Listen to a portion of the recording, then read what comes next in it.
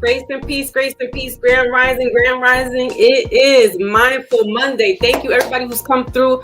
Salute, salute. I see you in the chat. Salute, big up to 21. My brother 21 Rules is here from the UK. Thank you so much. So this conversation today is going to be, let me just turn this music down for a second. You know, I'm trying to be a little spicy and things like that. You know what I'm saying? We got a little music on in the background, StreamYard. Anyway, salute to the new subscribers as well. You know, in my weekends, I do a lot of pondering. I go on other not other websites, but other platforms and panels. And I get a lot of information where I, in turn, ingest it, digest it, and, you know, spit out the bones, as they say. And within doing so, it led me to the conversation, or the question rather, what happened to the Million Man March, October 16th, 1995? That happened down in Washington, D.C., in the States. It was a big event. The mastermind behind it was the Honorable Louis Farrakhan and other notary or prestigious, if we want to say that, Black leaders. We had some entertainers come through. I know Tupac was there. I didn't go down because it's a Million Man March. So that meant, you know, the Black men or melanated brothers were taking their sons, godsons, cousins, nephews to this event. We're pushing through. It's 27 years later, and I'm asking, whatever happened? So I'm going to open up the panel in just a minute. I want to read some stuff. Is Lotus in here? Lotus is here. And my beautiful beauty queen, Raz Girl. Salute, guys. I saw Maybach earlier. So anyway, you know, I got a few things to read, but I'm not going to be up here too long-winded with you guys. I do want to have this open dialogue because, you know, I'm a woman, a phenomenal woman. That's me. But there's certain rules and responsibilities that fathers, uncles, grandfathers, brothers are supposed to be doing within their community or within their even home. And so I remember the Million Man March and it being broadcasted. And I thought that was a great monumental thing. It needed to be done because if you go back in time, you know, in 1995, well, let's go back a couple of decades. So we got the 70s and the 80s. We had a lot of stuff going on during that decade, those decades. We had infestation of heroin that led into cocaine, that led into crack. And it pretty much hit every part of the country and even overseas. And this Million Man March needed to happen. I'm gonna drop in some statistics for us. I got some information. I took my notes. I actually have something here that I want to read as well online. Copyright Disclaimer Act of 1976. Fair use. I already put that in there. Yeah, and they were exactly, Brother Jason. They were more conscientious, but see, because of that type of movement, you got 2000 and on up now, dumbing us down with alcohol, all kinds of different type of drugs. And so the rise of the consciousness, people are just sitting here like, what happened? Like, I never left. And then seeing some conscious people like going sideways. And I'm like, well, damn, who do we trust? Who do I trust? Who can I trust? And maybe that's a Gen X type of thing, because us Gen Xers, we don't trust too many people. because we had to be the ones that, if our parents said, don't go down this path, stranger danger, we didn't go down that. We were fearful. So trust issues started to play effect. Like, I don't know you, bro. Just even case in point, this morning, somebody left a message in my IG, and I don't know this person from a can of paint, but they came in very friendly and very familiar like, and I have a problem with that. If you don't know me, do not come to me very familiar like. All right.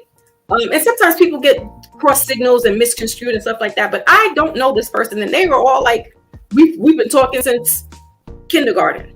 I don't know you. So please don't go in the inboxes talking about what's up. Anyway, so Louis Farrakhan was the brainchild to this. He's the leader of the NOI. And he organized this national and organized with the National African American Leadership Summit, National Association for the Advancement of Colored People.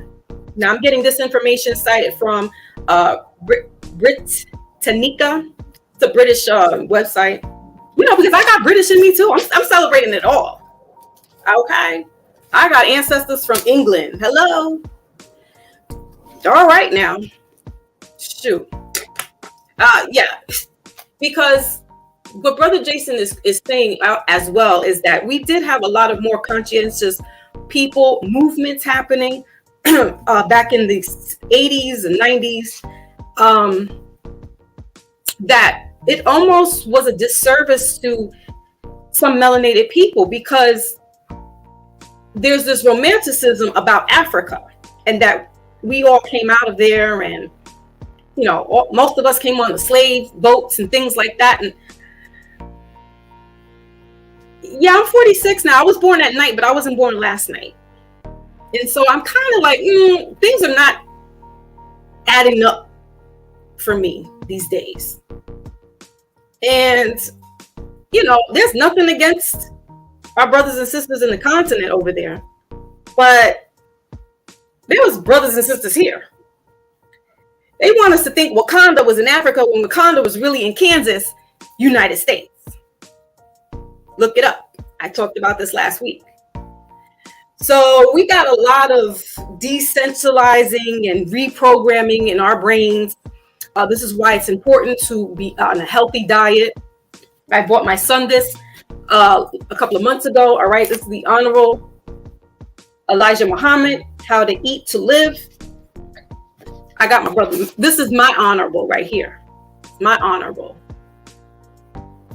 With the epitome of a man, a strong melanated Caribbean man at that, because his mother was from Grenada, and I got my great grandmother from Grenada as well. So shout out to the Caribbean folk. We here. And that brings me to this notion about some of the native or indigenous people of the States or of America. You guys were great. And I say you guys because my family comes from the island, so I didn't share what, you know, we had 100 years before you. We had 100 years leg up before the so-called abolishment of slavery happened in the States. And so the mindset out in the Caribbean is education. Their education is way better than the America's education. And don't get that twisted.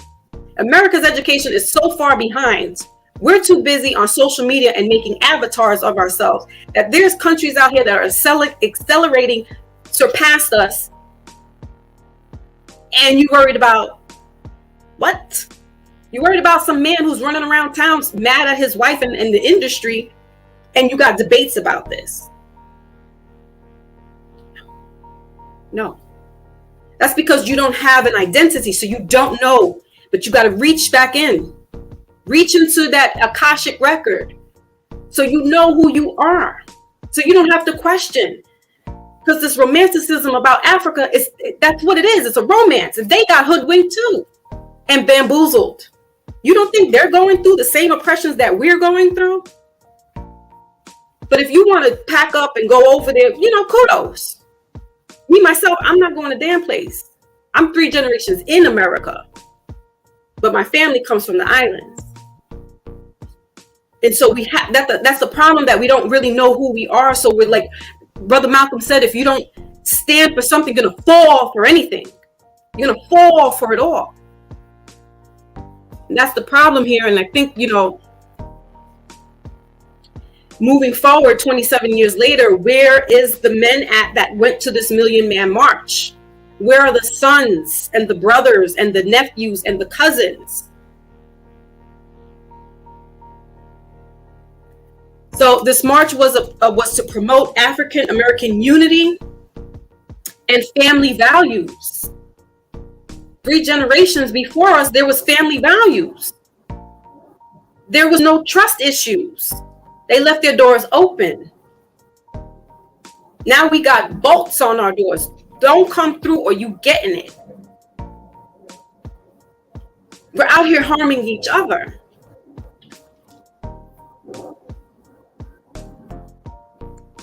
And it was to bring a spiritual renewal.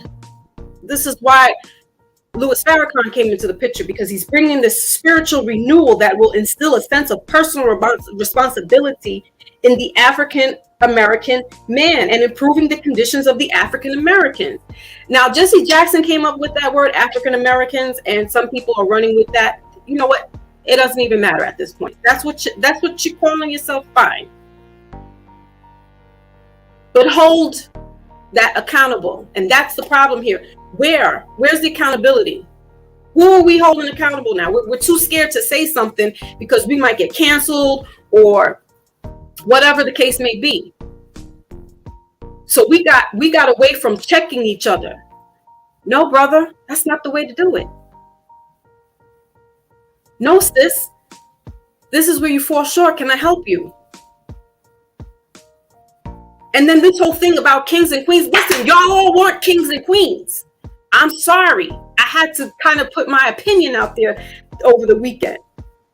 Because, no, that's another thing that we're romanticizing, is that, we're all kings and queens. We were all kings and queens. Our ancestors were all kings and queens. They might have been a court gesture. They might have been a cook. They might have been cleaning up the toilets, milking the cows. No, you all weren't gods and goddesses either. A few of us are gods and goddesses. And even though the Bible says you are made in the image of God, some of us are not walking around here with our godly powers. So we got to choose our words carefully, and the semantics of words is going out rambunctious right now. We're calling everybody a king, queen, sis, brother. That's a term of endearment, brother and sis, but I'm not going to go to the extent of calling you king and queen and empress and emperor, because that's a high rank. And if I don't see that you're fulfilling that, you're not getting that title. And you shouldn't be giving others that title either. Salute to Ant Dog in the building. Salute. So, after the Million Man March, the system seems to double down and create confusion and distrust in our communities. Absolutely. Absolutely. Million Man March did nothing at all. So I'm going to have you brothers come up if you can. I'm going to read a little bit more, and then because this is more, and if you've been around this platform long enough, you know that I have my affinity towards Black men and Black boys. I was raised by that. And this man right here. So I have an ideology of what a real man is, what a family man is. I know what that looks like.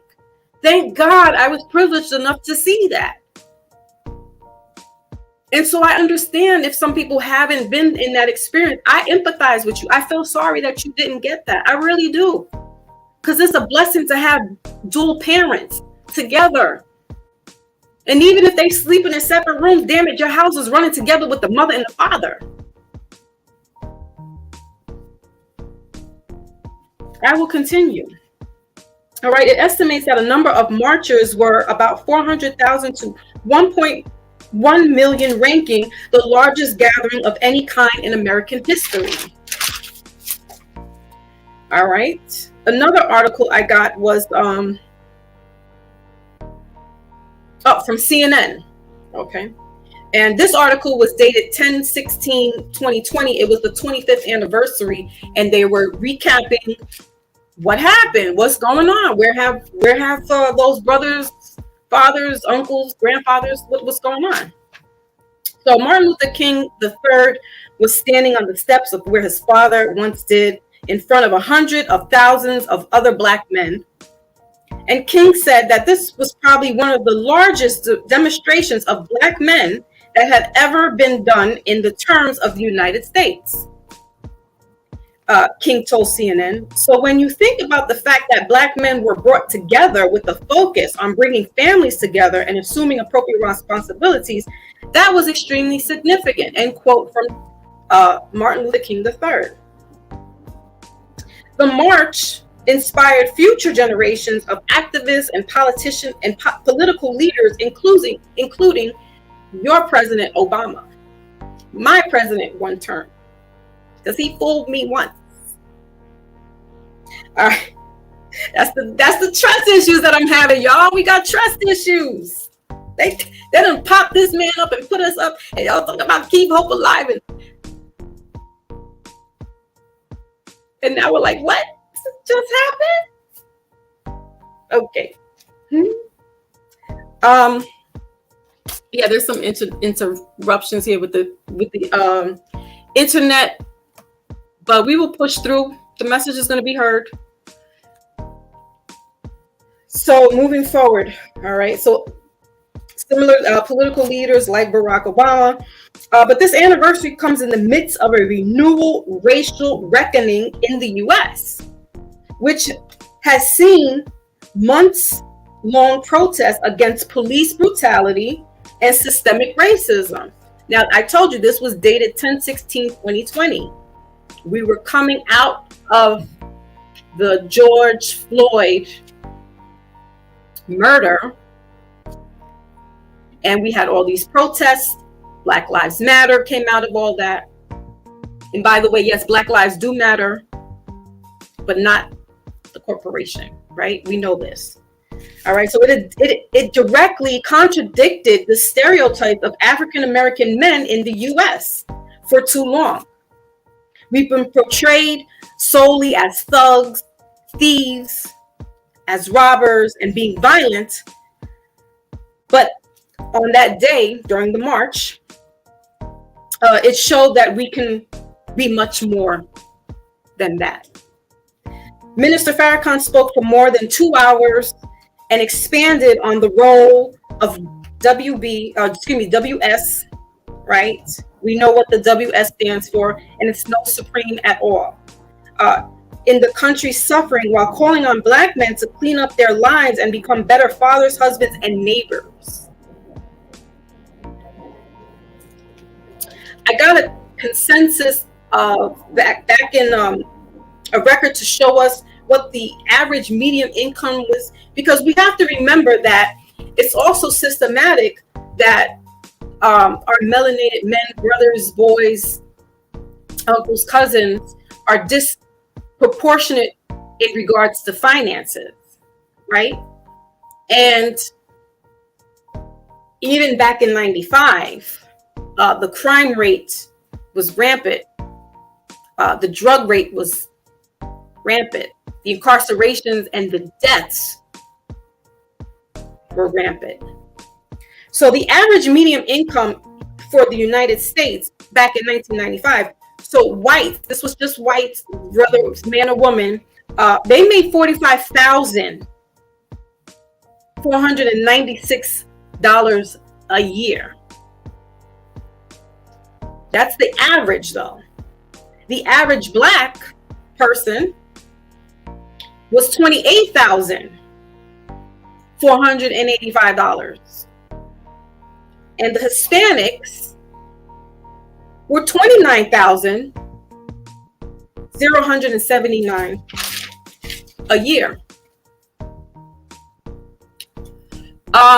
let me see if I can read this, because not only are we talking financially, but we're also talking about what happens with incarceration, what happens with deaths, right? Because most, I don't know what the percentage is, but if you had about 1 million men marching 1995 to 2020, how can we have to equate how many deaths were happening there and incarcerations as well. So did they really make it out of there successfully? We don't know. That's why I'm asking. Okay, so characteristics of staff and inmates. So this is a from bjs.ogp.gov. This is a correctional population in the United States in 1995. So now, incarcerated from 1990 to 1995, the males of whites were 249,376 per person, right? And the blacks, non-Hispanic, was 316. This is just state. I didn't do federal. This is incarceration. Hispanics were 81,000. That was in 1990 in state. In state 1995, because we're doing a 5-year reach. Now, for men, it was 622,000 in 1990 in state penitentiary. That was for men. Females were it's 35,000. Now we're moving to state 1995. For males, that was 884,000, and females was 56,000. For whites, it was 326,000. For blacks, 459,000. Hispanics, 132,000. This is incarceration, guys. Now, moving to federal in 1990, for males, it was 52,000, and females was 4,000.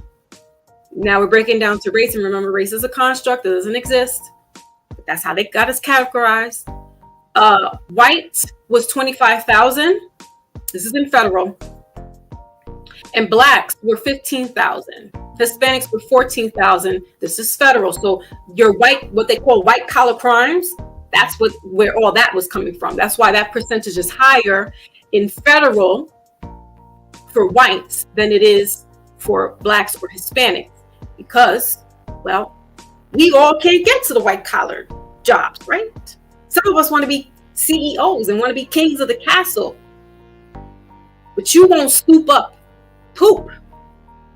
You can't be talking about, oh, I can't do this. This is beneath me. I can't. For federal, for males, in 1995, it was 19,000. And for females, it was 6,000. Now, for race, it was 36,000 in 1999 for federal. And for blacks, it was 29,000. And for Hispanics, it was 14,000. So in that span, there was an influx. Again, though, the white collar crimes was where the federals are at. And in state is more of the what we call blacks and Hispanics. All right. So that was that, tidbit. And we have to put this all into perspective. Ooh, Jason's in the building. We have to put that all into perspective. What's that looking like? And that's why I asked the question. And I also have this book. I brought this out from time to time. The FBI war on Tupac Shakur and Black leaders. U.S. intelligence murderous targeting at Tupac, MLK, Malcolm, Panthers, Hendrick, Marley, rappers, and linked ethnic leftists. And then I had bought my son this book a couple of months ago, and he was like overjoyed. That was like Christmas for him when he got that book, because he kept saying, "Mom, I want to read it. I want to read it." All right. And then we got The Goddess Black Woman. But before you go into that title, you got to walk And that's a passage. That's a passage of rights there that you are bestowed on. You just don't walk around saying, yeah, I'm a goddess. Yeah, I'm a king. Listen, if you're really that, you don't have to boast. What does it say in the Bible? A man, his virtues are by the fruits that he bears, not by the tree that it comes out of, right? I'm paraphrasing. But y'all get it. Y'all understand. And so what happened with the Million Man March? Is it one of those things that it was like, all right, that was for a moment. The momentum was there. Everybody was feeling it. And where did the ball drop? When did the ball drop? Did it drop? Are there still people, I know that there are people that are still doing the work, that are committed, but woe are the days of your Black activists that are up there in the limelight. And if anybody's thinking that Mr. West is one of those people, I feels for you. I feel sorry for you, because I don't think so, and I will never think so. My standard of leadership and what kingly roles or high power or masculine, that's him and Tupac, and of course the men in my life. That's not everybody. And remember, the FBI and the CIA, it's in COINTELPRO. You can go read that up. It's open, document for everybody. But the thing is that they don't want any more Black messiahs. And so we saw that in the last Black messiah to come out of that was Tupac Amaru Shakur. So for anybody sitting here and saying West is, he's breaking barriers now, he's telling it like it is. Newsflash, we knew this because he told us this. Brother Malcolm told us this. So this is not news. And and unfortunately, Mr. West is unraveling a lot faster. He's just putting himself more. I guess he wants to be a martyr. But you didn't do anything, bro. Like, you made music that sounds great, and you could be a genius in that, right? But please, you're gonna run us into a burning building. And that's why I don't even really have the conversations no more, because people are really like, he like, this guy is not doing it. And if he is, you don't have to boast about it. You don't have to brag that you're a billionaire, because what did they do? They cut your legs down and said, oh, no. So, and billionaires, truth be told, they're not talking about the status and the amount of money. They just flossing it. They do it discreetly, and they move quietly, and but it's us that we equate the trinkets as we moved on up. No, you're not a George Jefferson, because George Jefferson had a couple of buildings in Harlem. He had a couple of establishments, work. He had every right to move on up. Where is that? Here in the communities. Are you opening up shop and creating businesses, economic wealth for the children?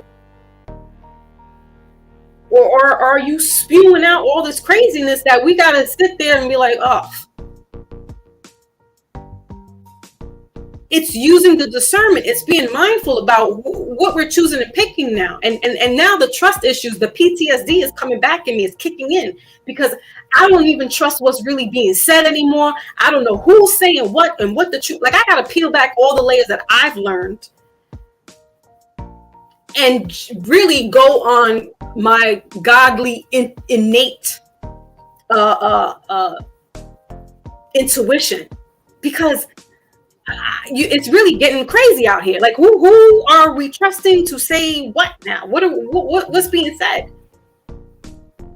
There's an app going on that's making some headway there, where people are changing themselves into portraits or all kinds of Wakanda pictures. And I knew there was something behind it. Again, the trust issues. We got to use our spidey senses. But if we're not learning how to eat to live, you're not going to be able to discern who's telling the truth and who's not. And even though this man had issues and stuff like that, and our brother here was disheartened, because that's what I'm feeling. I'm feeling like Malcolm right now. I'm feeling like the people that I've listened to for years now. I'm like, wait a minute, y'all really just mere men. You're just mere mortal. And you want to get to the truth of things, because when your eyes are open and your eye is open and you can see through all of the bullshit, you're not really going to trust anybody. You're really going to be on some, I don't know you anymore. And so, again, this Million Man March, and we've already hit the 27th year. I can't really see the fruits of that labor. You know what I mean? I'm honest about that. And that doesn't mean that there are people not doing it. And you know, it's not, and maybe it's not for all of us to see, and we shouldn't.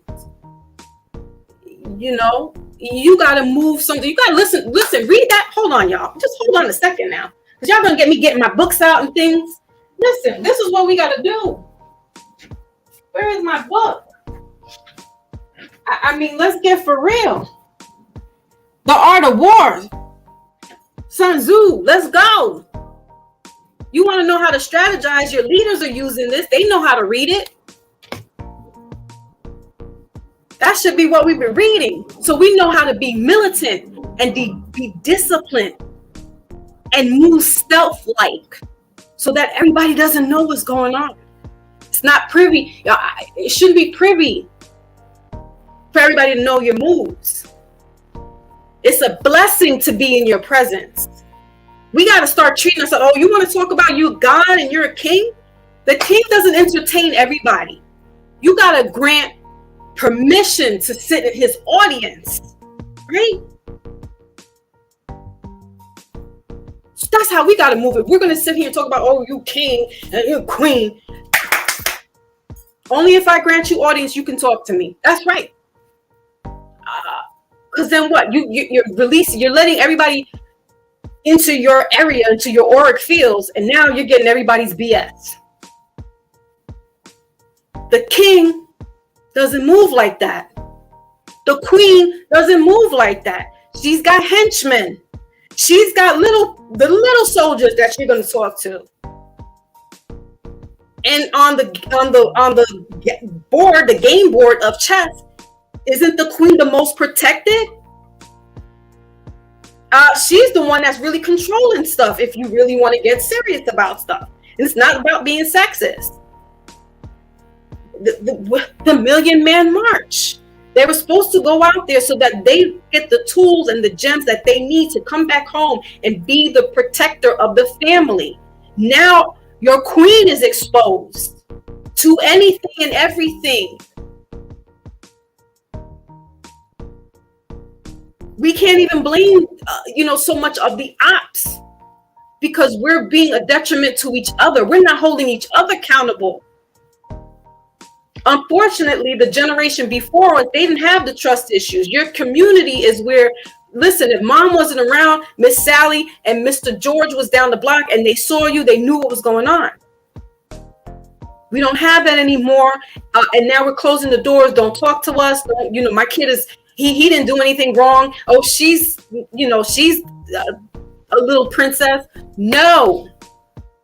Your child is acting up in school. Address this. Again, I thank God. I thank my ancestors for giving me the people that birthed me and brought me into this world, because, like I said, with the Caribbean family, and Maybach knows this, their biggest thing is education. My family was like a Joe Jackson when it came to education. My grandmother didn't buy toys for me. She got me books and clothes. Every birthday, Christmas, Easter.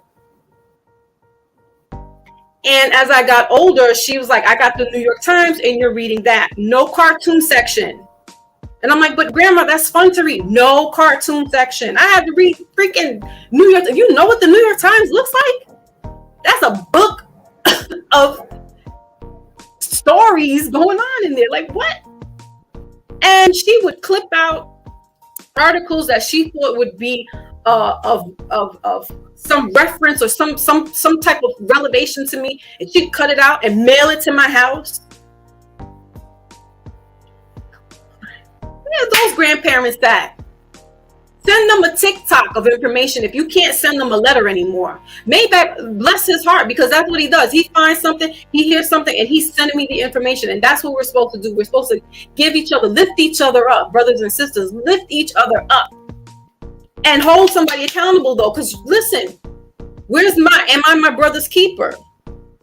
You might not like what your brother's doing, but you're going to have to talk to him about some things. You know what I'm saying? Like, for real. You're going to have to pull somebody to the side and be like, listen, you know, the way things went down and the way I felt, I really didn't, appreciate how, okay, you may not get an apology, but at least you said what you needed to say so that person can hear it and do what they need to do with that information. But you have to uphold. We have to. I mean, we're running around here. We're on Black community is on a string right now. We are tethered. We are the flag, the flapping tethered of the flag, because we're so discombobulated, and we're holding on to the things that's not necessary. Us fighting for the identity of you being a Hebrew Israelite, you being a Muslim, you being a Christian, you being a Moor. That's irrelevant. You keep that to yourself. It's like prayer time. You hold that in, because right now we gotta move stealth-like, and we gotta move with business.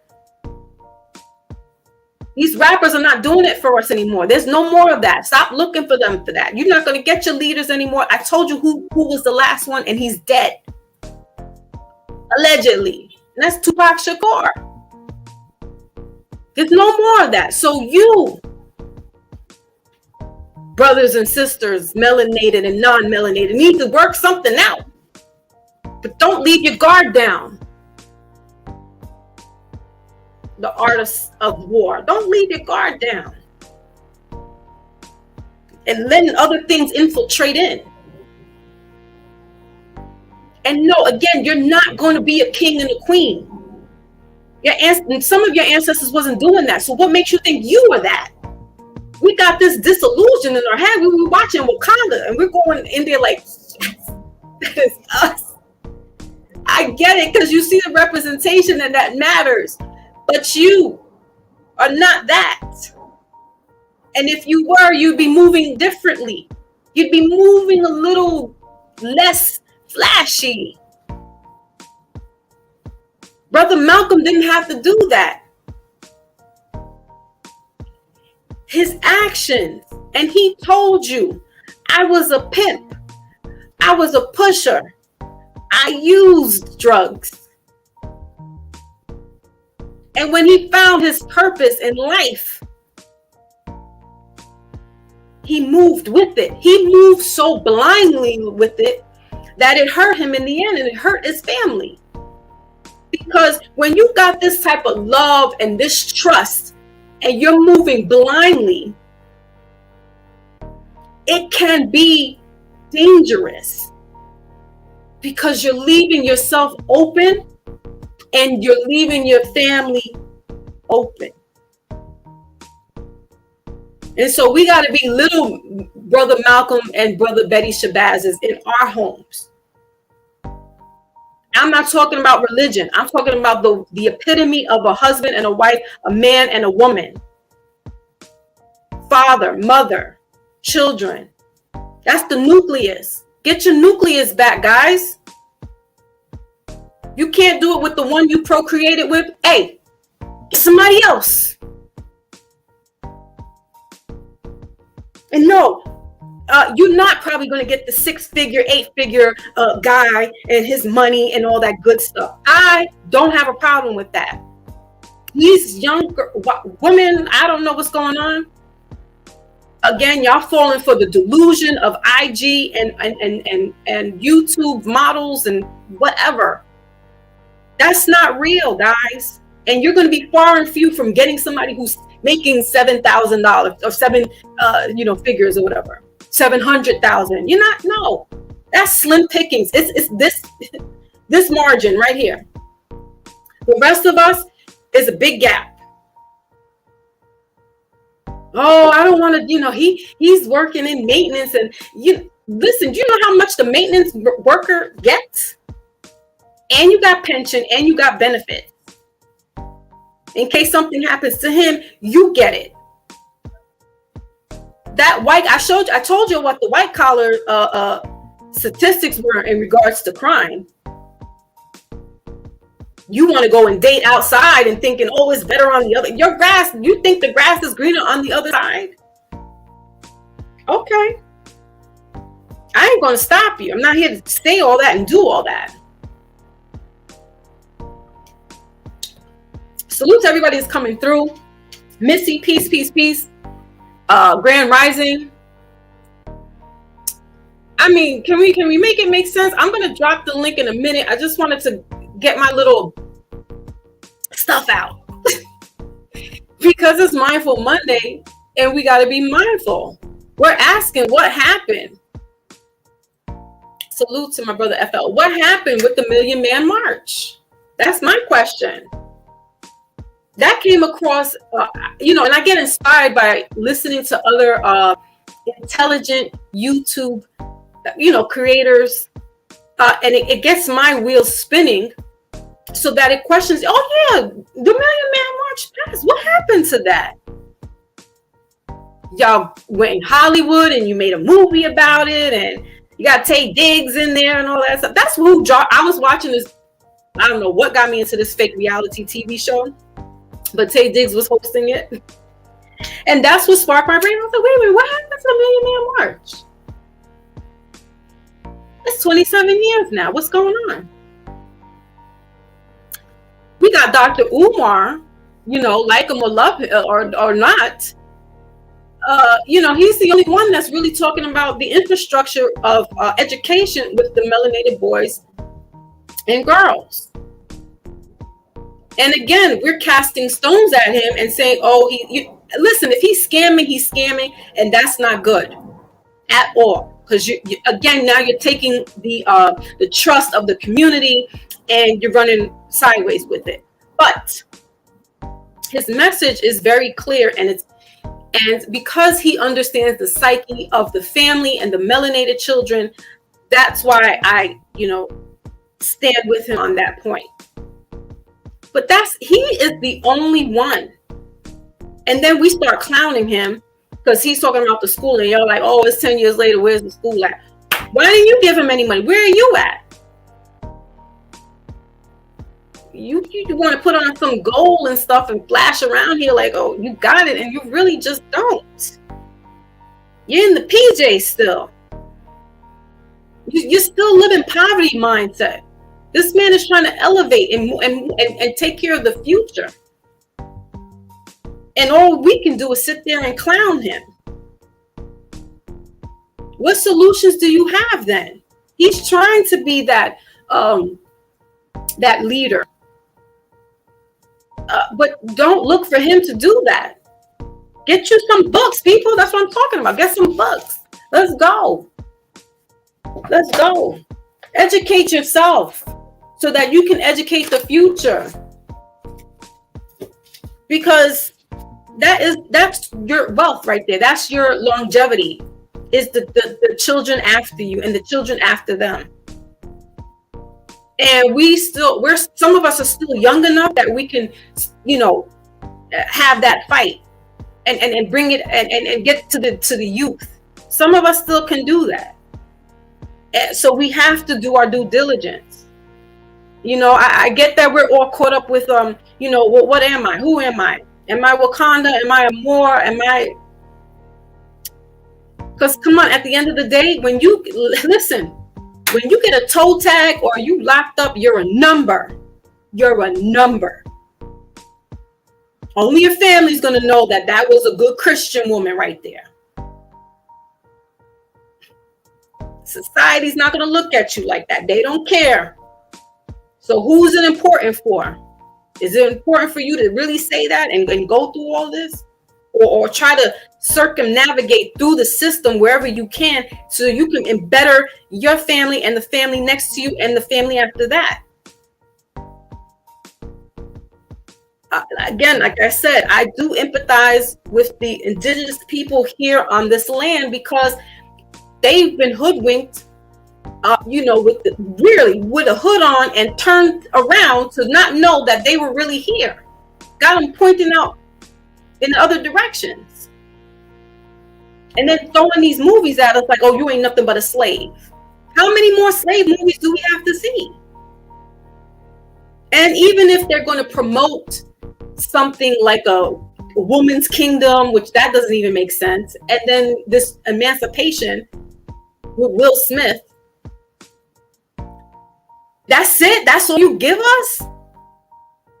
We've seen this already. Oh, but they're superheroes. Oh, but it's Marvel. What's the smaller person? The woman that invented or had patented, she had about 100-something patents for various things. And one was for the menstrual belt. Women would have to put their menstrual, their gear, but she had like a belt. And they took that away from her.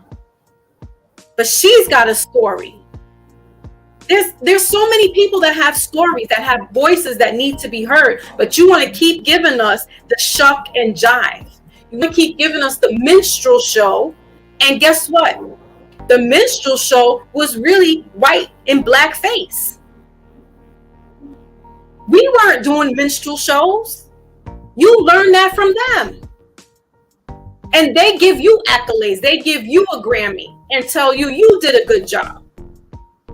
You really think that there's people supporting it, yes. But when they're marketing, it's nothing but the opposite complexion that you are. They're running the show. So when you can be, and then what happened to beloved Sam Cooke? Hey, he was about to get that. He was going to do his own thing. And he dies how? A seedy hotel room, butt naked, with the woman behind and shoots? Yeah, okay. All right. Dame Dash is about the only one like him, or not. He's the only one that's showing us a modern day Sam Cooke. And, his clothes, I'm not really feeling the CEO. It's, that's not my style. But he's doing it. What are we doing? We're going to the Wakanda movies. I'm not trying to make fun of those. I'm just trying to put us, I'm a realist at the end of the day. And sometimes that might sound harsh and I might sound like I'm bursting bubbles. And, it sounds like that. And I do, My kids always like, Ma, damn, why you just like why, Mom? Like, I'm like this all the time. And sometimes they're just like, all right, dial it down a notch. I'm just like, no, you gotta be unapologetic sometimes. It's not going to get you likes. It's not going to get you views. It's not going to make you the most popular person. But as long as you can stay true to yourself and walk on the path that, listen, I didn't harm anybody. I didn't steal from anybody. I didn't cause any type of whatever, to anybody. Then I'm living in my righteous being. I'm living righteously. I don't have to go around and boast about it. I don't got to tell you that I took care of, whatever I did out in the public. We don't have to do that. We don't have to always snap and picture and put it up and show it that that's what we're doing. We don't. The fruits of your labor, the fruits from the tree that you've grown are going to show us, you know. Which books do you have, Lotus? Yeah, we gotta know our stories, Missy. You know? Yeah, they put everything on our face. They love us so much, but they can't stand us at the same time. You love to be next to everybody. You love to be in that light.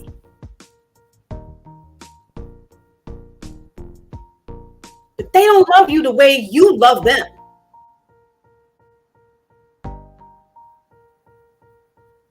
Like, what was his name in the Django? Samuel Lewis's part. We tired, boss. We sick, boss. We. And he still was calling him boy, and that man was older than him. But you're gonna go see Wakanda. Wakanda's not in Africa. It's here. When the group gets ready to really start, I mean, because things are unraveling, guys. It's really unraveling. Check out Ancient Archaeology on Netflix. This European, he's unearthing, he's getting to the nitty-gritty of what's going on here in the States. He shows us the mounds. He shows us South America. He talks about how India might be linked with South America, which is the indigenous. Listen, they're revealing that ancient civilization in the Americas is actually and could be possibly older than the continent Africa. But they got us thinking that they can't hide it no more because it's being unearthed. And people are wanting to know now. Really? Oh, I've questioned why this mound that they go climb on, they think it's a hill and it's actually a mound. Mississippi is that now, if you want to get biblical, and some people don't want to hear that. Oh, they want to hear that Jerusalem and Lebanon out there, that's the Holy Land. Mississippi here is the Nile River. Go back to 1400s and you'll see how they changed the maps around.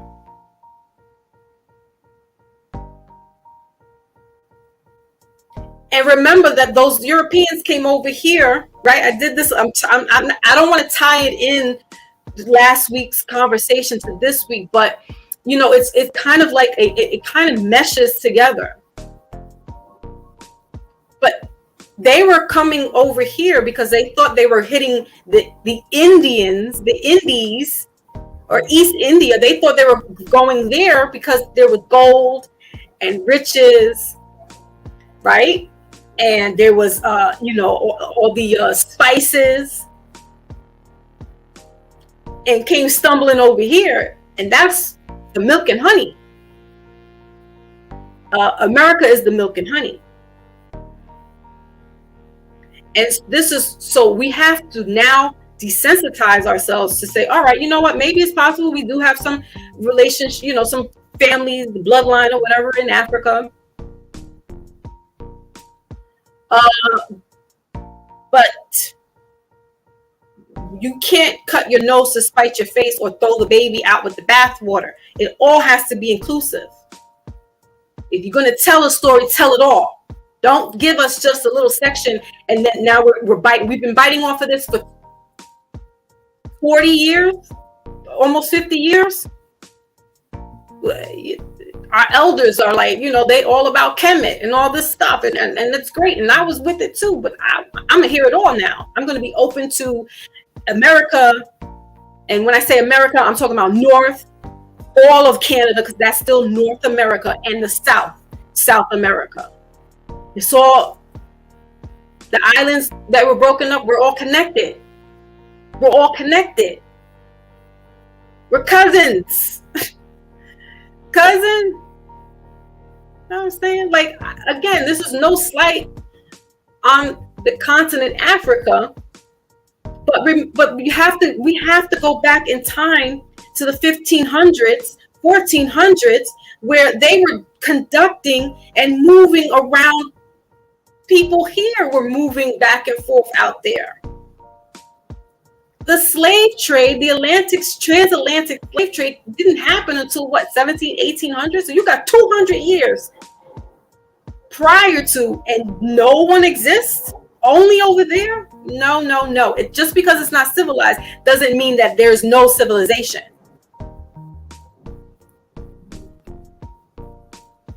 So she gets it, and upstairs there's mounds all over, all up and down the North Corridor here in the United States.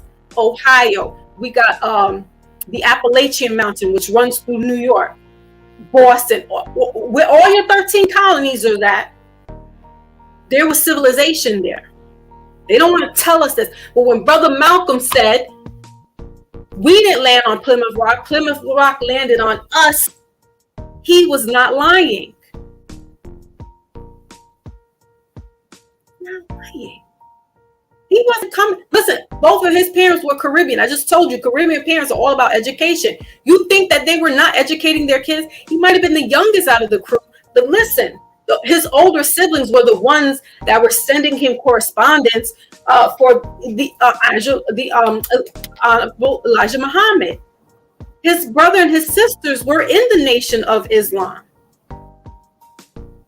And so the movie, when it showed you that it was Brother Baines inside the jail cell that was, giving Brother Malcolm X the correspondence, it's actually not that true. It was Brother Malcolm's siblings that are older than him, that were in the Nation of Islam, that were giving him correspondence and telling him, brother, come to the light, basically.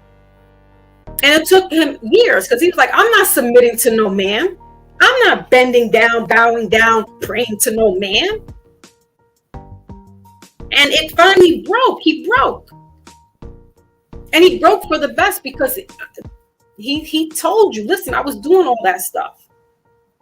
He was the Million Man March before the Million Man March happened. And he was showing us what we were supposed to do in the Million Man March. Oh, and the newspaper, The Final Call, that's his newspaper. Research, it used to be the Amsterdam News, but they changed it. They don't want you to have your black messiahs. And Farrakhan, I'm not going to say anything ill will against him. This newspaper, actually, that's what it was, because when I got this newspaper, I had picked up this book as well. And this was marking the 27th anniversary of the Million Man March, which Louis Farrakhan was the spearhead of. Start creating your own stuff. Don't look for somebody else to, create something, or you're going to go with the regular schmoes. Christmas is coming up. Who's celebrating Christmas? I'm trying not to, but my kids are like, can you get me this? I'll do that, but I don't have any of that festive. No lights up. I am the Grinch who stole Christmas. And I don't know if my heart will grow three times larger. I'm Scrooge. Bah humbug. Why do you need a day off? You should be doing this all the time. So whatever. Do your family some justice. Invest in some silver, some gold. Do bonds for your children. Get them some books if they're old enough. I know they want to look at cartoons and read cartoons. Get them books that have some kind of illustration in them. Read to your children. Because that's what's going to set if you can't make it, they're the next ones that's going to do that. Right? So I'm going to go ahead now and drop the link down. It's been an hour. And I said what I needed to say. I don't want to go any longer. But if you're interested in coming up and, especially the men folk, come on true. You have those 2 loads. Okay, cool. Yeah, man, we gotta, instead of keep supporting name brand stuff, you're gonna always give other people money, and you're taking out of your own. Support small, businesses. We running out here trying to get ugly Kanye West shoes. I mean, those shoes is ugly. Excuse me.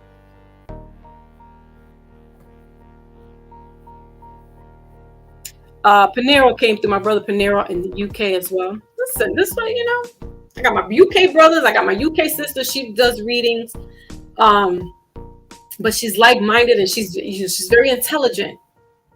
I can't be with the knuckle draggers. And that's cool, and but I need to be with people that fulfill my mental space, my spiritual space, and I can't play dumb but so long.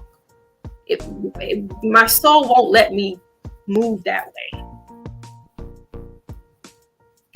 And so there's people like Brother Jason who was here, 21.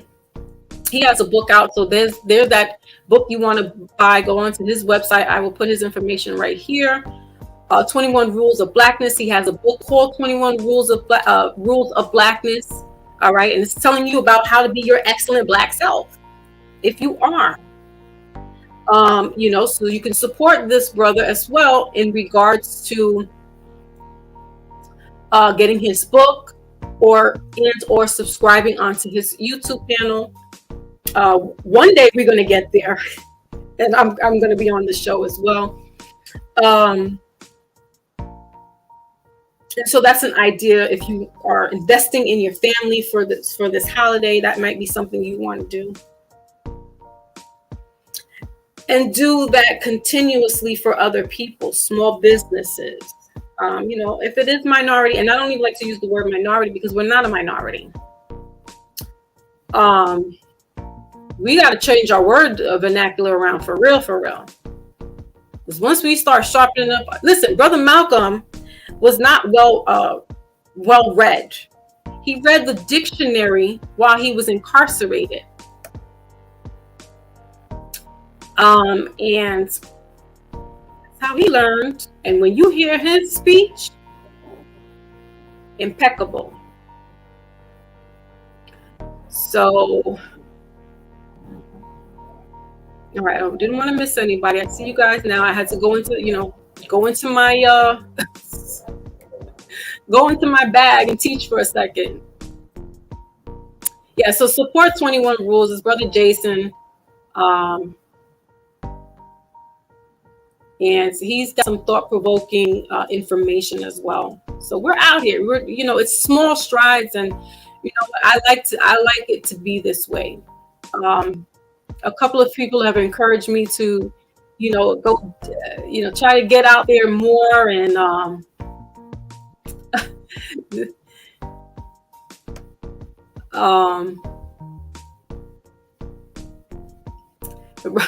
Brother Jason is too much. I'm just reading his comments. I love it. You know what I'm saying? Like, this is how we support one another. And I'd rather have a small group, you know what I'm saying? And I know some things are getting fudged around, and I'm like, all right, I see that. I don't know if I'm being shadow banned or not. I honestly don't know. If I'm in the algorithm, then I'm not. My sister Yaya is here. Woo! I got our brother on today. She's my sister from high school, and we went on a spiritual journey as well. And I had her on my panel once before in regards to, leading me, actually coming from a Christian background, going to Catholic school. It's like, all right, I got it. But like hearing the Islamic brothers and the teachings, and New York City, specifically Harlem, the Bronx, and Brooklyn, we're the mecca of Black excellence. All your conscious people that you've heard of came out of here, and they then migrated to either upstate, out of state, tri-state area, New Jersey, Connecticut, Philly. But New York City is the hub, is the mecca. And I didn't, and Brother Malcolm has his mosque, or it's still down there in Harlem. It's not his mosque anymore. We are the Black excellence. The world wants to strive to be like us. Our rappers were here. They're birthed from here. And so you got everybody now jockeying for that, and they don't pay us homage. Like they're being disrespectful and saying, "Oh, that's not your culture. We don't have a culture." Well, who do you think was bringing jazz and scat rap and rhythm and blues? Who was doing that then? So it's disrespectful again, and I don't want to disrespect any ancestor to say, you know what, I'm not this, I'm not that. I'm only going on what I know, genealogy speaking. I have not done DNA to determine where and who I'm connected with. And I'm on the fence about that, because again, I have the trust issues. We're Gen Xers. We got trust issues. Our parents said, don't talk to the stranger. You don't talk to strangers. And you don't trust anybody on the internet. Now we're calling for an Uber cab. And that was such a funny joke. Somebody posted that. I had to repost it.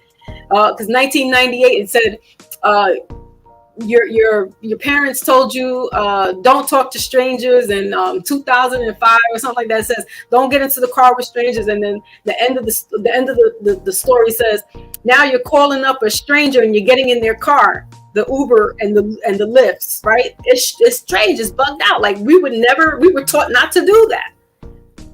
I told you my grandmother was giving me books. I got the Stranger Danger books, I got the Sister Soldier, no disrespect. Like she was putting me, like, education was first in that household, and my great grandmother didn't get to finish out her education because she had to take on her siblings back in Jamaica, but her husband, my great grandfather, was able to finish out school.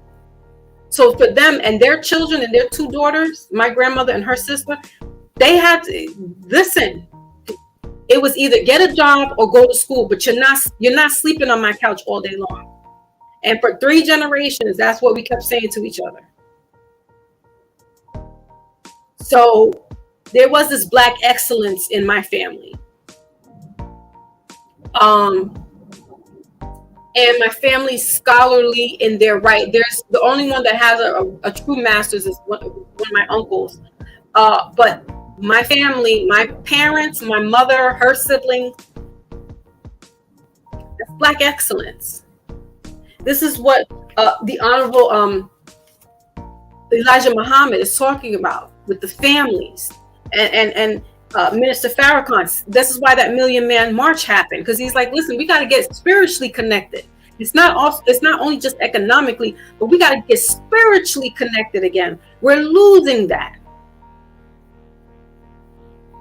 And what happens is because we know how the religion is has made us a certain kind of way, but it's not the religion itself, it's the word that you're listening to, it's the feeling that you're getting, it's the spirit moving in you that connects you with God, Allah, Jah, source, whatever you want to call it, universe. And this is why that Million Man March happened.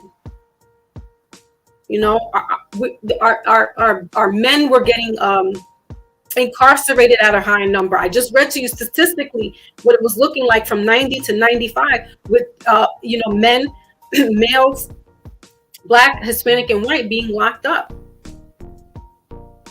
The state-wise, it was more Black men. In federal, it was white men, and it was that white collar crime or the John Gacy type of crimes.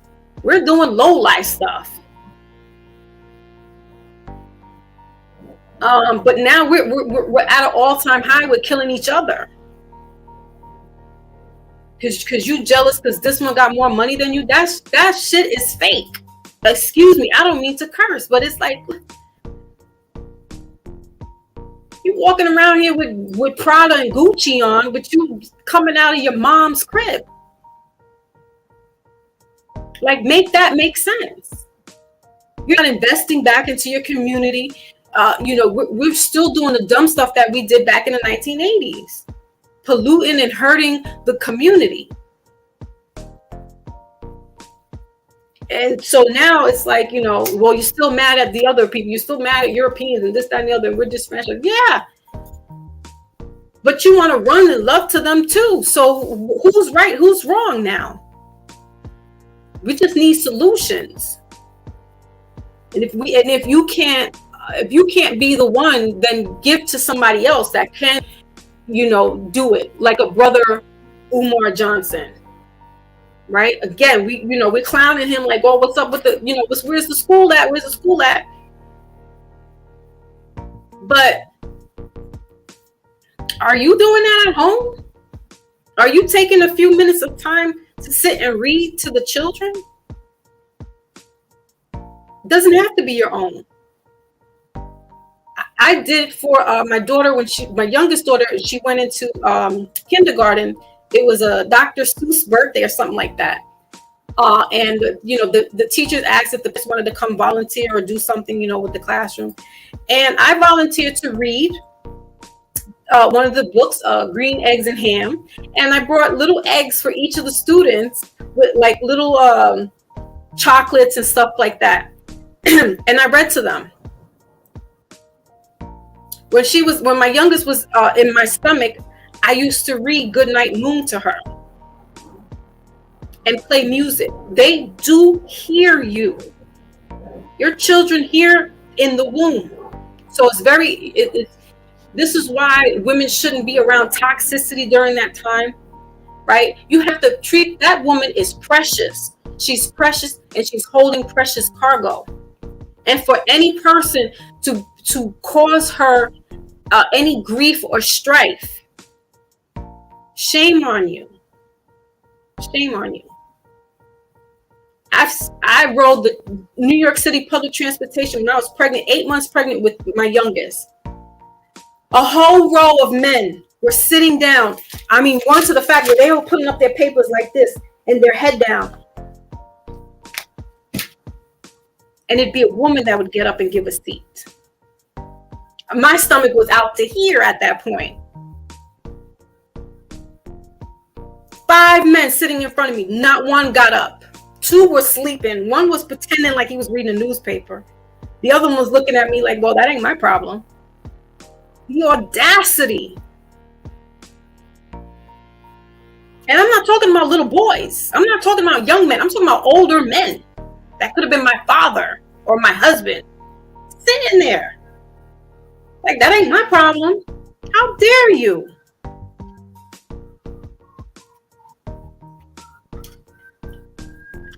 How dare you?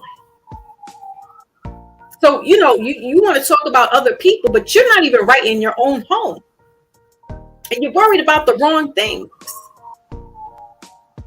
Let's uplift and uphold this Million Man March that happened 27 years ago.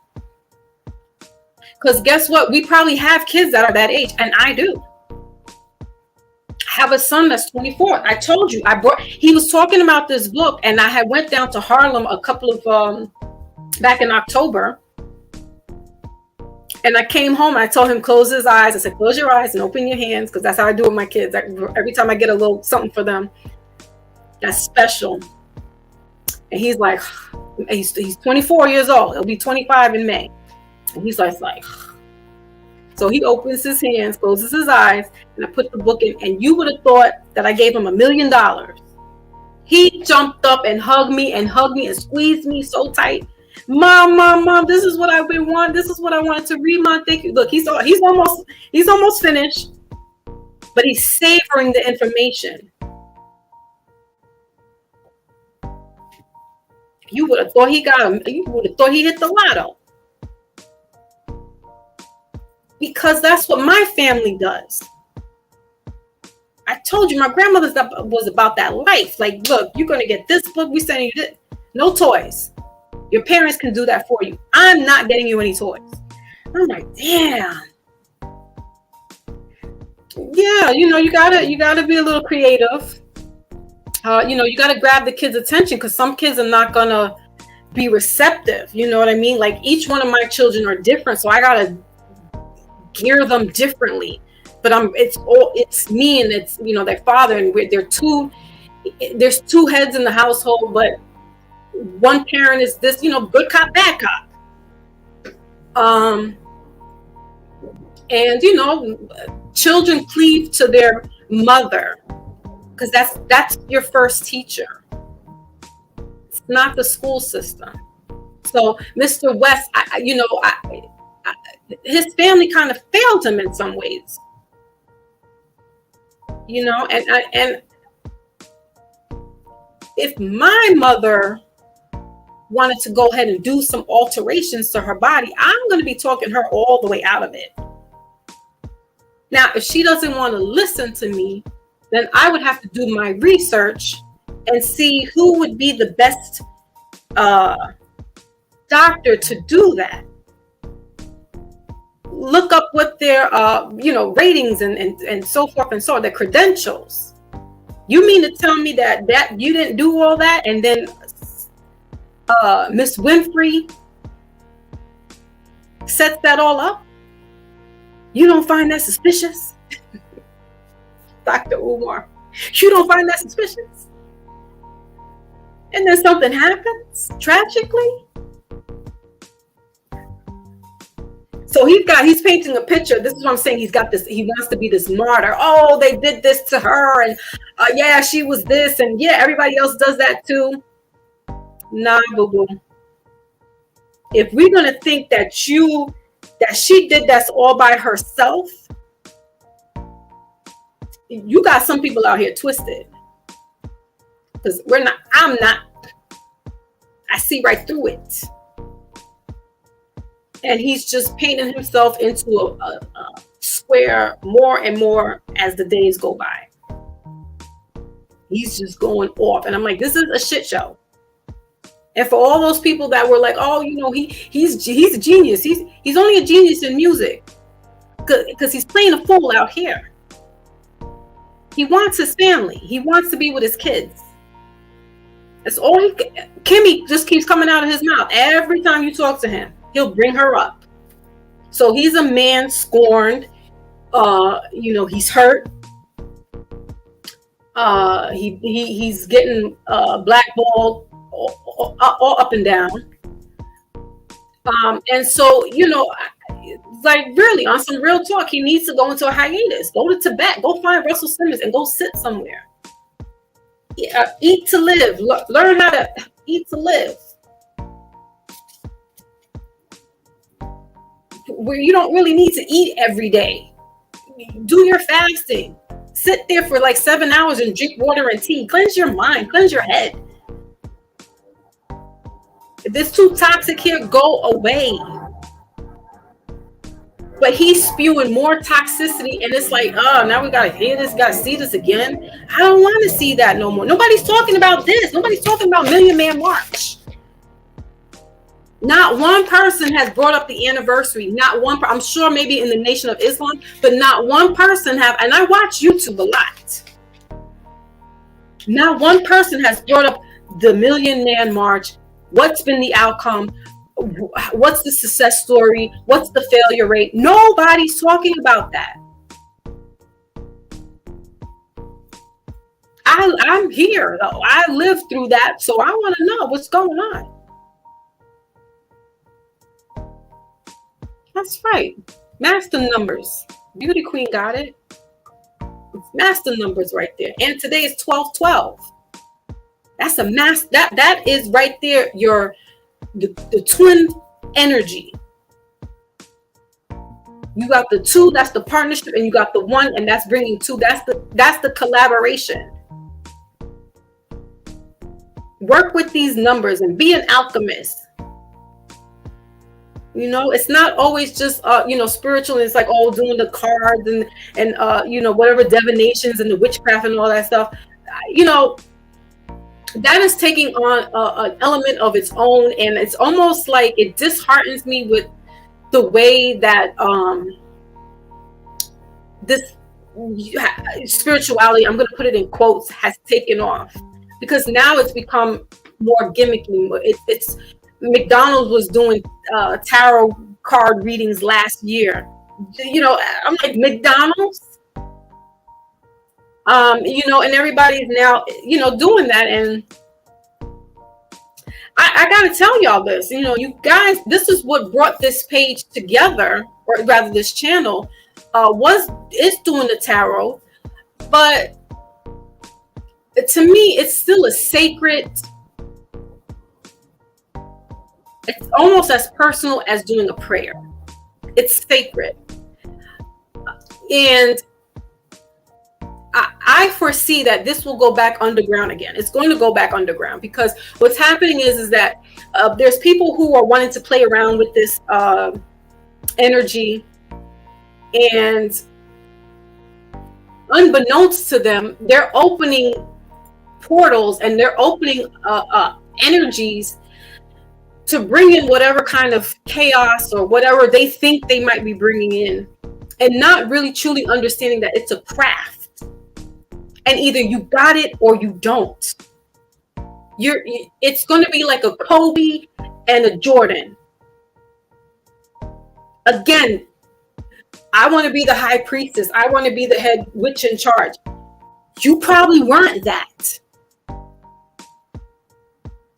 You might have been the ones collecting the whatever you needed to do your ritual with. Listen, how many high priestesses are there? If you want to go back into your ancestry, I was Wakanda, I was the king. No, you might have been cleaning up donkey shit. You might have been being a as they call, lady in waiting to the queen, to the empress. Like, we're not all that. I have to beg to differ. Like, nah, I'm not calling everybody king and queen.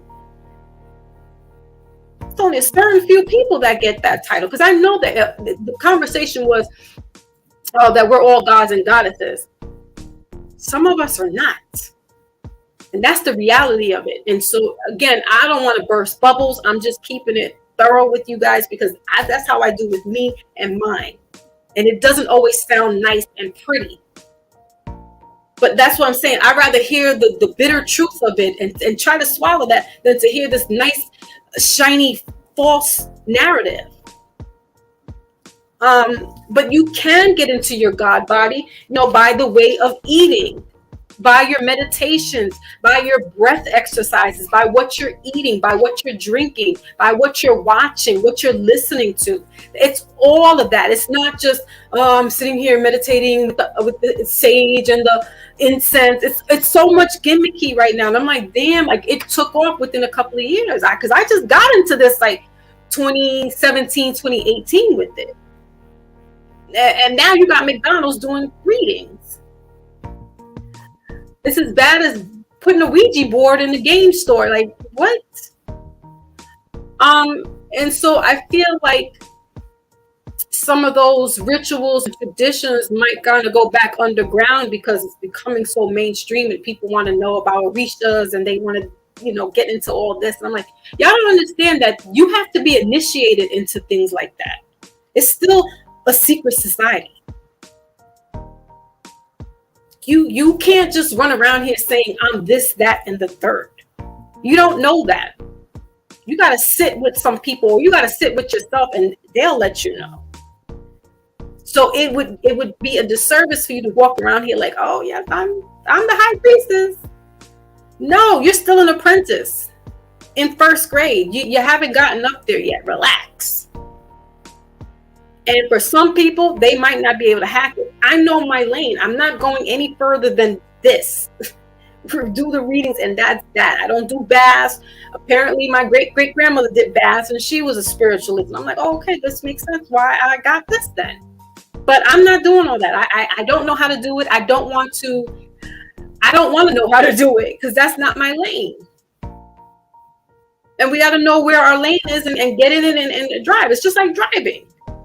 You know what I'm saying? So again, I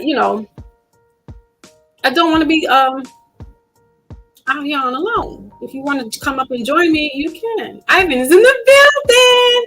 Black Moses. That's the only Moses I know. The Black Moses. You know what I'm saying? And I know, I mean, I don't know for sure, but I had to, if y'all get my texts, in IG,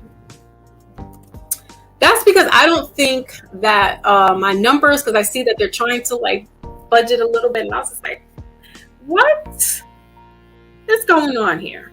Because my platform is like this big. What's going on? But they like a chihuahua, the littlest bark got the biggest bite. So, like Jesus said, find me in the midst of 2 and 3, and you're going to get the bigger crowds. You're going to want to come and they're going to want to listen. And then see, and for me, this is big enough. I get anxiety coming on here every time I come on here with you guys. I really do. I get nervous. I get excited. But thousands, listen, I don't know what to do with myself then. And I like it like this because it's genuine. It's, there's this exchange between us, and whoever sees it in the latter part, I appreciate that, and they send it out to other people. I appreciate that, but by no means am I trying to make this like such a grandiose platform. That wasn't my intentions. It never was. It never will be. That I can state for sure. It for me, it's more like a teaching, as a teaching mechanism, and that's why I got on YouTube to begin with, just to learn, because I couldn't always go down to Harlem. I could come on YouTube and see those same brothers that are in Harlem, the scholars, come on YouTube now, and that's awesome. But we got to do our due diligence as well. We can't just listen to what somebody's saying. We also got to do our own research. And, and whatever little books I have, I don't have a big library, but, I told y'all, my grandmother had me reading. So my head, I got a lot of damn New York Times in my head. You know what I'm saying? But so salute. Oh, Brother Maybach, thank you. And we're coming up to the closing of this fiscal year. We're, almost winding down. This week is especially monumental for me because y'all know, you've been on with me long enough. You know that I was a teenage mother, and that little baby that I gave birth to in 1992 will be 30 years old on Friday. So salute to me. We did it. And like they say, God is good. That God is great. So it's a milestone. It always becomes melancholy, or not melancholy, but it gets a little emotional for me, because thinking back at being 15 years old, but by then I had already read the Honorable Minister Malcolm X, so I had knowledge of self and things like that. But I really was like I did an adult thing. I got to hold myself accountable. I wasn't even thinking to either go abort, or that was the furthest thing from my mind. Honestly, because I was more scared to go do that, because I was like, damn, I got to tell my mother now. I got to, and I hid my pregnancy because I'm so skinny. I hid it for as long as I could. But people started talking. Because my mother was like none the wiser. She had 2 other kids. She had a little, my youngest sister at the time, who was only a toddler. She was not even thinking about me. Okay. And, people had to pull her coat like, something was off with that one. And as time was going on, I had to tell her, she started noticing me sleeping more, just not being engaged in, activities and things. And, the kid that I got pregnant by, he was like, damn, I'm 15. What the hell? I'm not doing this. And so he left us. He went on. Um, but you know what? Like your destiny, it's like these things shouldn't hinder you, because between my daughter, who made me this phenomenal woman, brought a phenomenal man to me. And my integrity and me basically dragging my daughter down the street so we can get to school on time sparked this query to my husband, or the guy to soon be my husband. And between him and my daughter, they made me and my grandmother the woman that I am right now. And shout out to my mother, the master teacher. But she was like, yo, you're on your own. And I had to figure it out. And I got removed from my home into a group home. And I sat there for 6 months while I was pregnant. Because my mother's like, look, I got 2 other kids. What am I going to do? Her and a baby? What? Meanwhile, my family was like, fit to be tied. Fit to be tied. No, what? You can't do this. But they rallied behind me. They did a 1,000,000-man march after I gave birth. They showed up and said, you know what? Well, I went with grandma for a couple of months, and then I moved down with my aunt and uncle down to Virginia for what I thought was going to be forever. And they was like, no, you acting up. We got kids here too. We can't deal with you. You're going to have to go back up home. You're going to have to go up north back to New York in your mother's house. I was like, I like it down here. Now I got all my friends. I was getting into trouble. I was hanging out in class because my aunt, she would take my daughter, because my aunt worked in a daycare, and she was the director. So she'd take my daughter. I had from 9 o'clock to 6 o'clock to be a kid again. And I did. But, reality hit. I came back up north. I tried to solidify something with the baby daddy, and he was like, "No, I'm not. No." Like, all right. And then the trust issues. I was like, "No, I ain't messing with nobody. Like, it's just gonna be strictly, stick and move." I'm such a boy in my head. Like I'm such a guy. I swear I probably was a boy in my past life, because I think like a dude. Like it's just. My daughter's like, Ma, anytime I want to talk to you about boy problems, I'm going to just come to you because you think like a guy. I'm like, all right, as long as you're coming to me and talking to me, that's all that matters. But we have to rally behind our children and our family members. When there's one that's, destitute, there's a teenage pregnancy, there's a drug addict, there's some type of abuse. Please don't cast these people. Like, try to figure something out. You got to alley-oop. Y'all watch basketball. You watch football. You got to figure out who you're going to throw this pass to.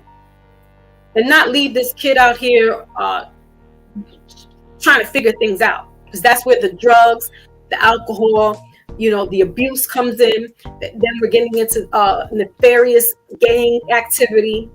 And then we're repeating the cycle again. So we're not doing a service to our children or children's children, our neighborhood. And even though you may not be in a community where you can talk to everybody, but be mindful about your neighbors near you.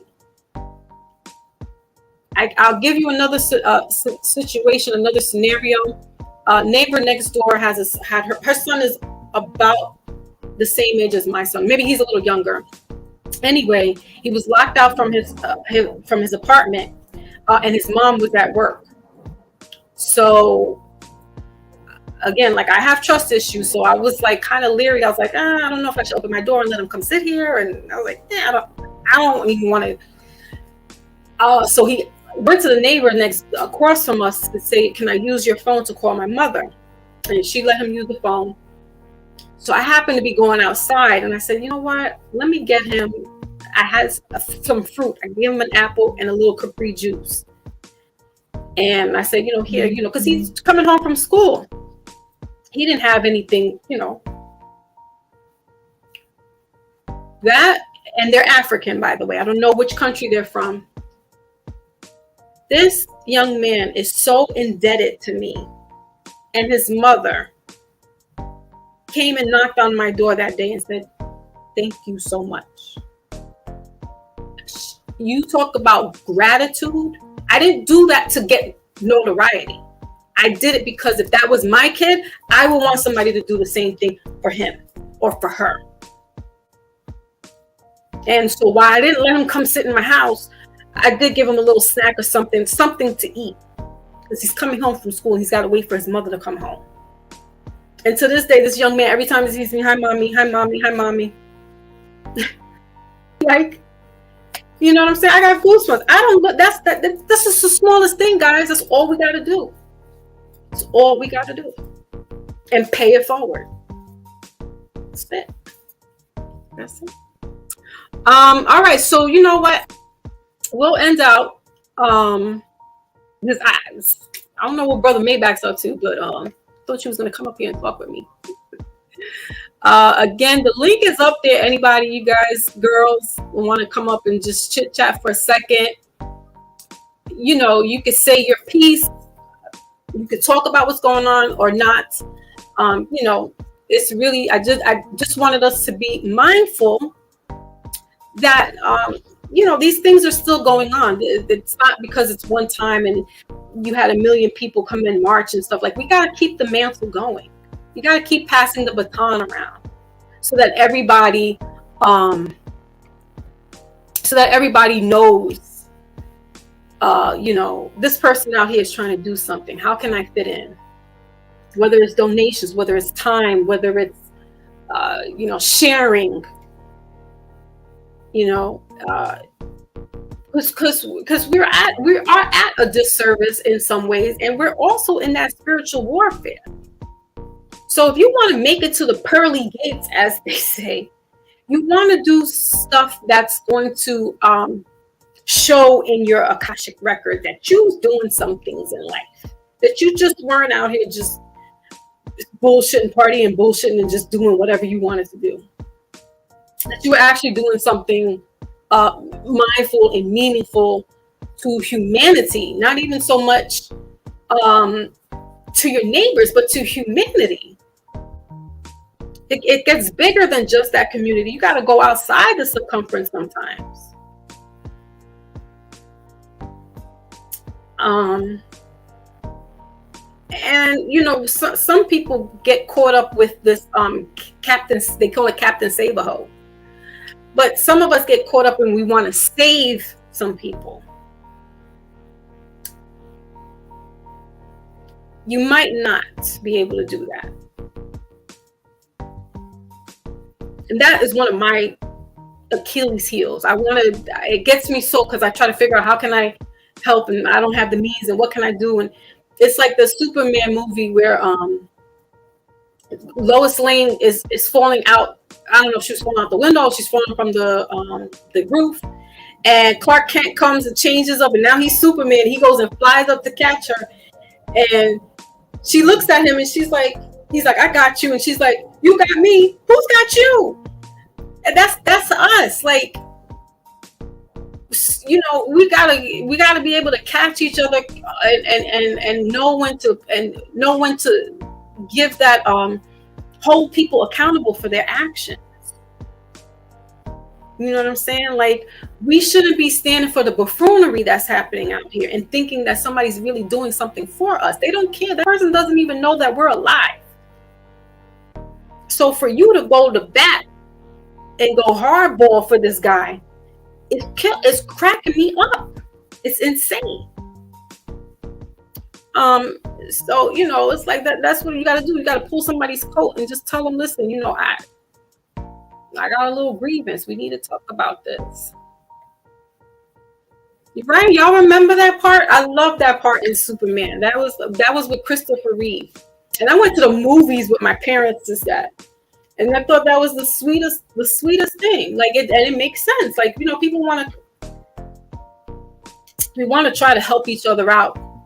But listen, at the end of the day, if they're not budging and they're not moving, you got to kind of keep it moving.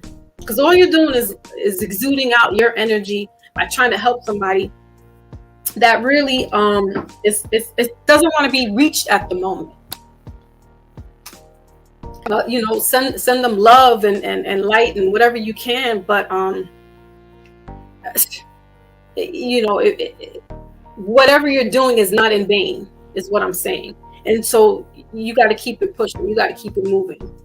And those that are going to receive it, you're going to know. You're going to know who's going to come back and be like, you know what, thank you. I wasn't really seeing this the way, you know, you can't be too far removed that you can't be, you know, approachable where you might have been wrong.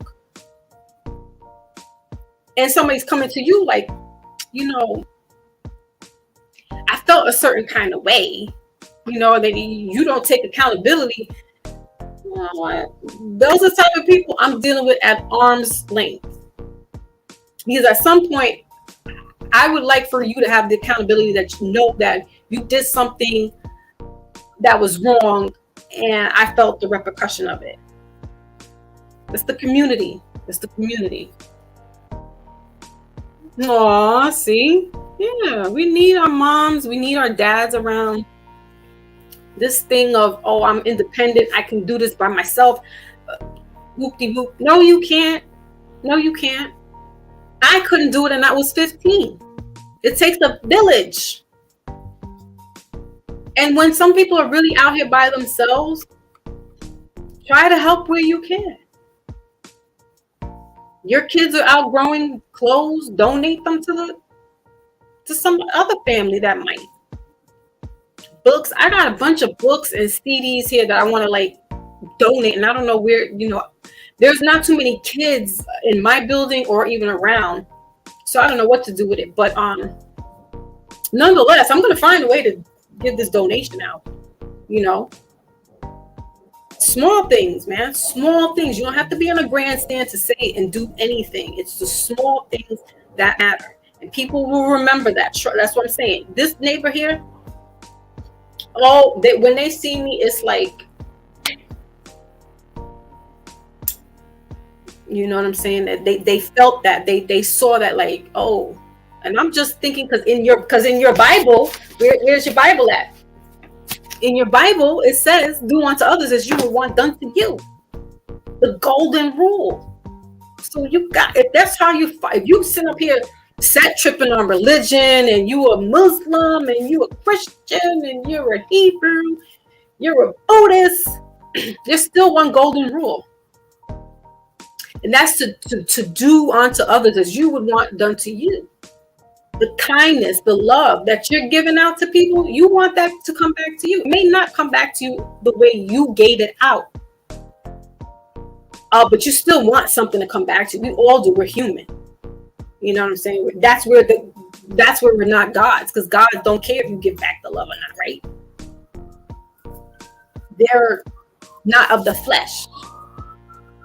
So try to be mindful out here. And think about, you know, what, just within your own home, like think about, damn, what did happen to the Million Man March? What's going on with the brothers and sisters? I'm sure some mothers took their sons there. You know, this is a question how we move forward, because we're having a lot of this these conversations of basically, who am I? And it's like, well, listen. Y'all were this just a minute ago. So, you know, maybe try to revisit that, see what that's looking like. You know, like I said, I haven't seen anyone yet talk about this Million Man March. And it just happened. Their 27th anniversary was just last month. I mean, it was like a ghost town. And people are talking all about Kanye left and right. Right. Well, yeah. Boys and Girls Club. Yeah. So if you got donations, you can send it there. Send it to your peoples. I think the Boys and Girls Club around me is closed. That whole lockdown thing got to them, I think. And now, in case you might not know, but New York City is now in what they call a trifecta of viruses. So now you got corona, RSV, and the flu, which are all the same thing. And they're not mandating the masks again, but they are you need to be wearing a mask now when you go into public places. And I'm like, well, you should have been doing that. You know what? I was looking at the way China was handling their lockdowns. They just lifted a ban, and they were locked down. Like, they was taking people out of their homes. They got drones looking in to see if people are positive or not. And y'all worried about some Kanye? Listen, they got drones to detect that these people, and they put them in like these quarantine, it's a quarantine, but it's like when they put you in a hole, when you're doing solitary confinement. That's what they're doing with people. They're putting them in the hole, and then they have them testing while they're in this hole, and people with the hazmat suits are on, and they take the test back out.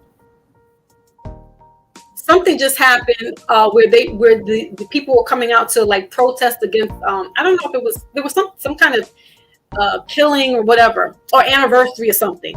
And the people were like, listen, we don't care anymore. We're coming out. They were locked down for 3 months. I mean, rigid lockdown.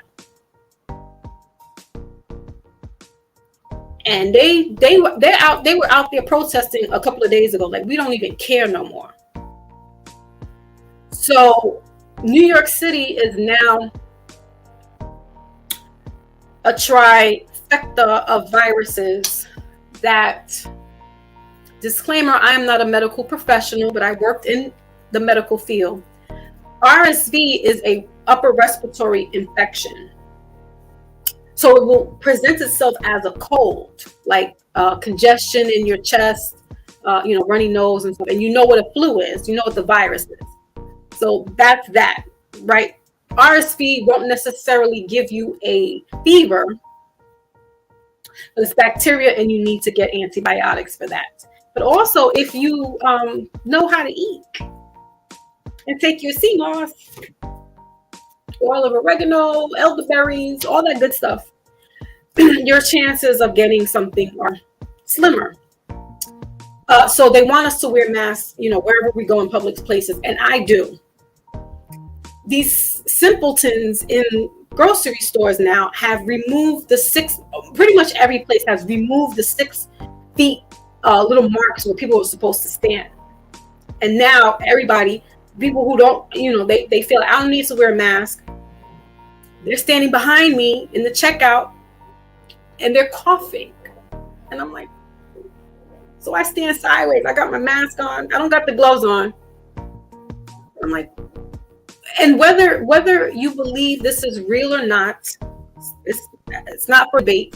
I'm just saying, use your protocol. Use your damn sense.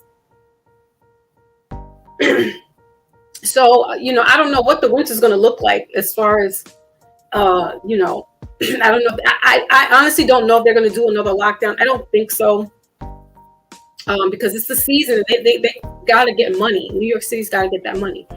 So they're not going to really do a real vigorous lockdown the way they did 2 years back. But they're going to, I want to say they're going to probably start trying to mandate the mask again, and maybe implement the 6 feet, because they said that there's a rise now of children getting the RSV and getting corona. And I'm just like, and we're heading into the colder months, and that's when people get more colds, sickness. We're not outside with the vitamin D and getting the good sunlight, right? We're cooped up with other people most of the time, and the kids go to school, they're getting germs from other kids, and they're coming back home and they're giving it to you. So that's the way it is. But if you're being preventative, the chances of you getting, really sick are slim. But I was like, okay, that's cute. So now they got this big catchword trifecta. So we got all 3 viruses going on in New York City. I'm like, okay, all right. Mm-hmm. Thank you, Maybach. So, yeah, man. What the freak? Yeah, so as far as coming into the city, they haven't done any of that stuff. Like, that's still not a problem. But they're just going to start, lightly enforcing that you wear a mask when you go into public settings. So, I do. And when it was bad in the beginning, I was like, I'm not wearing a mask because I'm working in the hospitals. I know that the mask that they was trying to give us to put on, I was like, that's not going to be helpful, and you shouldn't be walking around with that type of mask on. Again, disclaimer: I'm not a medical professional, but I worked in the hospital. I had to do a hazmat training. I had to do in case of some bio warfare or something like that. I had to do all that, gear up, put the thing on, had the N95 mask. Like, those are the masks that you're supposed to be wearing, not those little other masks that the doctors, that you're using now. It's the N95 mask that you keep around your face. And they clowned us when Trump was like, oh, you could take this and that's going to help you. Didn't they clown him? Oh, don't listen to him. That's not. All right. Okay. I'm going to get my brother Maybach up here and charge up my computer. All right. Now we're cooking with gas. When Maybach gets up here, it's another story. All right. Sorry. Salute. Grand afternoon. Grand afternoon, my brother. Nah, I wasn't. I'm letting you cook. I just wanted to, salute you. You've been cooking, so I said, listen, I don't need to go up there because you're cooking enough. We don't need two chefs in the kitchen. But sometimes you need a sous chef to cut the stuff up, okay? Yeah, you're right. You're executive chefing, you sautéing, you doing all of that in one. I need you to now, start together. You know what I'm saying? Listen, you're right. I even almost attended the Million Man March a long time ago. Ooh. I almost went because, I had people that around me that were, wanted to go hear the message, hear the word, get empowered by other, melanated men and whatever. At that time, I was, unfortunately, I was still being ignorant to certain things. Yeah. You know what I mean? So I didn't attend. But like you said, what did we get out of it? You know what I'm saying? What came? I feel like, it was presented for a reason, to be a traditional thing or to be an annual, thing, to be all, oh yeah, we at the 50th Million Man March. That's how I visioned it, or however it was. That's how I seen it, for something to continue building and empowering even the younger, younger melanated men that are, coming up, right. But it was just for that moment. It was just for that time. People that was there told me the energy, the frequency was at a high level, high vibration. You know what I'm saying? But then when everyone left, because everyone's purpose, for going there was on some peace, whether you was, whether you was a celebrity or not, it was to be empowered, to maybe even empower other people that were attending there. That's why I said the people that I know that came back said, they felt good while they was there. The energy was high. There was no ignorance going on. There wasn't like even, a disagreement and stuff like that. But when we come back to these environments and these areas, like you mentioned a lot, distractions and stuff like that, like, right. And they keep putting the distractions and people are paying attention to the distractions instead of paying attention to maybe, the secret meetings that are being held and going on.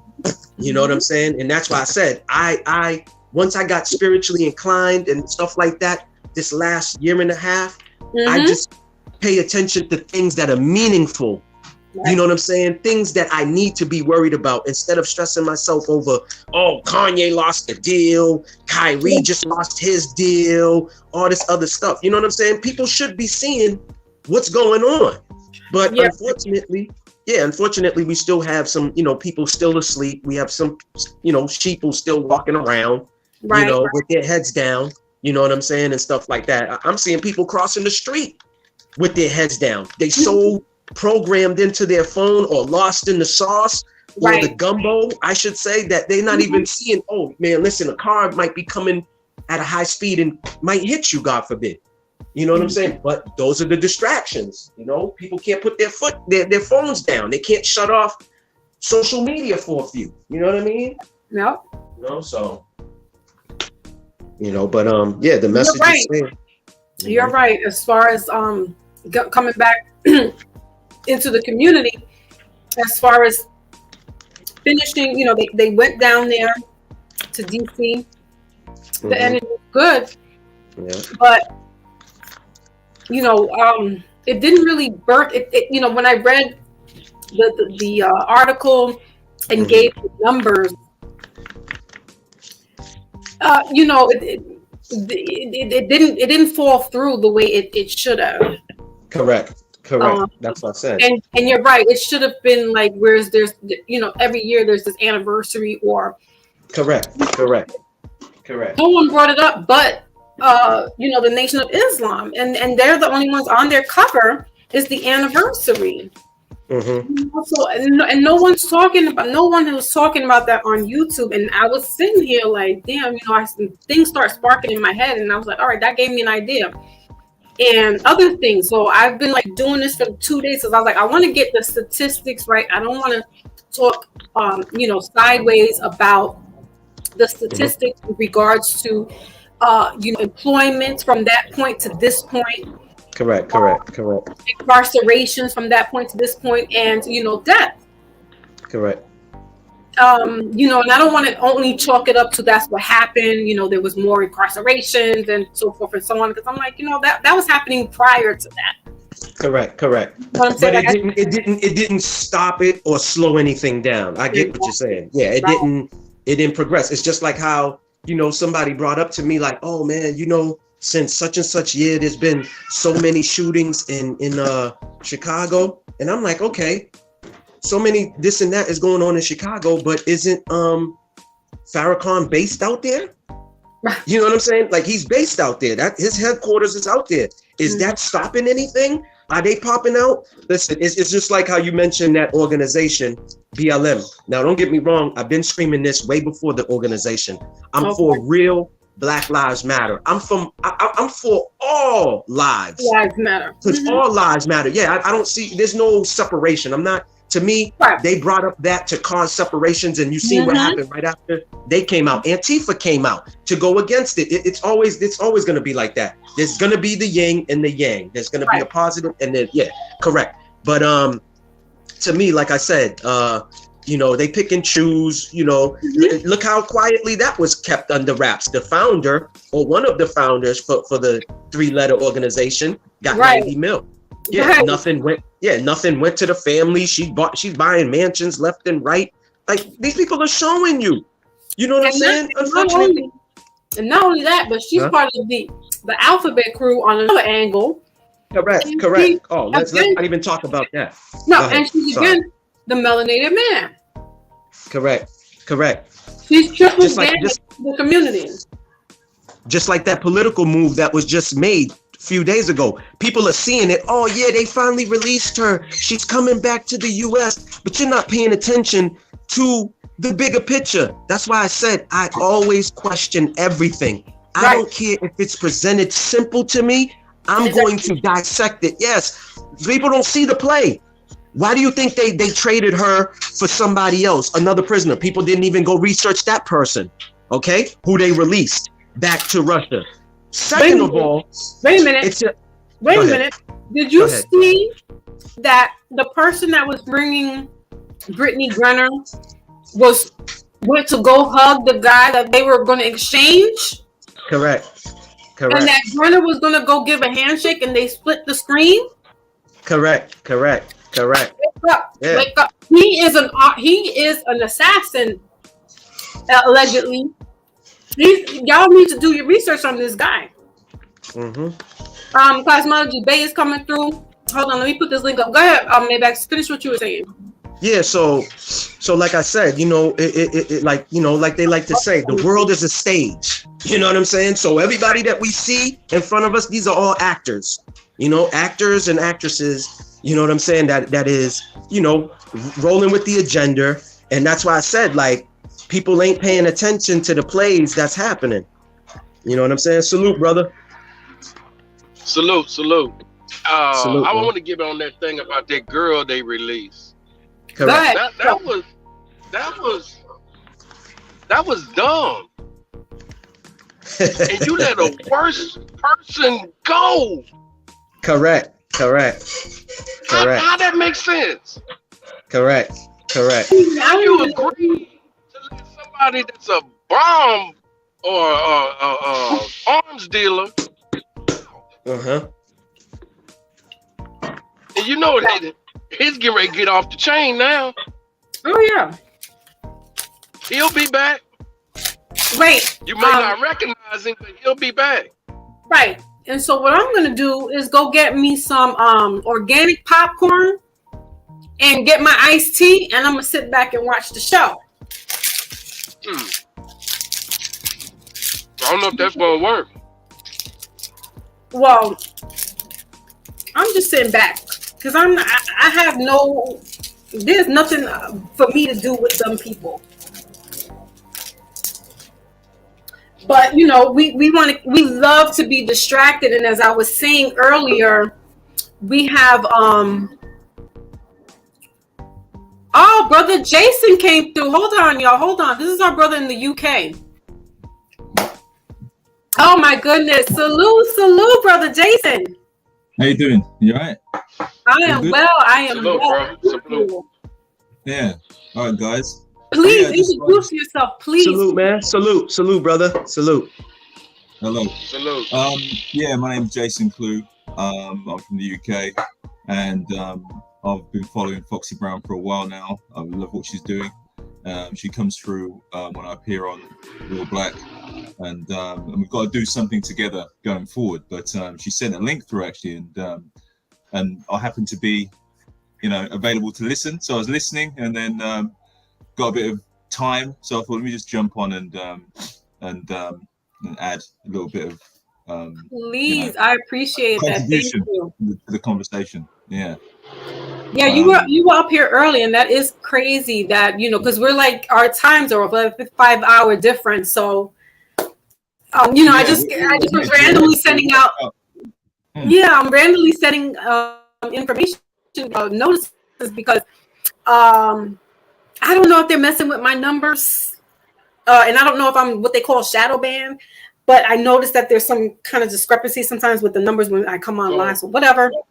So I figured let me go on IG and send you the information. Yeah. So the question is, what happened, right? What happened? Right. What happened? And I think it's a great question because it's a question that doesn't get often asked. Like, what happened? Because you had 1 million black men, right? When I was listening to the thing, I was like, well, I was actually working as well, but then while I listened at the same time. Mm-hmm. And I was just going onto Wikipedia and just seeing what some of the numbers were, and like, you know, they varied, but right. But over 1 million people were there. That's not deniable, even though they tried to like play the numbers down and everything else. But look, 1 million black men, that's a lot of black men. That's a lot of black men. That's pretty much like when you do the numbers of the US population, that means pretty much everyone would know someone who went. Right. You know, every black person would know someone who went, which means that someone can go into every household, right, and spread the message. Right. That's what those numbers equate to. Right. Correct. Yeah. So what happened? You know, like I put a question actually in there, but it's more of a rhetorical one, as in, what happened when they got back on the bus and went home? Yeah. What happened? What happened from like what happened at the start of the millennium? Because there seemed to be like a dip Right. In consciousness. People just didn't seem as, look, myself included as well. I was trying to figure out what happened to me as well. I was a younger guy when the march was on. Plus, I didn't live in the US anyway, so but I remember watching it. And I think, I'd love to be there, but there seemed to be like this I don't know. It's like there was a heightened consciousness through the 90s, and then it seemed as it got to the 2000s, that just seemed to disappear. It's almost like things got easy in the 2000s. It's almost like there was more jobs, there was more opportunities, and it almost, I think what I've found is the annoying thing, right? Which as Black people, right, I've had this conversation with others, is what unifies us is when we've got a boot on our neck or we feel oppressed, right? Then we come together. When things are going well and everything's easy, right? We don't have the same energy. Exactly. Yep. You know what I mean? We don't have that same energy, right? And it's then when things are going well, that's when we should be thinking, let's do something together, right? Like, I've got money, you've got money, I'm successful doing this, I'm successful, let's come together. Not when, I'm annoyed because I've lost my job, you're annoyed because you've been treated like this, you're annoyed, then we come together then.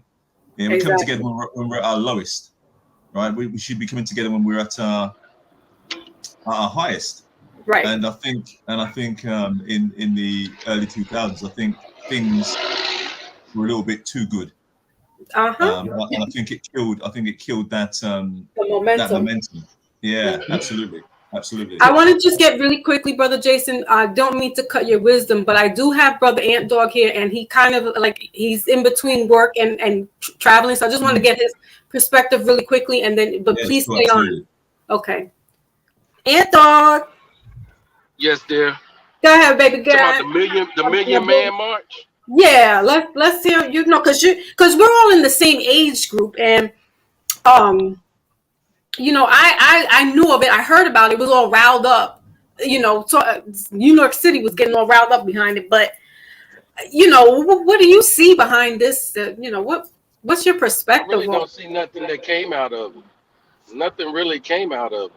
I mean, besides they had a million men there. Correct.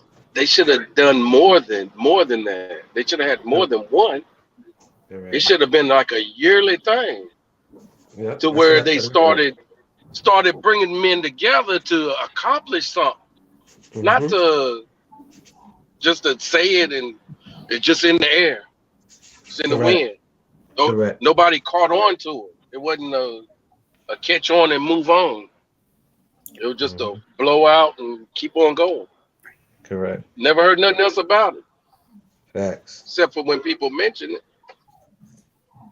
And then I wanted to add too to what the brother Jason was saying. The reason why, the 80s and the 90s was the last year that we could do things like that is because we should already know there's 3 letters, NWO, that rollout was happening in the early 70s, early 80s, and into the 90s. That's why that frequency and things changed. Like the brother was just saying, that's what he basically was repeating what I was saying. It was, to me, the way I took it, the Million Man March was supposed to be an annual thing. It was supposed to be held in every city, in a different city. You know what I'm saying? To keep it going. Okay, this year it's going to be Boston. Next year it's Philly. Next year it's New York, then Jersey. That's how I vision it. Like I said, I wasn't at the table. Yeah, I wasn't at the table when they was planning all of this, but this is my own opinion. That's what I feel. That's what it was supposed to be. But like I said, I know a bunch of guys, like the gentleman Jason said, we all know somebody or someone that went there. You know what I mean? But what came out of it? You know what I'm saying? Yeah, the person might have came back to the area, but like I said, we got things going on, distraction. We got work, like the brother said. I'm frustrated with my boss, so I totally forget the message that was told to me at the march. From, you know what I'm saying? Like things like that. You know what I mean? That's why I said people need to get their spiritual awakening right now and realize and see what is actually going on. What is important? What's not important? You know what I'm saying? Like I was telling the gentleman the other day, I passed out some turkeys. He's like, oh, why didn't you put that? That's good content. You could have put that on your YouTube channel. I said, bro, everything is not meant to be televised. Right. You know what I'm saying? If I'm passing out turkeys to the needy, they don't want to be on camera. You know what I'm saying? Being exposed and all that. Yeah, my channel's small, but still, God forbid a family member saw it and was like, wow, I didn't even know my auntie was struggling. You know what I'm saying? So a lot of things, like I said, I do things. I'm in the community. Like you said, Foxy, I'm active. I know my teacher, my kids' teachers, like I have their phone on speed dial. You know, I interact with their class. Like you said, I went to the classroom and read. These are things that don't cost us no money. It's free. It's just like being polite or holding the door for somebody or saying, hey, good morning. All of this is free, but we in a frequency where people choose to be ignorant or whatever the case may be. That's why I said I can't pay attention to that. Even if it's a family member or a friend, we can't save everybody. You know what I'm saying? Like saying I have faith and I have hope, but the whole world's not going to be kumbaya. There's got to be chaos. You know what I'm saying? They have to be chaos. It's in the good book that there was chaos. In the midst of the chaos, there was like-minded people that was huddled up over here in the corner or over there, and they was coming with a plan. Same thing how the revolution in Haiti started. The 1804 is the date that they stamp on it, but it started in like 1796. Yeah, it was starting early on. What's his name? Nat Turner was when he heard the revolution going on in Haiti. That's why he was taking his people into the woods to enlighten them. That's why I said like information could be for everybody, but we all ain't gonna get that information all at the same time. You and Jay might get it, and then me, you know, I might be the last one to overstand the information. You know what I'm saying? Like, you know, it is what it is. That's why I said we gotta. I'm paying attention to what's more important, what I can help my kids with. Look at the school system now. Look at some of these. Well, I want to interject really quickly, Brother Maybach, because Brother Jason, while all three of us are here in the state, I want to get your take as well on, you know, how it is out there in England, or UK, you know, out there for you. What does the diaspora look like in regards to the so-called Black community? It's very similar to the US in the sense of you've got people who are conscious and people who are not so conscious and people who are completely oblivious. Okay. So it's the same. What I would say in the US, you've got the US has a lot more Black people who are switched on. There's just a higher percentage of people who are switched on because the racism in the UK is far more sophisticated. So you can come here and it's very cheap. It's so good that you wouldn't even know it existed. Yeah, they've mastered it to that degree now. Whereas in the USA, it's you're very aware that it's there. Whereas like here, you could be fooled into thinking it especially in 2022, you could be fooled into thinking it doesn't. Especially if you came to the UK on holiday, or you stayed for a few weeks, you'd be thinking, oh wow, there's no racism here. Well, maybe not you, but the average person would think that. You see a lot more interracial relationships as a percentage here than you do in the US. Yeah, and we wanted to talk about that. That's on your platform. You have that there with 21 rules of blackness. Please tell us a little bit about your book and why you created that. Yeah, so me and my better half, other half, if you want to call. That's right. Yeah, we came up with the concept. But you know what? A friend of mine, somebody who read the book, described it best, and I'll use his analogy. He said it's a black TomTom. Okay. You know a TomTom? You know the sat navigation system? Oh yes, like a German. Yeah, TomTom. TomTom, you call it TomTom, Right? Yeah. He said it's a black TomTom. Okay. Yeah, it's a way to get you to a destination. It helps you navigate through this system as a black person, and it has a set of rules. So it's like a code of conduct, basically. Yeah, it's a code of conduct, and I will, as a Christmas present, I will send you a signed copy. Yeah, if you email me I'll send you your information. Okay. Information, yeah, and I'll so I can put up more books to show. I can show more books. Yeah, I'll send. How can we get your book, man? Great. Go ahead, put your information up. It's available on Amazon. Okay, so if you just search for 21 Rules of Blackness, it's the only one. Yeah, right. 21 Rules of Blackness, right? And you can find it on there. And I'm not just saying this, but it's a great book, and it's you'll enjoy it. It's one of those things as well where it's like if you're already switched on, it's going to make you move faster. Yeah. It's going to reinforce what you already know and make you move quicker. You'll be more focused.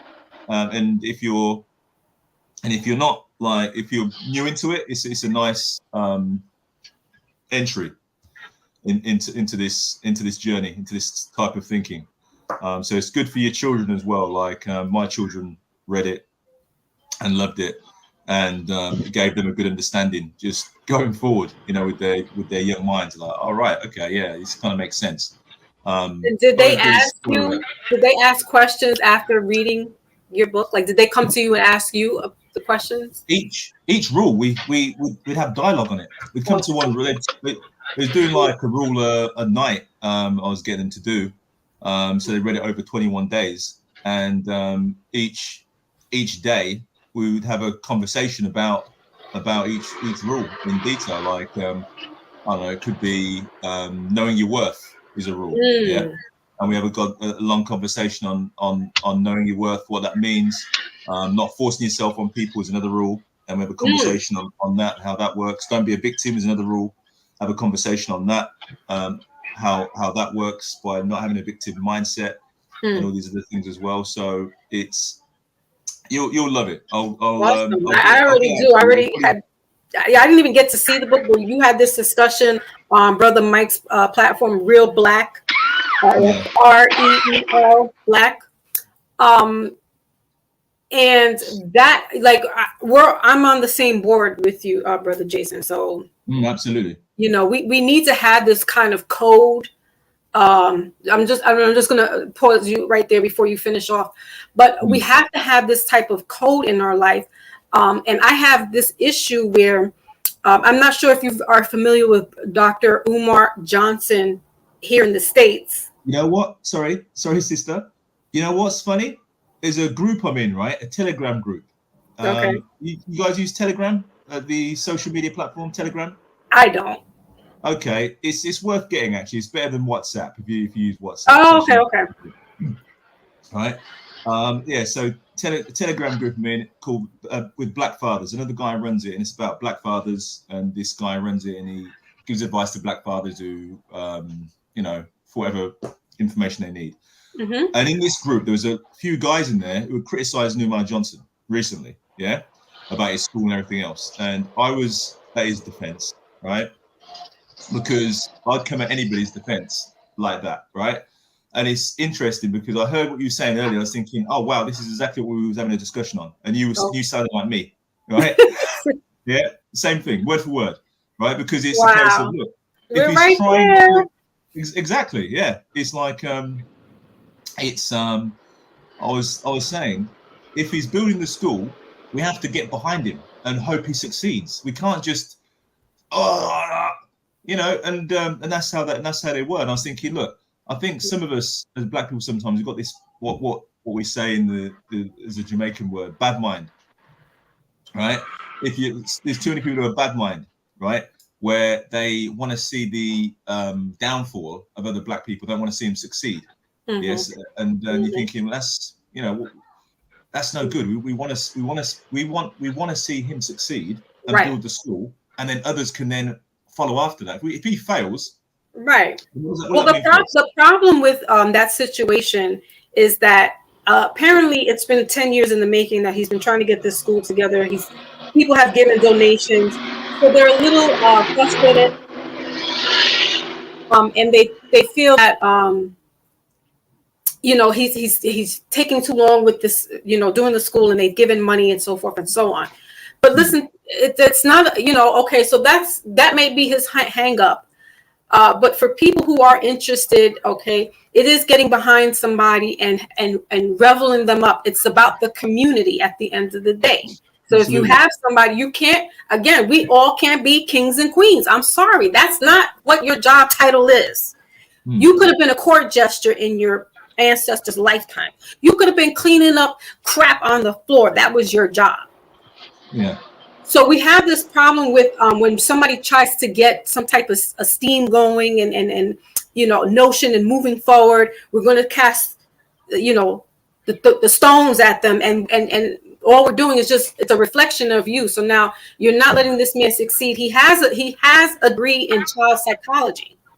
He knows what it's like to deal with the children in the urban school system that these European teachers want to put them on medication because they feel like this is a problem child. He's the only one that's doing that. Absolutely. He's the only person right from that profession who I've heard tell the truth when it comes to medication. Yeah. And he sticks with it, and he says, "Listen, I don't have a problem. If you want to date outside and do that, but for me, I'm not doing that. We need to keep this in the family, basically." Yeah. And I stand with that because the other cultures we don't bat an eye when they do it. When they all are in their little gang and clang together and they marry within and so forth and so on, we don't say, "Oh, why can't you let us join in? Why can't you let us?"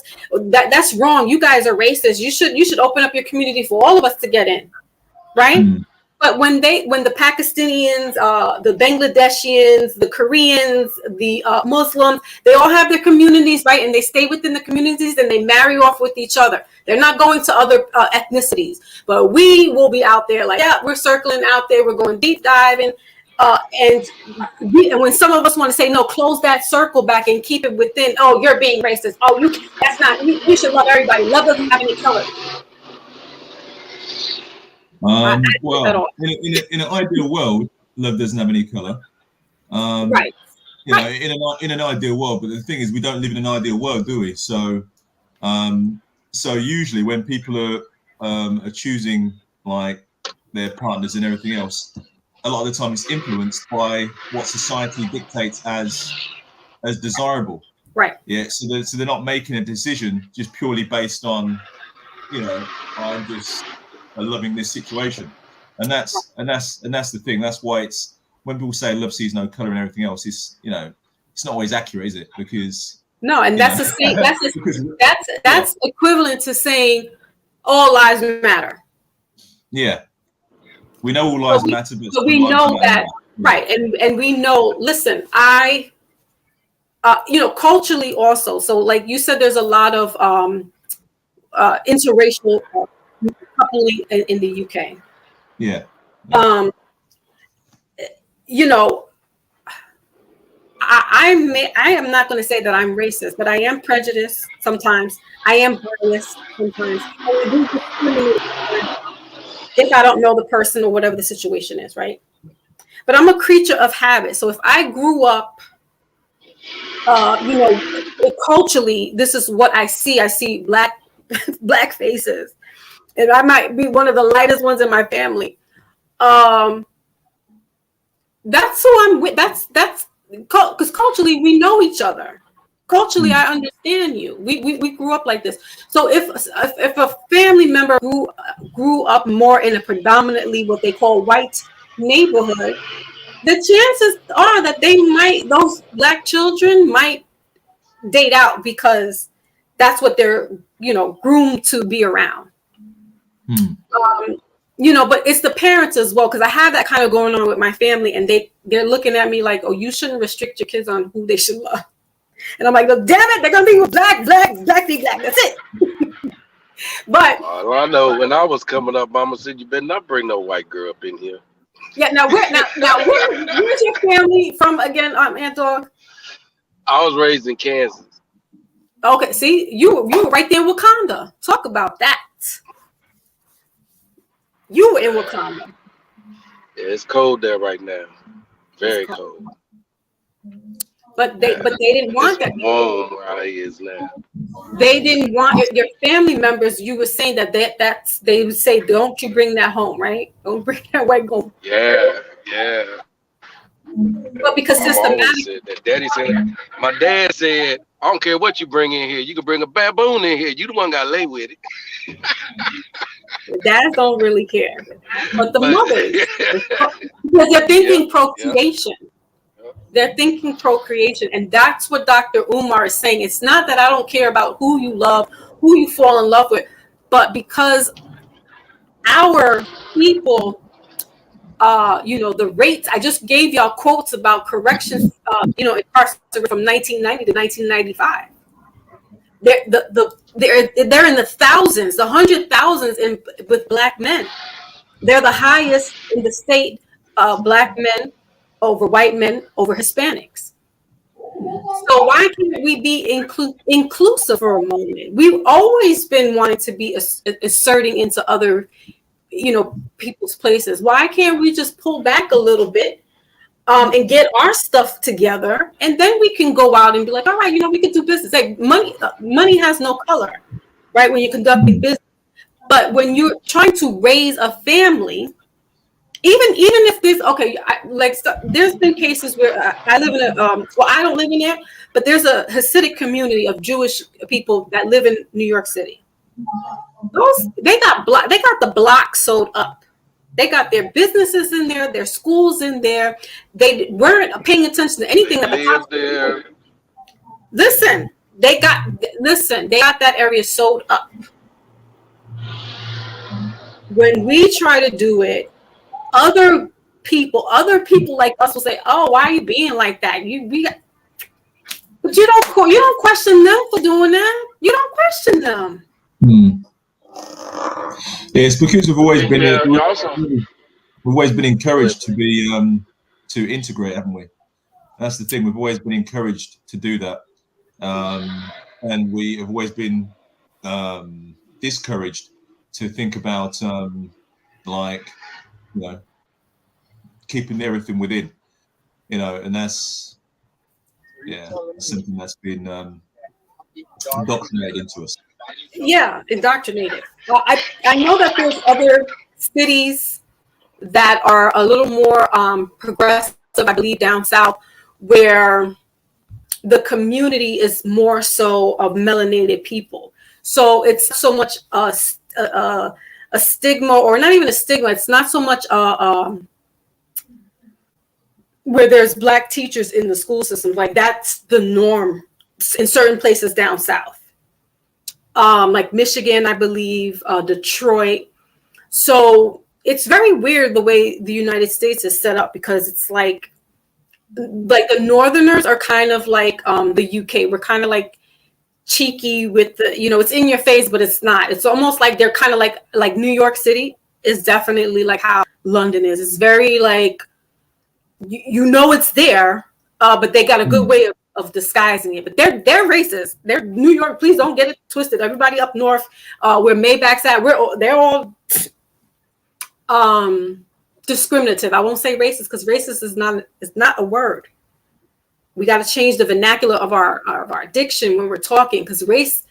Who's racing? Who am I running with? Who am I running with here? Race are we getting into? Who set that word up, right? So when we start questioning these things, we take that out of our vocabulary, and it's like, you know what? I could do a little discrimination. I don't know you, so I don't know. I got a little bias. Those are the words that we need to use. And that changes the way you see things, because now you'll say, oh, you know what? I am like that. Hell yeah, I'm a little prejudiced. I got preferences. That's racist. That's just a preference. That's a prejudgment on somebody I don't know.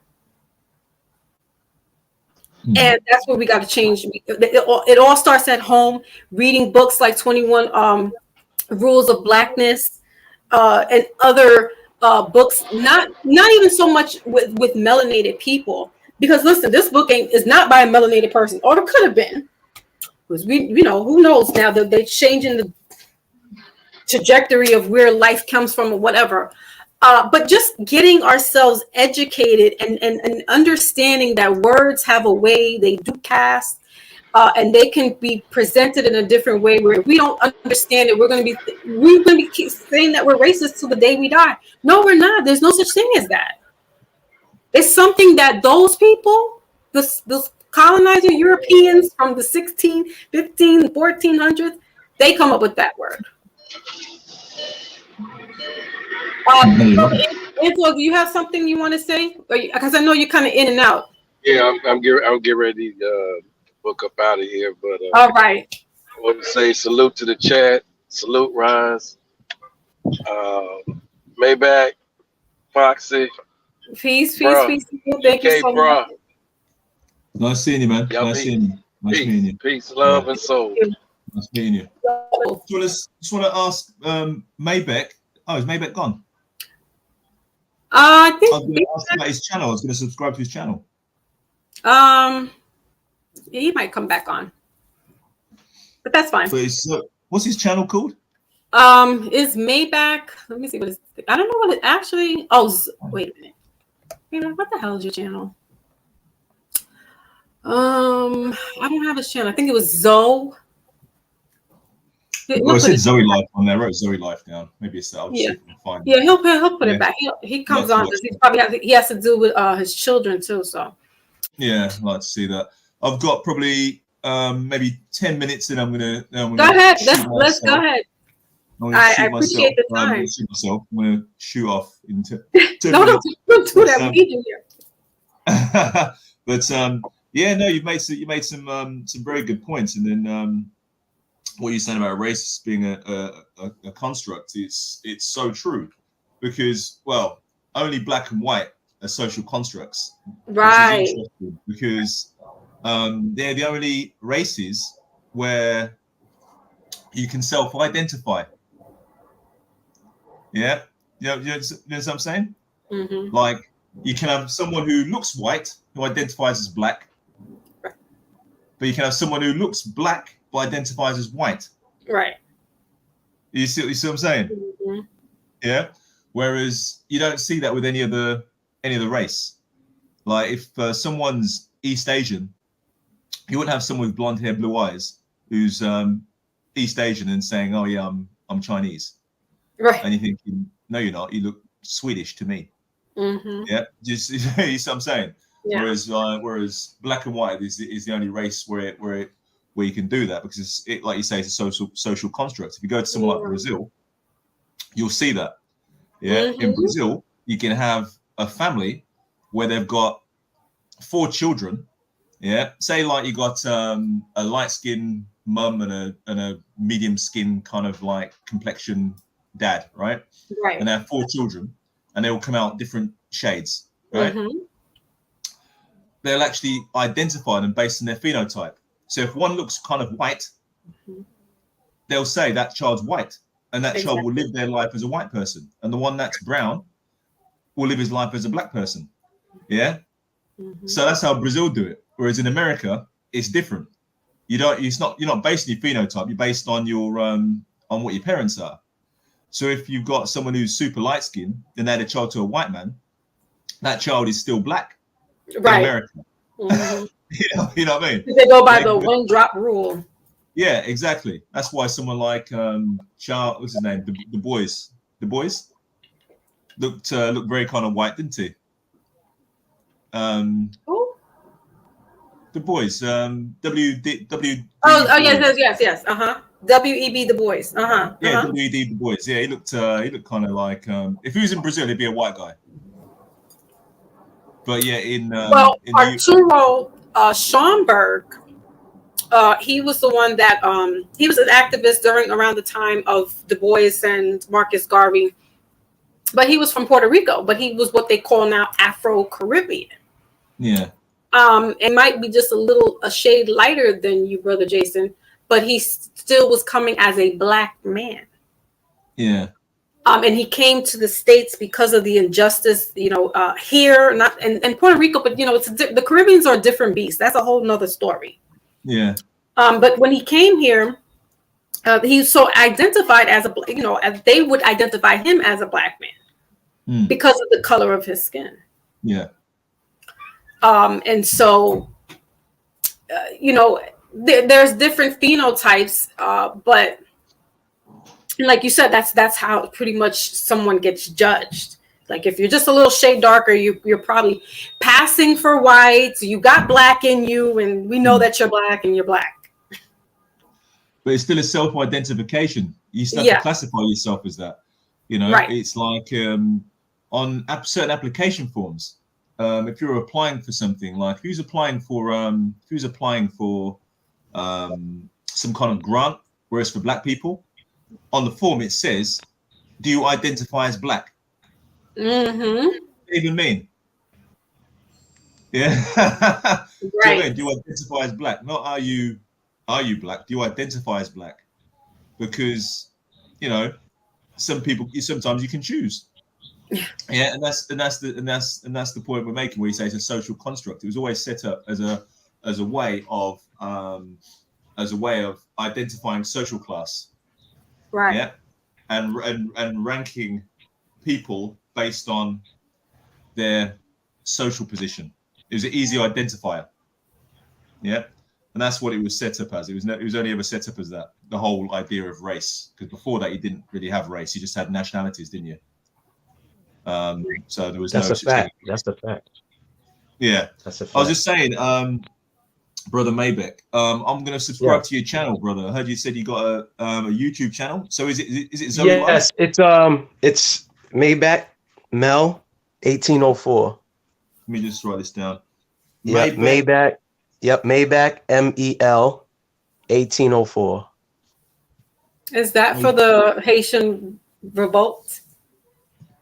The who? Is the 1804? Is that for the Haitian revolt? Yes. Yep. Okay. Yeah, I like what you're saying, brother. And maybe what's it called? Maybe we'll the three of us will do something on our channel, on our platform. I'll put something together, because we need to keep talking this kind of talk, man, and getting people like switched on, awake. Correct. Correct. Get their minds right, man, especially the young people, because like when I was younger, we didn't have all the distractions. Yeah, we had our own distractions, which were just movies and TV. But now, wow, the distractions is something else. Like you couldn't be distracted when you was in your home at the dinner table. Yeah. No, that's a fact. So, that's a fact. Because now. Yep. Now. Whereas now, your kid can be at the dinner table and they've got their thing in their hand. You're telling them one thing and they're looking at a screen that's telling them the exact opposite of what you're saying. Correct. Yep. And that's a fact. And the thing is, who's with them all the time? The thing in their hand is with them all the time. Correct. You're only with them. When you add up the amount of times you're with them. Right. It's probably adding up to 30 minutes. And when I'm saying with them, I'm talking about like consciously with them. Yeah. Yeah. Because there's something which I learned when I studied hypnotherapy, right? Is the conscious mind, being conscious and being subconscious, right? Yeah. Correct. Do you know how long the average person is conscious for in a day? How long? Have a guess. Maybe 30 minutes. Have a guess. Maybe 30 minutes. Couple of hours. Yeah, it's what's it called? It's like it's in between what you both said. Okay. I'm trying to think, like, how long do I check out after a while? So no one's wrong. Yeah. It's probably somewhere in between. Yeah. It can be like you say, between 30 minutes and like 2 hours, right? Yeah. And what that means is that's the total time when you're conscious, right? So, and the thing is, you can't be conscious for much longer than like 3-4 hours in a day. Yeah, it's not possible, right? Because you'll get too tired, right? Correct. It's like you've gone on a training course. You've all done you've been on a training course for whatever reason, yeah, like work training course or self-development or something like that. And when you finish that course, you are tired, aren't you? Yeah. Right? Because you had to be conscious for a long period of time, for like 7-8 hours. Right? It's tiring, right? Yeah. Yeah. In normal life, you're in a job, right? You've done this job for long enough that you can do things on autopilot, right? Mm-hmm. So you can, you're doing what you're doing and you're doing it unconsciously. You're driving your car, you're doing it unconsciously, right? You go to the supermarket, you're doing these things unconsciously because you've got things, your mobile phone and the apps running in the background, right? So you've got the things running in the background, all the things that you're thinking about, right? So you're doing all these things unconsciously. And then you're in the supermarket and the lady on the till says to you, she says something like, "Oh, where'd you get those trousers from? Where'd you get that t-shirt from?" And immediately you're like, "Huh?" You snap and then you become conscious. Yeah? Yeah. And then you have to then be like, "Oh, right, yeah." You have to be conscious now, cognitive of it responding. To be able to answer the question, right? Because normally what you're expecting to say is, "Oh, how was your day?" Yeah, or something like that, or how are you? Right, brother. Yeah. And then you're gonna just respond again and give a subconscious response and say, "Oh yeah, so yeah, good, thanks. How are you?" And something like that. Yeah. Right. Yeah. So this is what I'm talking about. So the average person is only conscious for between say 30 and maximum 2 hours, depending on the type of work you have or the type of person you are. You can extend that and be conscious for for 4 or 5 hours. Right. Correct. And it's the same. Yeah. So the point I'm saying all that to say this, right? So when you're with your children, right, very few people are even conscious when they're with their kids. Right. So you're having conversation with your kids. What did you do at school today? And they come back giving an answer. "Oh, nothing." "Oh, okay, right, okay."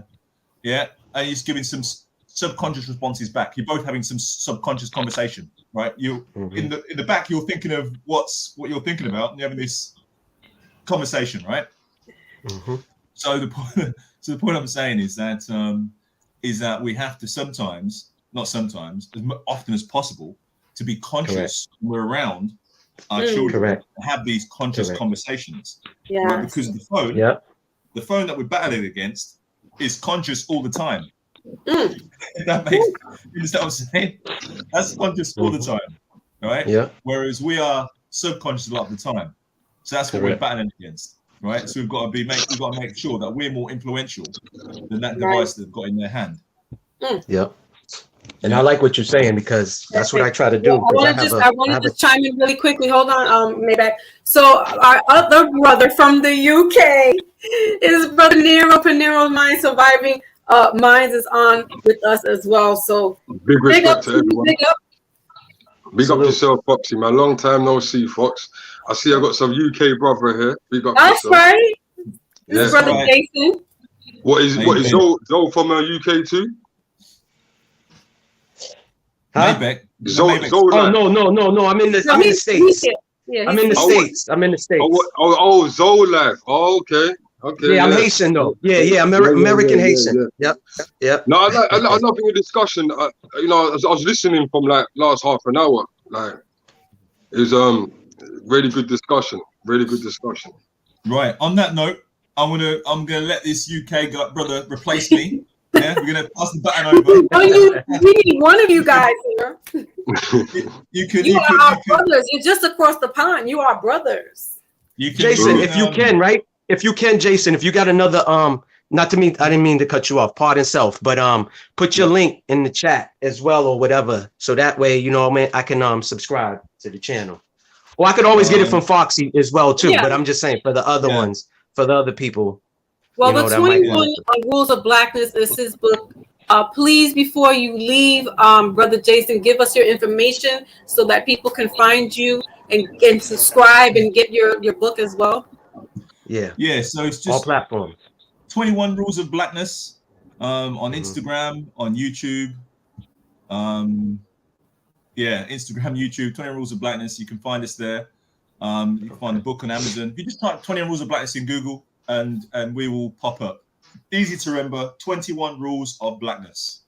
Okay? Nice and simple. So I'm going to go. I'm going to just got some, as they say in America, got some business to take care of.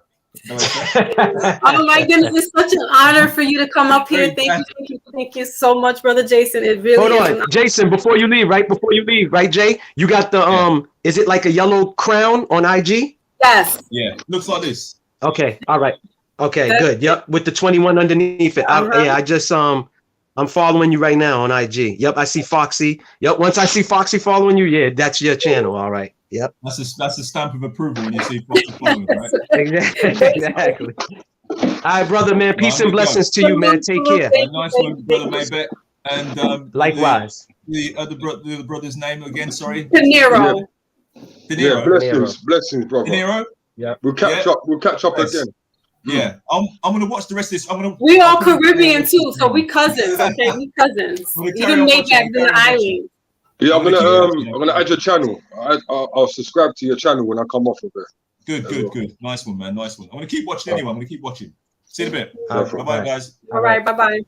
Peace. So, Brother Pinero, what is going on? What's doing? I haven't seen you either. You look good. Yeah, I got covered by snow yesterday. Oh, I heard. I saw. Yeah, no, it's been freezing cold over here. Freezing cold for the last couple of weeks. It's been mad still, you know. I heard that the snow came earlier than expected because I have a UK sister who does tarot cards, and I saw her pictures. You guys got snow before ahead of time, right? Well, the last 10 years it's been kind of crazy because we haven't even had snow every year. Do you know what I'm saying? I think last year I remember we had snow. I remember cleaning it off my car. The year before that we didn't have snow for like a good 3 years at one point. Or what it would do, it would start usually snowing around February time. Always remember Valentine's. Right. Yeah. Around Valentine's, that's when it gets the coldest. Right. Yeah. But as we know, the axis has been moving. Yeah. It's been moving. But yeah, it's very strange that we got it now because it's usually after Christmas. You understand what I'm saying? Right. It wasn't that deep though. It was only like a couple inches. Yeah, I saw it just kind of covered. Yeah, but so, remember when we was younger over here. What? Yeah. The snow would be like standing like the snow's covering our head. You understand what I'm saying? So what they call that then? Is that due to that thing that they call climate? I don't know. You know it. So hold on, Foxy, y'all didn't get no snow? Y'all didn't get no snow? Look, I'm showing y'all. They just covered the cars. They didn't come down heavy like that. Oh yeah, this is Mass. You know, Massachusetts, it comes down. So Maybach is like us Pineros, like you, with that. We're out there with the thoughts and we know what's going on because he sends me stuff all the time. And I'm like, So he's right along. We're all in the same. Come on now. Mind thought, you know. We're all on a higher frequency. Oh, child, please listen. And he sends me stuff I didn't even know was going on. I'm like, what?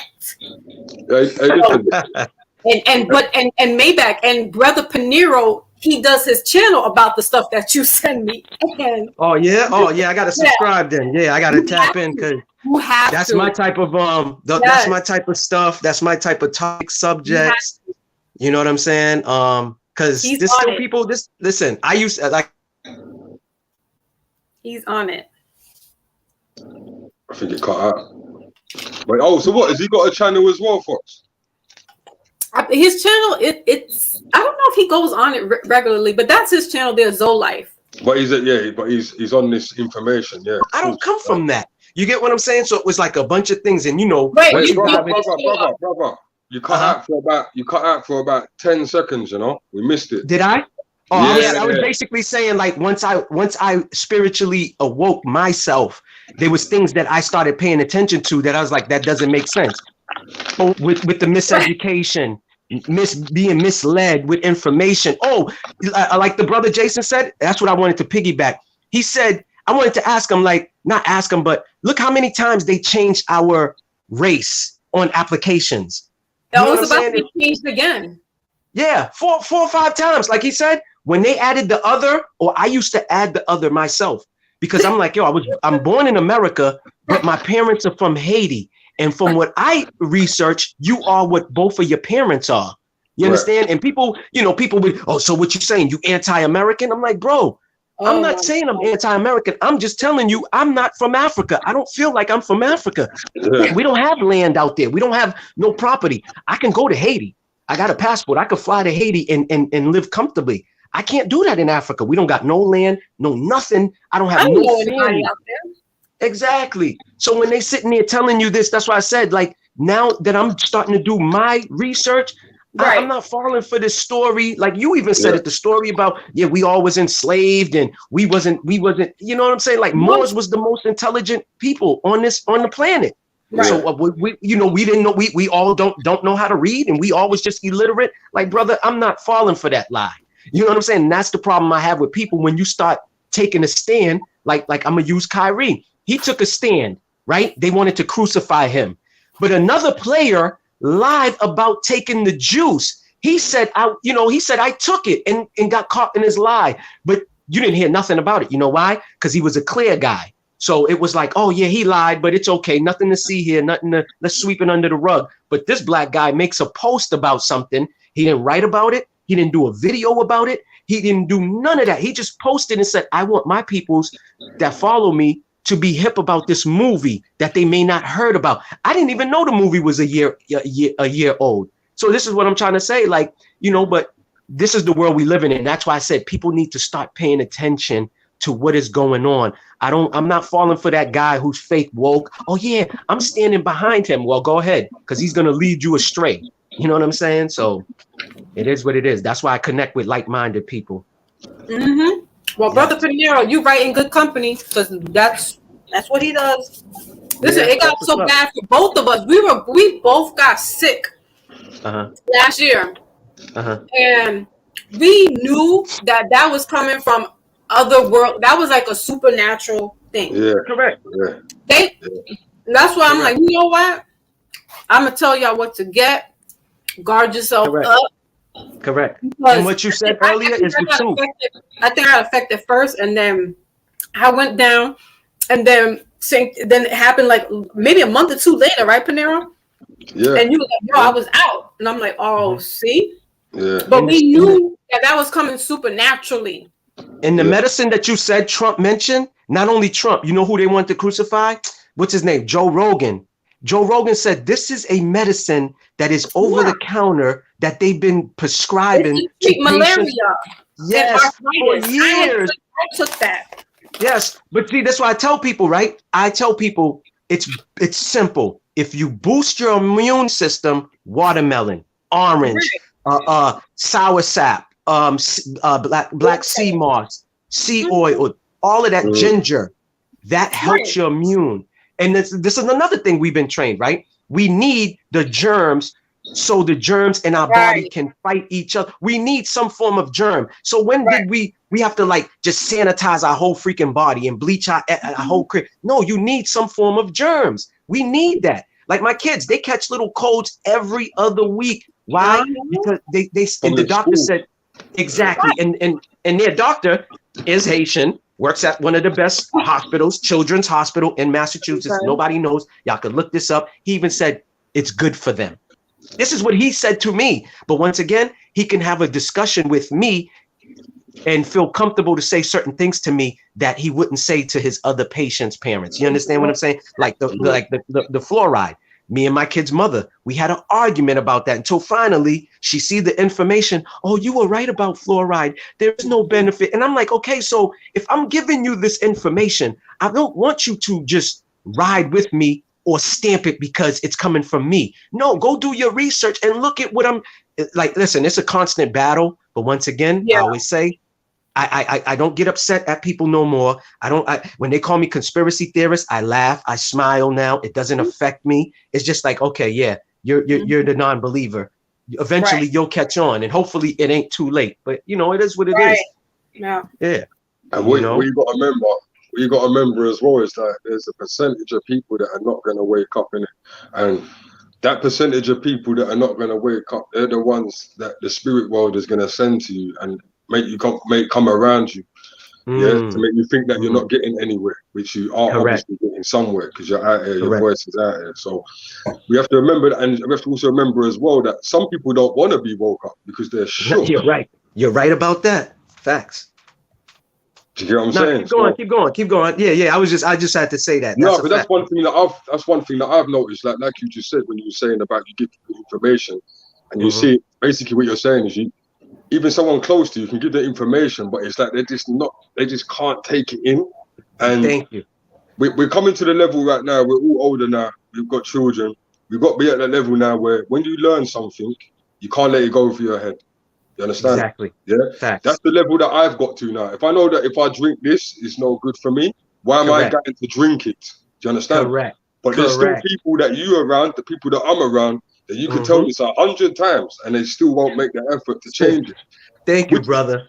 Thank you. And it does irritate you. It does irritate you. It is, bro. That's why I said I had to do a spiritual awakening, a spiritual cleanse. No disrespect. And I say this to some of my friends and family members. No disrespect, but I can't be around you because your frequency ain't on my frequency. And they take it as, oh, you think you're better? No, I'm just at a different space right now in my life. Like you said, I have a 6-year-old son and a 4-year-old. It's like you said, if you or Foxy give me some enlightenment, information that is beneficial, why would I be ignorant and not pass that on to my kids? And they said the kids between those ages from 3 to 8 years old, that's one stage.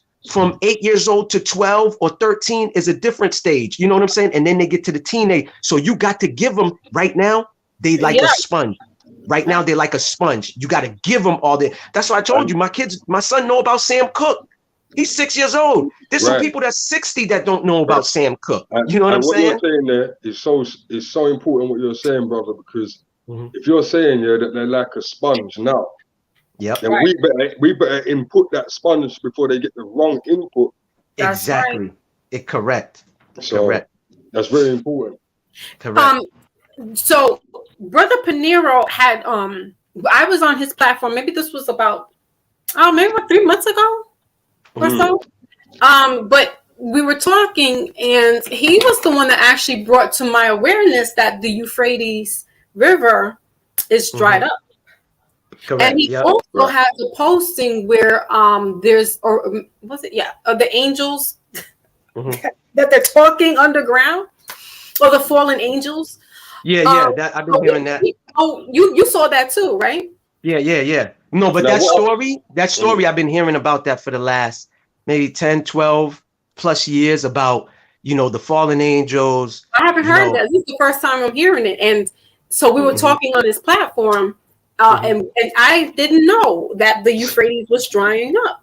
Yeah. Remember I sent you something like that too? I sent you something like that. Yeah, later on. That one. And then the river, some lake or big massive river in China dried up as well too. And they basically, the videos that I see, the person shows the from the biblical, the good book. Supposedly when these dries up, these are the signs to look for. We in the ends of time, this and that. And then they give their POV, point of view, at the end of the video on what they feel. You know what I'm saying? And I've been hearing that with the fallen angels. We in the ends of times, Revelation. Peep what's going on and stuff like that. Just like how you asked the brother earlier, Jason, when you said, hey, how is it over there in the UK? Well, the stuff before the stuff happens in the States, that's where they try it out first, or they put their foot down to see how those people act over there, and then they bring it to the state. Because all of the stuff that's happening right now, it all starts in the UK, or it starts in Russia, Germany, wherever, and then they trickle down. You know what I'm saying? And if you just pay attention to all the NATO states, you'll see. Because the UK, I love when they came out and was like, listen, we uplifting all the bands. Don't nobody need to wear anything anymore to cover this and that and all that. I love that. This is the way, because they understood, okay, man, this was a propaganda. Like, come on, all these countries got weapons, man. When I say weapons, I'm talking about bio weapons. They can, they did it allegedly during the earthquake in Haiti. They dropped it with the cholera and the water. You know what I'm saying? And stuff like that. That's what they do. It wasn't from here. It didn't, you know what I'm saying? It did happen where it happened, but the US knew about it because they fund that lab that they was blaming. Yes. I mean, the US hands are dirty in regards to all, you want to talk about humanity. They got their hands dirty with everything. But I wanted to salute brother Red Illusion, because he's also like you and I and Brother Pinero, where he's that his name is Red Illusion for a reason. And so we have these conversations sometimes too. And it's good to have these kind of dialogues every now and then, because we're being inundated with other things that are distractions and questioning. Correct. Is this real? Is this is this fake? And I'm kind of like going through a sort of PTSD where I'm like not even trusting the people that I feel that are on this what you call consciousness of things, kind of like going sideways. I'm like, yeah. So I guess I'm the only man standing in this alone then. And I'm speaking like a man, but I'm a woman. But I'm like, I feel like the last man standing in some ways. Like, all right, so I'm gonna have to haul y'all all over my shoulder. We're gonna go through this because my family, we talk about this all the time. My father, since I was a kid, we talked about. He used to have me sit down and watch alien documentaries, all that kind of stuff. Yeah. Natural Geographics. My parents, and what the great privilege, the 80s were a great time for kids because you only had a certain amount of hours to watch TV, and then those cartoons went off, and you're now watching the adult programs. And my parents would, if they're like, you're bored, go either read a book, or you're going to sit down and watch National Geographic or the BBC. Like those are the two, or Channel 13, which is another like kind of like the BBC. So my parents, something educational. They had me on that at an early age. So now I'm like, okay, so what happened? So now just like Brother Jason said, we're over here, that consciousness was thriving like in the late 80s and the 90s. And then that just got saturated with 50 Cent and party and bullshit. Correct. And now it's 20 years into it. And what happened to the Million Man March? So what happened to the Million Man March got silenced with the party and bullshit up until now. Yeah. And the gangster rap. The party and bullshit basically encouraged people to be on the money more too. So correct. Now, as I was asking Brother Jason, because he was talking about that, interracial relationships are a little more prevalent over there than they are here, or just more because he's on that like, listen, I want you to come on because I want you to talk because you're saying black love and not we're not trying to be exclusive or inclusive, but he understands that we have to love each other first. We got a problem with just having the love for each other, but we'll give this love to somebody else outside of us. Correct. So a lot of us don't know how to love. A lot of us don't know how to love as well too. So that's another thing. Yeah, I mean, we got problems. Correct. What they say, hurt people. So if I never been loved and I never expressed myself or spoke to somebody, you know what I'm saying, and to help me about the trauma that I faced growing up, know what I'm saying? It's a lingering issue. Now I bring that trauma to you. Now you're traumatized. Now you passing it on to it's a chain reaction that just. We're gonna work this out though. We're gonna work that out. We're not falling for that anymore either. Yeah, but but at the same time, you got people that they think that they love people, they don't really love them. Exactly. That's what I'm trying to say. And they still get into relationships and act like they're in love, but really it's really a comfort zone sort of thing. You know what I mean? Correct. So in your perspective, because you're also involved with music as well, Brother Panero, how the comparisons and the similarities, or like how is that looking out there in regards to like the way it is here when we see hip hop and the madness of it all? How is that looking out there for you? So what you talking about? What's the music like? What is it doing over here, basically? Yeah. Like how's that influence over there? Well, all right. So it's a very good question because, like you said, times have changed, right? So we had hip hop before, right? And we had other genres over here like house and garage and things like that. Yeah, house and garage is like sounds, basically, B-line and Okay. With that, people could party, and there wasn't no crazy words. Like people wouldn't really use crazy words and stuff like that. So that's different now, yeah. Right. But now the hip hop thing over here is kind of being shadowed out by the drill thing, right? Yes. And we all know what the drill thing's about. All right. It's about drilling. Right. So obviously you got a couple of people that are still making girls tracks, doing drill, but they have to put in what they can do to somebody. You understand? Right. So because it's drilled to me, I feel that it came at the wrong time when, like we said, the youth them are growing too fast. You understand?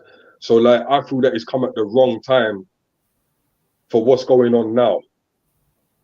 Or and is it's it? basically made the youths more aggressive. Yes. Yes. Do you understand? Because I always tell people I grew up on dancehall, hip hop, like Public Enemy. Don't forget, we grew up on things like Public Enemy and Ice. Right. So even though there was We had a balance. there was a balance in it. You understand? And then also we grew up on slow jams. People at my age. Right. It was nothing for me to sit down and listen to a Keem Sweat song and still go out and bust my thing off if I want to. That's the times that we lived in. You know what I'm trying to say? So we had, like you said, we had a balance. Now, the youths them over here don't listen to love songs, man. They don't listen to love songs. Well, there really isn't though either, though, Panero. They've been killing R&B as well, but keep going. Yeah, so they listen to more like, you know, like the new style R&B. Yeah. I can't listen. Me personally, I can't listen to that. It's about sex though. It's not love. That's what I'm trying to say. It's exactly money orientated. It's like they're still using the music to teach the youth, as we know. You know what I'm saying? Correct. Lower chakra. That's what they're hearing. So like you said, there's no balance. There ain't no music soul child. Yeah. Exactly. Okay, I see you. That's what I'm saying. There's no Sam Cooke. There's no like you said, Keith Sweat. No inspiring. Exactly. No Joe. They're not listening to Joe no more. Like no Jodeci. No Teddy Pendergrass. No Teddy Pendergrass. No Marvin telling you to feel good about yourself. Sexual heal. Like came over here and dropped off the stage. They're definitely not listening to no Jodeci. So right. So yeah. So that's. And you know what? I'm stuck in that though. I can't. When I put it on my playlist, that's it. I'm like stuck in the 90s, and I feel like the old folks when they were stuck in the 60s. Like I can't listen to none of this stuff no more. I'm with you. Right. I'm with you because, like I said, that music. When I put that on, my kids get on that frequency. Yeah, I don't play no rap around them anyways. But I know if I play it, what type of response? What type of what I'm gonna get from them. But yeah, when I play the good music, they laughing, they feeling good. They who's that? Yeah, daddy. Think about it. Yeah. When you're chilling with your family, when you're chilling with your family on a Sunday, what are you playing? Right, some good soul music. Exactly. Correct. Like you said, you feel it in your chakra, like you said, Foxy. Yeah. My fault, Panero. Yeah. It's And that's so. And then so this goes back to that question about whatever happened to the Million Man March, whatever came out of that. That was 1995. You had most melanated men bringing their sons, nephews, cousins, brothers, whatever, down to Washington, D.C., speaking on the steps of the Washington, the Lincoln Memorial. Where Dr. Martin Luther King stood and said his "I Have a Dream" speech. And you had millions, massive amount of people down there. Was it a cash grab? I don't know what that means, but what I'm saying is that the only people that remember this is the Nation of Islam, and specifically Minister Farrakhan, because he was the brainchild behind this, because he wanted to bring the spirit back into the families, the spiritual essence. Not so much. He wasn't coming on the economical part. He was bringing back the spiritual essence back into the households. And that was 1995, and we're in 2022. Right. So basically, what that means is that that's actually a sad reality. That between that time of 1995 and now, is that all their plans have been working on us to be against each other and to think in a selfish manner. Correct. Do you understand? Like when George Floyd done what happened with George, like people did get together to a certain degree, but it's like people are still not prepared to cross that line. Even when they get together, it's like they just won't cross that line. Do you know what I'm trying to say? And I'm not exciting anything, but until we cross that line, it's not going to happen. But like I said, all the things that they're putting in our faces now, the selfish things, the most important, make everything high, costly, effective, make you think about yourself more and your family. Do you get what I'm trying to say? And then it turns into like a family versus family thing instead of like a group. Nah, you're right.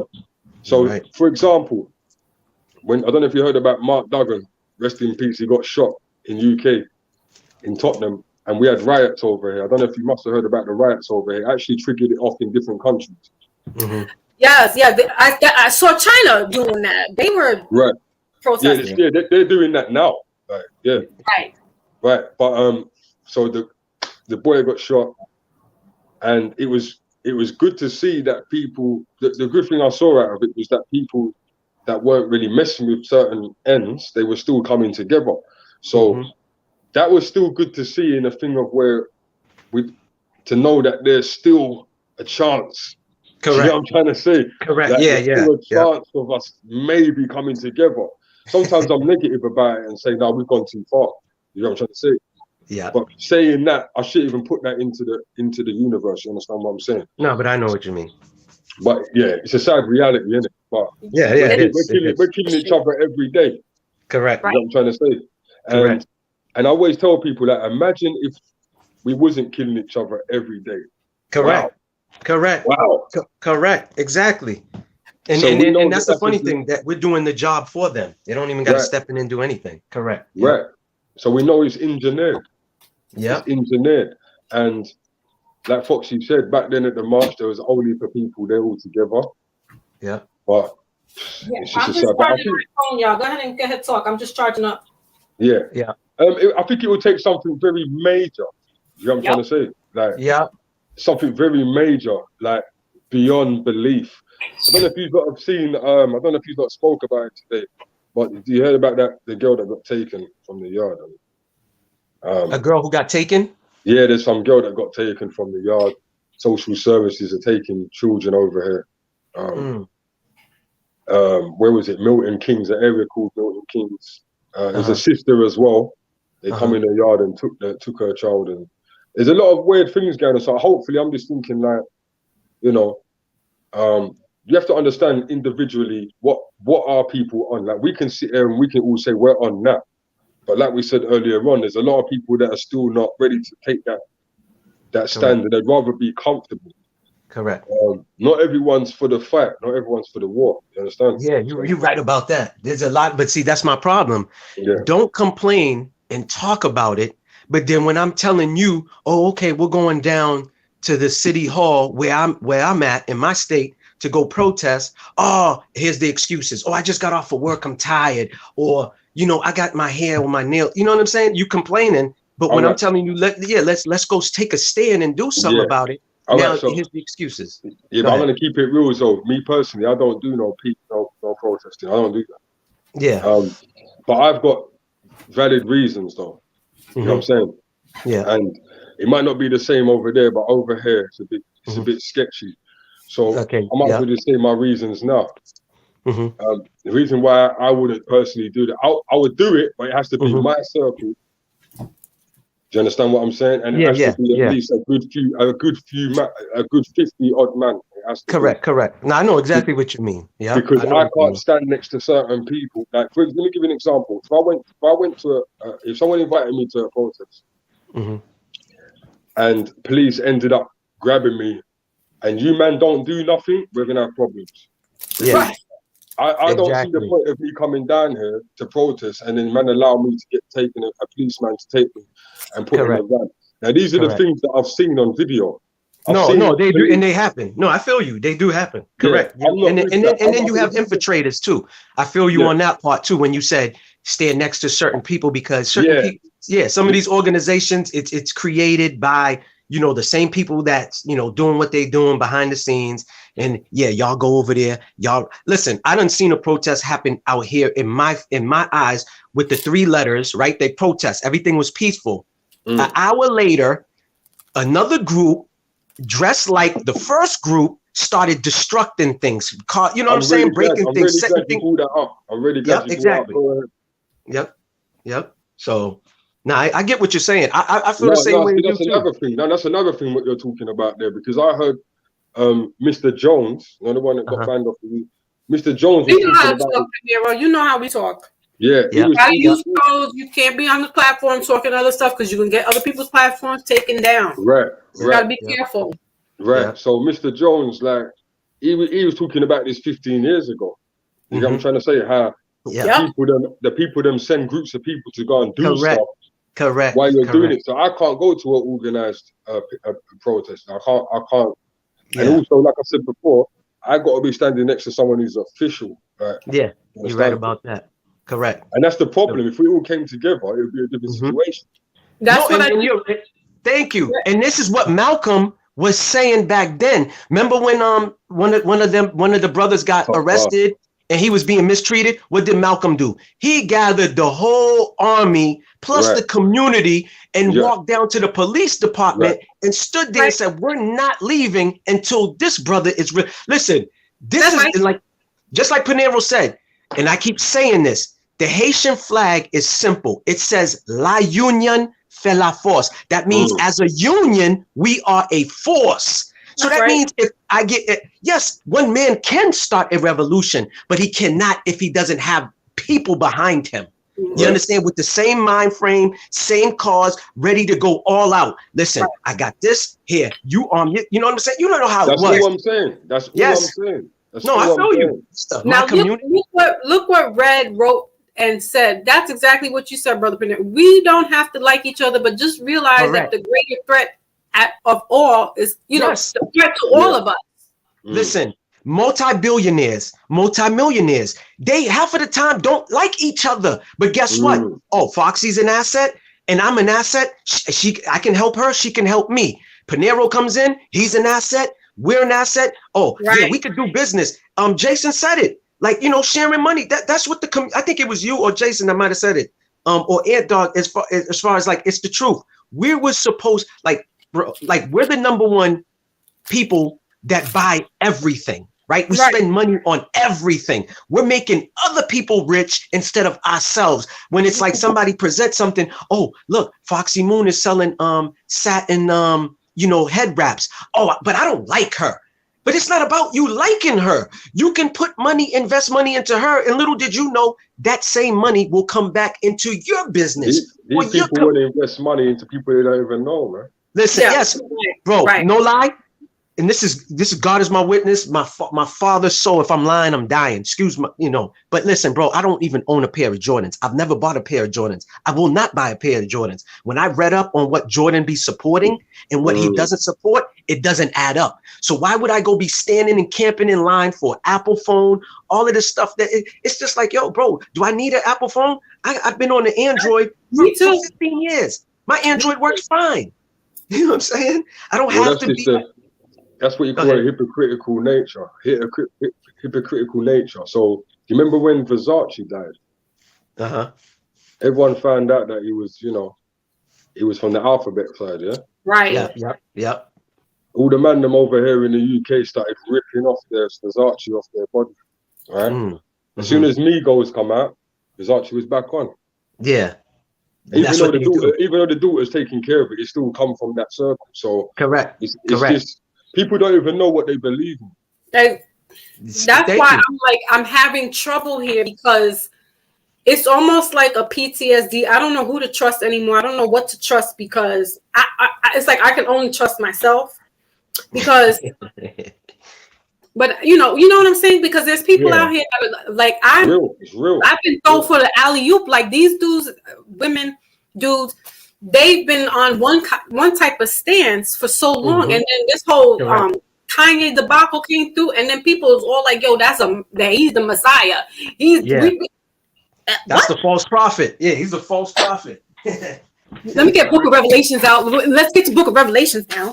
Y'all want to talk about going into the Bible, and you're Hebrew and you're Israelite and you what? You never quoted scripture at all. What are you talking about? Oh, he was saying Jesus walks with us. He's wearing white Jesus pieces on his neck still. He's talking about what? I don't know. They really believe and think that he's talking about the same God that we look up to or we believe in. And it's just like, bro, look at the signs. Look at all of the symbolisms he was doing in all his videos. No, but Maybach, he's awake now. I'm like, bro, how do you know this for a fact? Are you around him 24/7? Do you? No, but look what the stand. He's talking about they sacrificed his mother. I said, bro, Kanye's a child to me, mentally wise. He don't get his way. He throw tantrums. You know what I'm saying? He's out in public, dropping himself on the floor, rolling around, and you're looking at him as a parent like, oh, really? This is what you're doing in the grocery store? Wait till we get home. For real. So, the man, go ahead. Apologize. Go ahead. Book of Revelations, chapter 19, verse 20 says, then the beast was captured, and with him the false prophet who worked signs in his presence, by which he deceived those who received the mark of the beast and those who worshipped his image. These two were cast alive into the lake of the fire burning with brimstone. You're listening to a false prophet, ladies and gentlemen. I don't know why y'all think that. Listen, there's many of them out here. There's many deceivers. There's many people out here. And with this social media, while it's a beautiful thing, it's also a curse at the same time, because you don't know who to listen to. You don't know who to follow. Somebody who's been talking about conspiracies for a decade and plus more got a big old lawsuit, and now he's got to pay somebody else for talking about what he's been talking about. And that same person now's got this Mr. West sitting up there talking all kinds of exactly. Some Kimmy stuff. Yeah. So again, I want to bring it back as far as like talking, even generational wise, because our parents before us, and their parents, they had the doors open, there wasn't no trust issues. So and so Mr. George lived down the block. Miss Cynthia was there to watch the kids. They understood, the parents are not here. I'm taking care of the kids. We're watching them. The neighborhood is watching, right? Now you come in the 70s and 80s where you got these crack, heroin, cocaine epidemics hitting those same neighborhoods that were thriving. And now you have the children who are us in this generation called X. We're X. They completely don't know what to do with us. We're just X'd out. And we're in between this paradigm of this younger crew that are running, that's just opposite of what we are. And we have the boomers who are almost 1 foot into the grave. So essentially the Gen Xers are the last man standing, and we are the bridge between the old and the new. And those who are here now and that are consciously aware that made it past 1995, salute to you, because you're alive and now and talking. Correct. I have to do something. And I'm not going to say we all, I'm going to say we have to do something, because we all are not going to be able to do this, but we have to do something. No, correct. Collectively. And get on, even if I'm not supporting this. Okay, so go to somebody else that is supporting, doing something that's of the conscious economic, social status in that realm. Because you putting Nikes into a burning flame is not doing, that's for your pictures. That's for Instagram. You got to walk this. That's again how I was talking about with the kings and the queens. I'm not calling you a god. I'm not calling you a king. I'm not calling you a queen if you're not walking that type of life. And yes, we are mortal and we are of flesh, but that doesn't mean that the fruits that you bear is going to let you know the person that you are. It's going to let other people know who you are. Facts. Plus, action speaks louder than words, anyways. You know what I'm saying? But sometimes my actions could be a little two-stepped. All right. Yeah, you're right. My actions could look a little questionable to some people. Correct. I really don't have to explain it all if I don't feel like it. You might move me a certain kind of way that I need to move sideways. Like Brother Pinero said, don't come down here and do this kind of hoopla and you got me twisted up with other people and you're not helping me. Correct.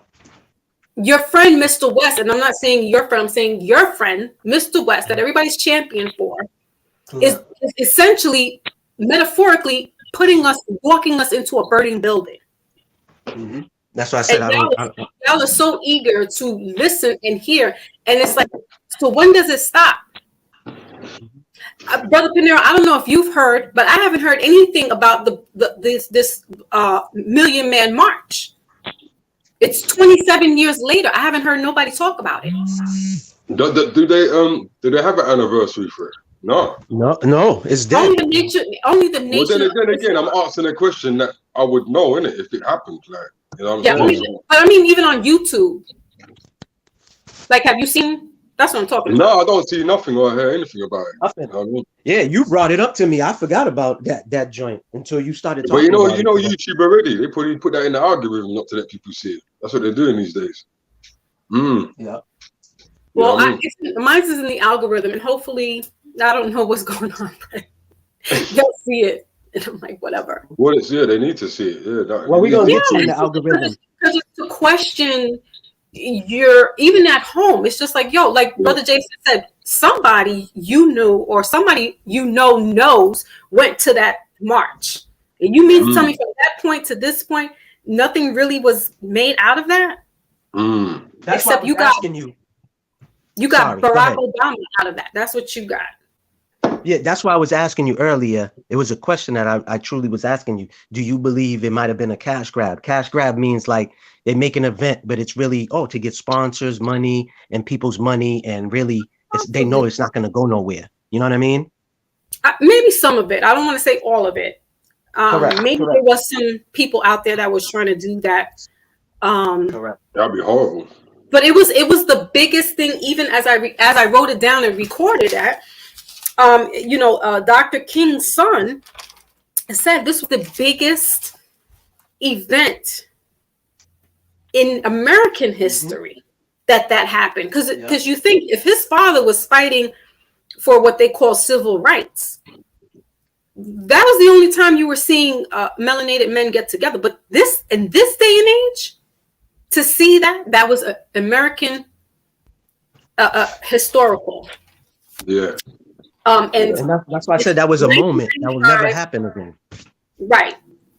And in 96, so Tupac Shakur was able to go make that Million Man March. The next year, he was taken out. Mm-hmm. I have this book here, The FBI War on Tupac Shakur and other leaders. Good book. That's a good book right there. Yeah, listen, I have not finished it. Why? Because this is not a novel. This is something that you gotta highlight and outline and reference and go back to and sit back and unlearn what you learned and then be like, wait, what? Oh no. I read it multiple times. It's that good to me. Yeah, like, you have to read it multiple times. Correct. But see, this is why I tell people, not to cut you off, just real quick to end on Tupac and Biggie. If people don't know, that book kind of exposed a lot of stuff, which they put out in the media slowly but surely, or they let you know what they want you to know. They both was being watched by the alphabet boys, and they still got, you know what I'm saying? They still got taken away. So that's why I have to question everything. They telling you this guy did it, right? But then I sent you that little IG message about Gaddafi, how Gaddafi gets taken out all the way in Jersey. Like, it's just so many things that make you say, and the guy that they're saying done it, he's got took out as well. So exactly correct. Like, come on. Well, man. how about this? The person that they had as the alleged gunman that was part of the assassination of the Honorable Malik El-Shabazz, Malcolm X. Mm-hmm. He's now been exonerated and given some money. And not just chump change. They gave him millions of dollars. So our brother still, our most honorable, still has no justice for his death. Biggie and Tupac, they know Biggie, that was an easy thing. Listen, Tupac was been followed since he was inside his mother's womb. Correct. They were waiting for him. And when he hit that 17 age, bingo. When they saw him get up there in Marin County and start doing his conscious rapping, oh no, that's when the Cohen song came back out again. You know who's kind of similar? You know whose situation is a little bit similar to Tupac's, but a little bit different. Prodigy, because Prodigy came up as well in the dancing thing. He came up in the. It's because you just said something that kind of clicked in my head. You said they let him do this, let him do that. It's almost like they know who's who and they pushed him in the direction. They even let them get around the industry. That's right. Correct. To see if they can alter them into doing exactly what they want, but then the spirit breaks free. Correct. You understand what I'm saying? Same thing happened with Prodigy. That he had his auntie or his mum was some musician back in the day. His mother was in a singing group. His grandmother owned. But his father was very conscientious. That's the one. Yeah, his father. No, listen. His grandfather founded Morehouse. Morehouse. Like I'm. That's my favorite rapper is Prodigy. Then second is Nas. So all that stuff you're saying is all factual stuff. And this is what's so funny. I watched a guy put a video together where he kind of exposed that. He's like, yo, they did this type of music. Nobody was listening. Right. But then they come back. Then they come back with they come back as Mobb Deep. When they was Juvenile Hell, they didn't really sell that much. Only one single was being played because of what Prodigy was talking about in that song, about smashing a chick. So of course, but the other songs were kind of conscious, because if you listen to Prodigy, even as Juvenile Hell, he was always dropping some gems and messages. You know what I'm saying? No lie, because I listened to him so much, he's the one who put me on to the word Illuminati. When he said Illuminati, what my mind, soul in my body. Yeah. I was like, oh, who's he talking about? I got to go research. Who wants his mind, soul in his body? And then you hear Tupac. Then it's starting to be mentioned more and more. It's a conspiracy. It's like, bro, there's always been secret societies from the beginning of time, from the Vikings to Knights Templars, Skulls and Bones at Yale, Harvard. I live in Boston. I used to live 20 minutes away from Harvard University. On a Black Friday, they would have a black mass. Who had black mass back in the days? When I say black mass, you know what I'm talking about. Like, I don't got to get in depth into what a black mass, M-A-S-S is. A black mass, me being Haitian, I know what the flip side of that was. You know what I'm saying? Huh? No, I said exactly. We know, because listen, remember, Catholicism for our families was a disguise. Because we were still doing our traditional ways, spiritually speaking. We didn't have a book that we were looking at and saying, okay, this is what Moses said. No. We felt the earth. We moved with the water. Everything was elemental, right? And so our forefathers used what the Europeans gave us, Christianity. We hid behind that, and we used the saints.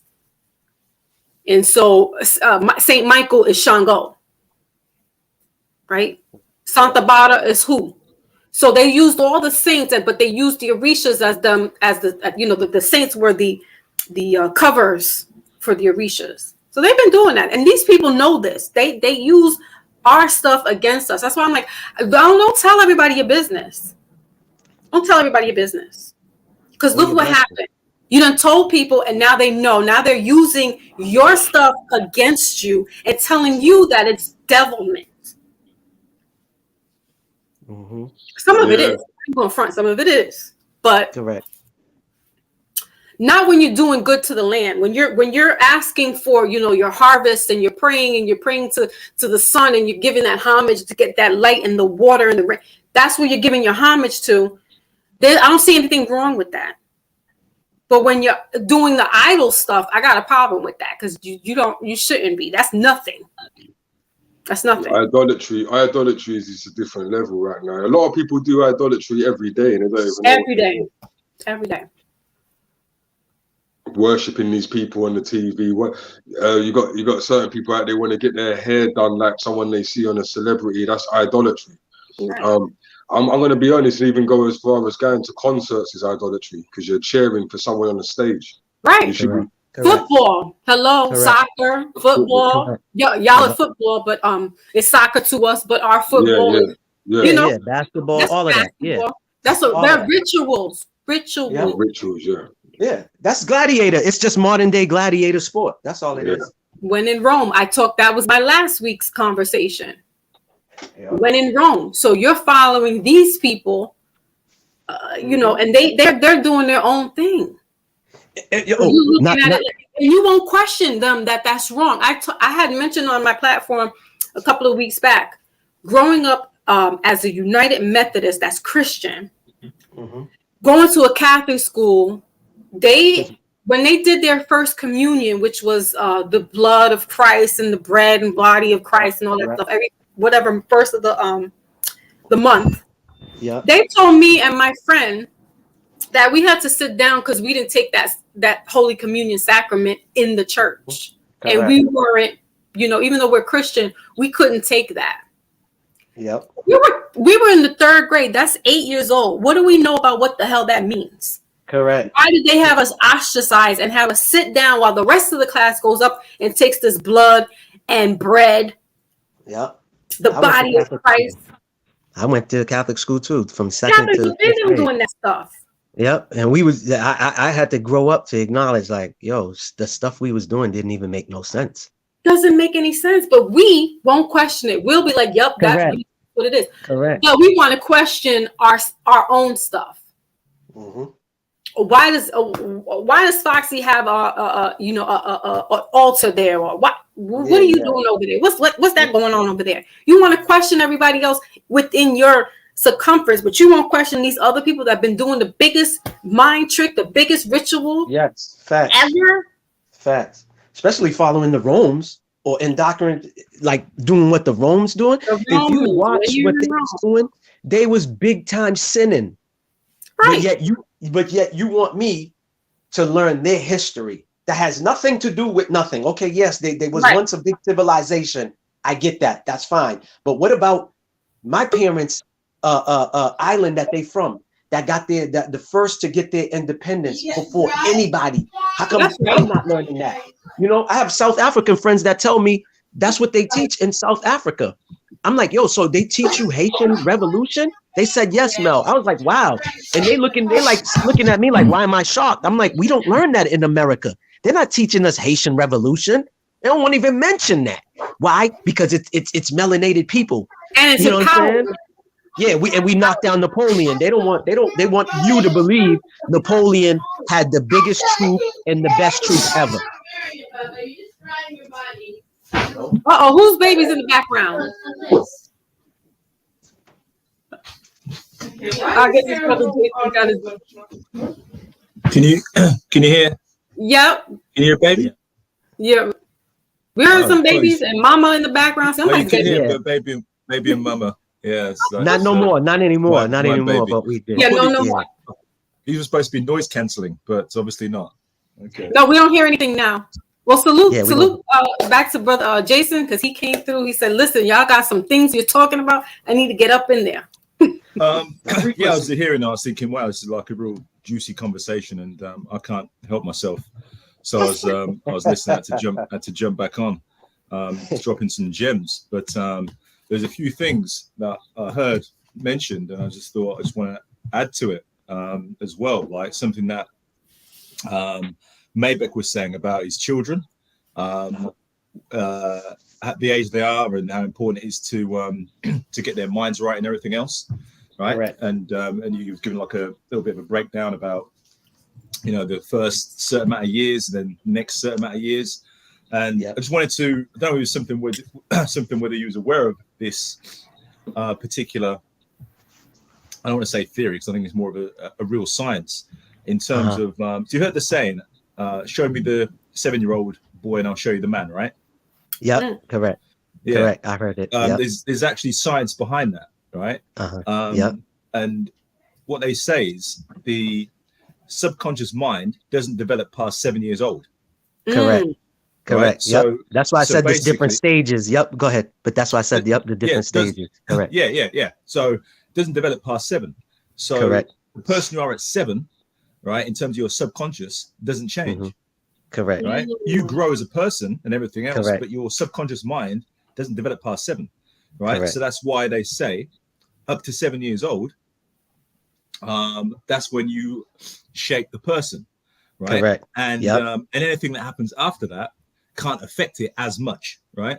So the example that I use when I'm like breaking this down, I use like like a compass, right? And like you put a compass in the ground and it's got some string attached to it, right? Yeah.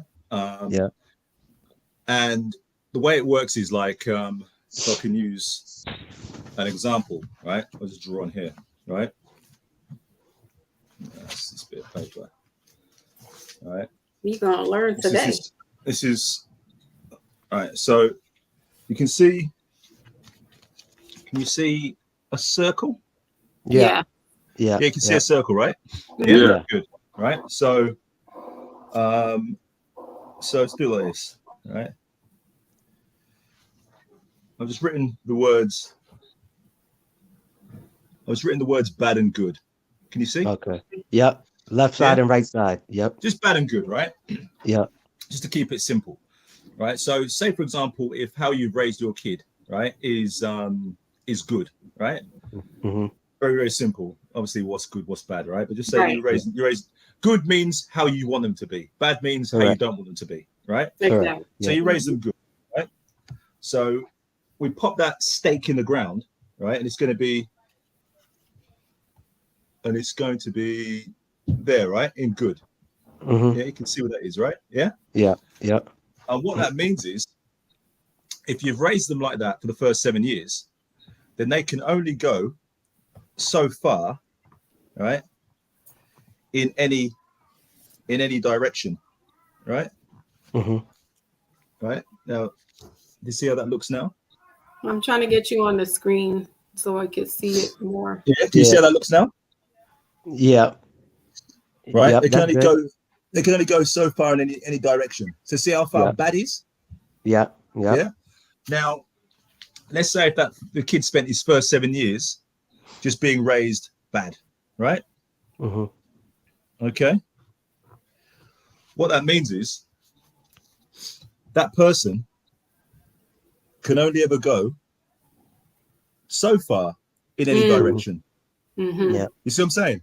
Yeah. Right. So what I mean by that is if let's think of a bad scenario to raise a child, right? Say your dad's a pimp and your mother's a prostitute, right? Or a drug addict or something like that, right? This is some bad, or an orphanage, some bad surroundings, right? Yeah. Mm-hmm. If you grew up in that bad environment, but say you've got no positive role models around you at all, right? Mm-hmm. Right. Mm-hmm. What that means is that when you develop, right, and you try to do good, you can only ever get so far, right? You can only get so far in terms of being the most virtuous person, right? Because of the first 7 years. The same way, if you're raised with a solid foundation, right, and then you hang around with the worst set of people who are trying to like take you off the tracks, you can only go so far. You almost have like a prime directive, like in RoboCop, where he's like, you can't do the thing, right? Yeah. It's so there's things that will stop you from going all the way, right? Correct. So we talk about Malcolm X, for example, right? And then it's like he was a pimp, drug dealer, and a hustler, right? Right. Yeah, and then he became Malcolm X. The part they miss out is those first 7 years, right? Mm-hmm. Those first 7 years, his dad was a Garveyite. Talk about it, Brother Jason. Let's go. Let's go. Yeah. His dad was a Garveyite, right? And his mother was. He tells you about his parents. His parents were solid people. His parents weren't gangsters and hustlers and all this kind of stuff. Correct. He chose that. His parents were solid people. Yeah. He fell into that. I wouldn't say he chose it. I'd say he fell into that lifestyle, right? Yeah. Which meant that when he then was shown Elijah Muhammad and everything else. Yeah. When he was given the book. Yep. Exactly. It was easy for him to step to it. Yeah. Correct. I know the film they make out that it was a challenge, right? But it would have been a bit of a challenge. But the bottom line is he went on to become who he was because that's where he was always supposed to be. Correct. Yeah, because those first 7 years. Correct. Yeah, right? yeah. That's the point I'm making. Where so sometimes, and that's the other thing as well. You know, when people talk about how you turn into your parents. Yeah, exactly. Yeah, there's yeah. there's a science. I embrace it. Right? There's a Yeah, science yeah. because it's those first 7 years, right? Now that brings me on to something else, right? That you mentioned, right? She was talking about the Black Messiahs and everything else, right? Right. Mm-hmm. Yeah. And remember, you know, as you talking about Tupac and everything else, right? Yeah. And again, his mother was a Panther and everything else. He grew up in that household, didn't he? So that's why he had that mindset already, even though he was like, he got a bit carried away with what's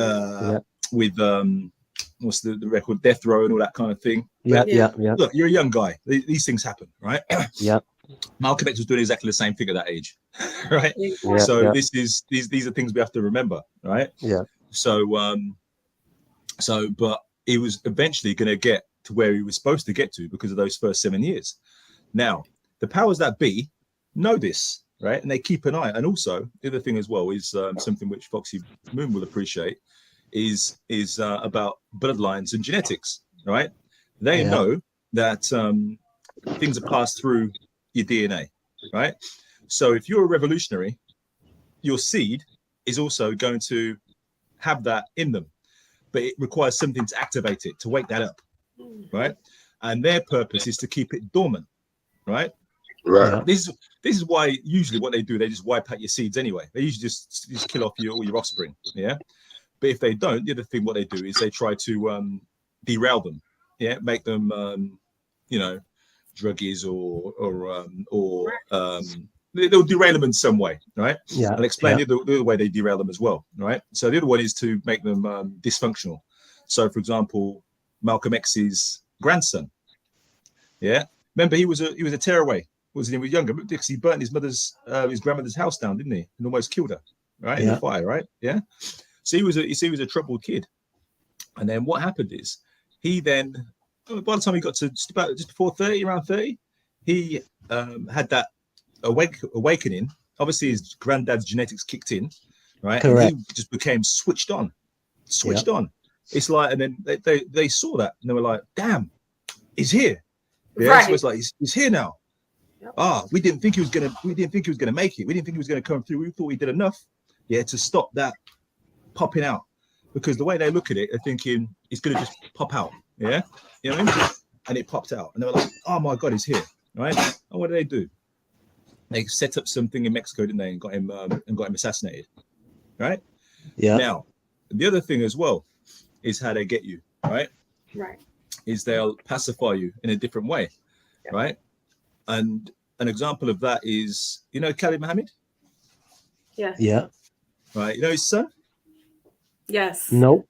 I don't know, but go ahead. Yeah. He's a son. When you see them old speeches they used to do, you see a little boy with him, right? That's always by his side, right? Yep. That little boy's grown up, right? And now, that little boy is little boy. He's a grown man. Yeah, he's about 40 something, if that. Yeah. But just probably just turned 40, if that. Mm-hmm. Yeah, late 30s, right? Right. Mm-hmm. And if you do your research on him, right? After Khalid Mohammed died, that guy, he was one of the youngest millionaires in the country. He was a millionaire businessman at like 12 years old or 13. You see him on like some daytime American shows.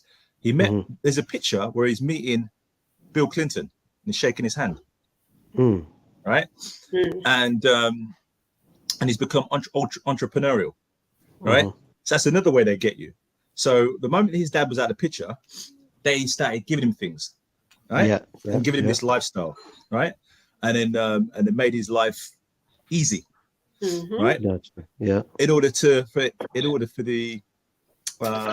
his father's genetics, or his father's lineage, to stay dormant, to keep it suppressed and not pop out.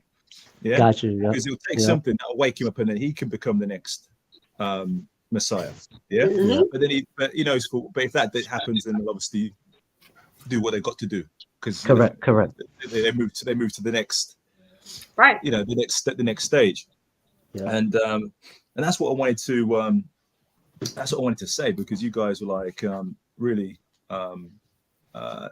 hitting some you connected the dots. Gems. You connected. Yeah, it was a good breakdown. It was a good breakdown on what you was talking about, and you actually was listening, because you did say you was gonna drop down and listen, because that's what I read. As far as like with little kids, we go through three stages. We go from, the infant to about 7, then we go from 8 to about 12, 13, and then the last phase is the teenage up to about 21. And they say this too: our brain, don't develop until we're past 21. Second of all, they say boys don't mature fast. We mature slower than girls do. You know what I'm saying? So that's another thing too. That's why you got grown men walking around here. They grown as far as age, but mental wise, they might still be in their teens. You know what I'm saying? So well, that's something else you're talking about there. What you're talking about is accelerated growth. Yeah. Which is something different. It happens to men and women. Where you know what I'm talking about, don't you? I don't think that's I hear what you're saying, but I don't. I think that's selective people. I don't think it's actually just. Yeah, that's not everyone. Yeah, of course, that's not everyone. What I was referring to specifically was when people grow too fast. When you what I'm talking about is when you are given too much responsibility, you're exposed to too much maturity early on. Mature at a young age. Yep. Yeah, when you say mature at a young age is when you're exposed to too much adult stuff early. Right. Yeah. And what can happen, not in all cases, but what can happen is that what happens is you then appear immature later on in life. Yeah. Sometimes. That's when you get that, that movie. It's been loads. You know what I mean? When you get the big man. That's what Michael Jackson was complaining about. He didn't get to live his childhood. Yeah, good example. Good example. Yeah, because the thing with Michael Jackson though, Michael Jackson had the money to be able to actually become the child, whereas most people they haven't got the money to build like a fairground in their house and have slumber parties, right? So now you're right. So what the average man does is they're still hanging around in the shopping centre at like 30 years old. You know what I mean? Yeah, or going to the bashment raves. Still going to the rave at 50. At 65 years old. There you go. They're still doing that. Yeah. They're still wearing their baseball cap backwards. At 55. Yeah. Sagging the jeans. Sagging jeans at 50. Exactly. They're dressing like their grandson. Yeah. Yeah. You know what I mean? They can swap clothes with their grandson. You know what I mean? Yeah, it's that kind of thing there. Yeah, because it's like, again, if I use another analogy, right? It's like, imagine a skyscraper, right? It's got 100 floors, okay?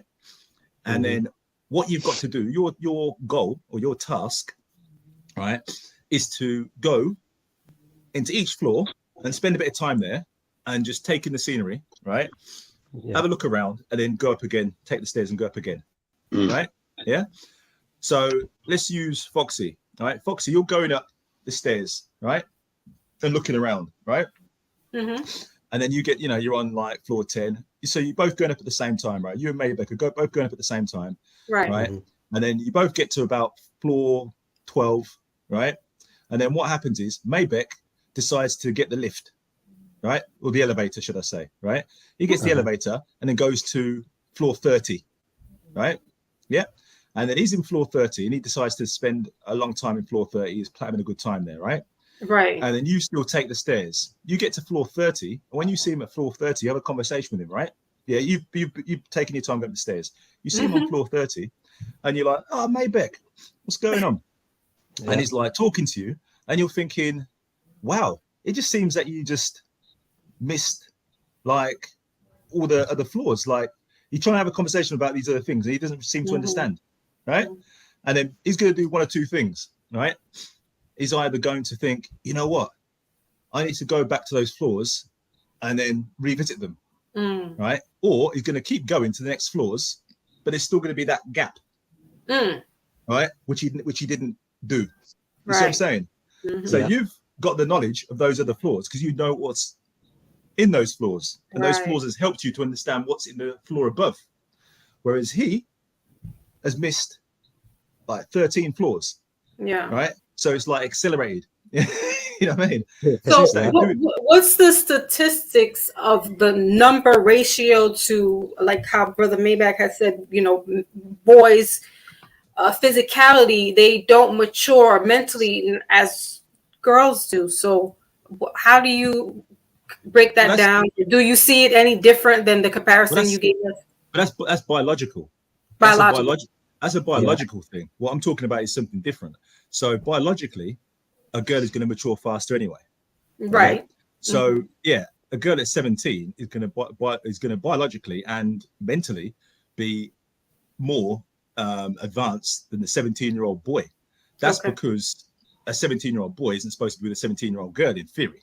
Yeah. You know what I mean? It's supposed to be they're usually for an older man, right? Well, right. I don't want to. Without. Well, so no. I want to put a pin right there. Because this gives us this segue into. I'm not condoning R. Kelly. Yeah, no, that's why I had to stop there. But I want to speak. Wrong. I want to speak just a little bit about that because that has to play with the biology of a young girl. Because I'm going to speak for myself. Listen, I went to elementary school and I had the R. Kellys around us. Yeah. All right. It was no thing to think, why is this guy here with us? He's the group, and it'll be a group of older guys. So I don't want to give R. Kelly a hallway pass, but I do understand that that's sometimes the nature of the beast, especially in certain communities and areas. We hear about our grandmothers probably having babies at a young age from an older guy. We don't think about it, the psychology, but our bodies mature and our minds mature a little bit, so that the 15-year-old boy that I had sex with, that I just got pregnant from, he's like, I can't do this. But a 21-year-old is looking at me like that's right. But our age does not match, but our minds do. Yeah. But go ahead, brother. Say, don't they? Yeah, no, yeah. So that's So I'm thinking 17 and a 30-year-old. I was thinking more like 17 and 20. Yeah. Right. Is what I was thinking. Yeah. And or 21 and 25. Yeah. You know, these kind of things here. Yeah. That's why it's slightly different. That's why a lot of the time when you choose partners, a woman is usually going with someone who's like a little bit older. Yeah. Right. You're not normally going with someone younger. It's the same age at best case scenario, isn't it? But it's never younger. You wouldn't really see. You very rarely see a relationship that works if a woman is going with a man who's 10 years younger, right? Unless it's like a sexual thing, but not something long term. A serious relationship. I'm talking about. Yeah. You know, where I'm going to spend the rest of my life with this person. Rule of thumb, it doesn't tend to work out well. Yeah. Like short term, you know, short term can work with anyone, can't it? Right. But, right. Long term, and like I say, there's exceptions to every rule, but historically, it doesn't work. So that's what I was talking about. Biologically, it's they're different, but in terms of like how you're going to your growth, your growth is still. Well, first of all, men and women aren't the same, are they? But what I'm saying is, but they're both on their growths. Yeah. Differently. But like I say, they both can have accelerated growths in their own lanes. Does that make sense? So the girl's accelerated growth could be maybe by having male attention very early or going to nightclubs, and that accelerates her growth. Yeah. The boy's accelerated growth might be being exposed to the street life. Yeah. You see what I'm saying? Yeah. Earning money at like 13. Yeah. Bringing money home. But also can be exposed to watching their parents do very well. Do what? Sorry. Also, they can be exposed to their parents doing very well for themselves as well. If you've got someone not all fathers are the same, you know, and also not all children are the same. You've got some children that have got their father's a doctor, but they ain't doing shit. But you have got some, you know what I'm saying, that some people do try and show their child the way. You know what I'm saying? Like, I got a friend that works for his dad's got like a BMW garage, like a franchise from years ago, and he put all his kids into it. You understand what I'm saying? So if they're doing the right thing, but yeah, continue, bro. Yeah, no, but I was saying, yeah, and like accelerated growth. I'm talking about is like not like accelerated learning where your kid is like advanced in terms of like your kid's doing A levels at 12. I'm talking about like accelerated growth in the to the detriment. Yeah, but that can still work in the household because the father could have been a drug dealer. Yeah, that's what I'm saying. They're being exposed to that kind of stuff. Yeah, they're seeing that. Nino Brown action. Yeah, they're seeing that kind of stuff. Yeah, right. And they're like, and they know what these things are. Yeah, like we've probably seen kids, sadly, where they know too much. They're like 10, 11, and you think they don't know something, they do, and you're thinking, how you know that, right? And it's not a good thing because you're thinking, right, that's gonna you needed to be a child. Right? Because what's going to happen is because you are not a child now, right? That means you are going to want to become a child later on. And you're going to never ever land. Exactly. You know what I'm saying? And that's what happens. That's why sometimes, like, you might be able to. Like you said, you was a young mum, Foxy, right? Yeah. Yeah. I was pregnant at 15, and because of what you just said, I was a child that was introduced to a lot of adult activity at an early age, and then having to take care or watch my brother be a guardian to someone who's 6 years younger than myself and be that guardian, if you will, so that by the time I was 15, now I'm pregnant because I was moving along a little too fast, and that was the purpose that I needed to then sit me down, because I probably would have been on another track and probably wouldn't be here to talk to you this day, because my life would be somewhere so much different. But it did definitely shift my thinking, but I was around, the 70s. My parents was into that stuff. And I'm not talking about like weird sexual things that should never happen to a child. I'm just saying I was in a lot of adult situations and parties, just there with adults. And I grew up, I was 12 years old having conversations with 50-year-old people, and they were like, whoa, she gets it. Yeah, you're giving the right example of my life. And it can bring you on. But the thing is, the difference with you though, Foxy, right? Not that I know you like that, but I've seen you speak, and you in the way your mindset is. Yeah, you are very mature and you have wisdom, right? Whereas you probably met other people, so you're the exception as opposed to the rule. Because what sometimes happens is the women are your age, and they're very immature. Because if you notice that, sometimes you see like women who were like young mums and they're in their 40s, but their kids are grown now, and they're like they're sisters with the kids. They're arguing with them. No, listen, bro. That's what you see now. Like that's what it is. Like if you're not on a higher frequency person, that's what it is. Yeah, that's what I'm saying, and that's exactly what I'm talking. That's called accelerated growth. Yeah. And them same girls, you might be able to back me up on this one, video, right? What see like when you was 13 years old, right? And them girls who were like forward, right? Those girls who were forward, right? You couldn't speak to those girls. Those girls were like big women to you. Yeah, it's like they were just like mature, weren't they? It was like, you feel like even though you're the same age, you feel like a child to them because they're going to parties, they're going to nightclubs at 14 years old. They've got a boyfriend who's 26 and got a car, right? You can't even speak to them girls, right? They're just so mature, right? And then you see them in late 30s, early 40s, right? You have a conversation with them. You're thinking, this is weird. It's like I'm talking to a child. Bro, I see them now. They all want to smash. Yeah, and they're super immature, and they're silly, and you're thinking that's weird. You were the same girl who seemed like a big woman to me, but now when you see them take the photo, when you see them take the photo next to their 19-year-old daughter, and they're trying to be the same age as them. Yes, and they want to wear the same clothes, and they want to go hang out where their children are hanging out at. And they probably want to, they probably want to go with the same guys as well, right? It's like, listen, I'm going to have that child that I was pregnant with at 15 years old is going to be 30 on Friday.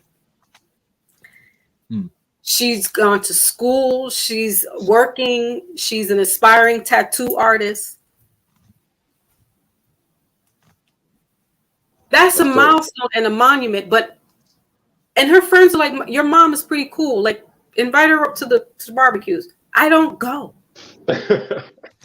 That's sweet. But there's levels. Exactly. My son is 24 years old. I don't entertain. I've got nothing in common. That's what I'm trying to say. Like, this is what I said before about this whole R. Kelly, these guys that are on this R. Kelly.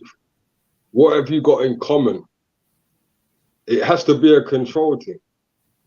You got nothing. I've got nothing in common with a 17-year-old. Nothing. Yeah. No. Yeah. What are we gonna talk about? It's pure sexual. I mean, that's what that's all. I got nothing in common with a 21-year-old. If you can sit down and have a conversation, you can sit down and have a conversation with someone who is half your age, yeah, or even you mean, and you ain't talking about education.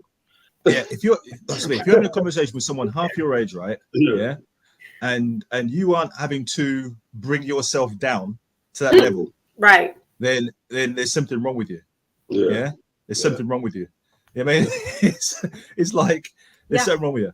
But it's like but Brother Jason, do you feel also, because I hear what you and Brother Panera are saying, do you also feel that, and we know this, that there's a psyops on the food, and this is what's developing some of the children body-wise, mentally as well? Do you feel?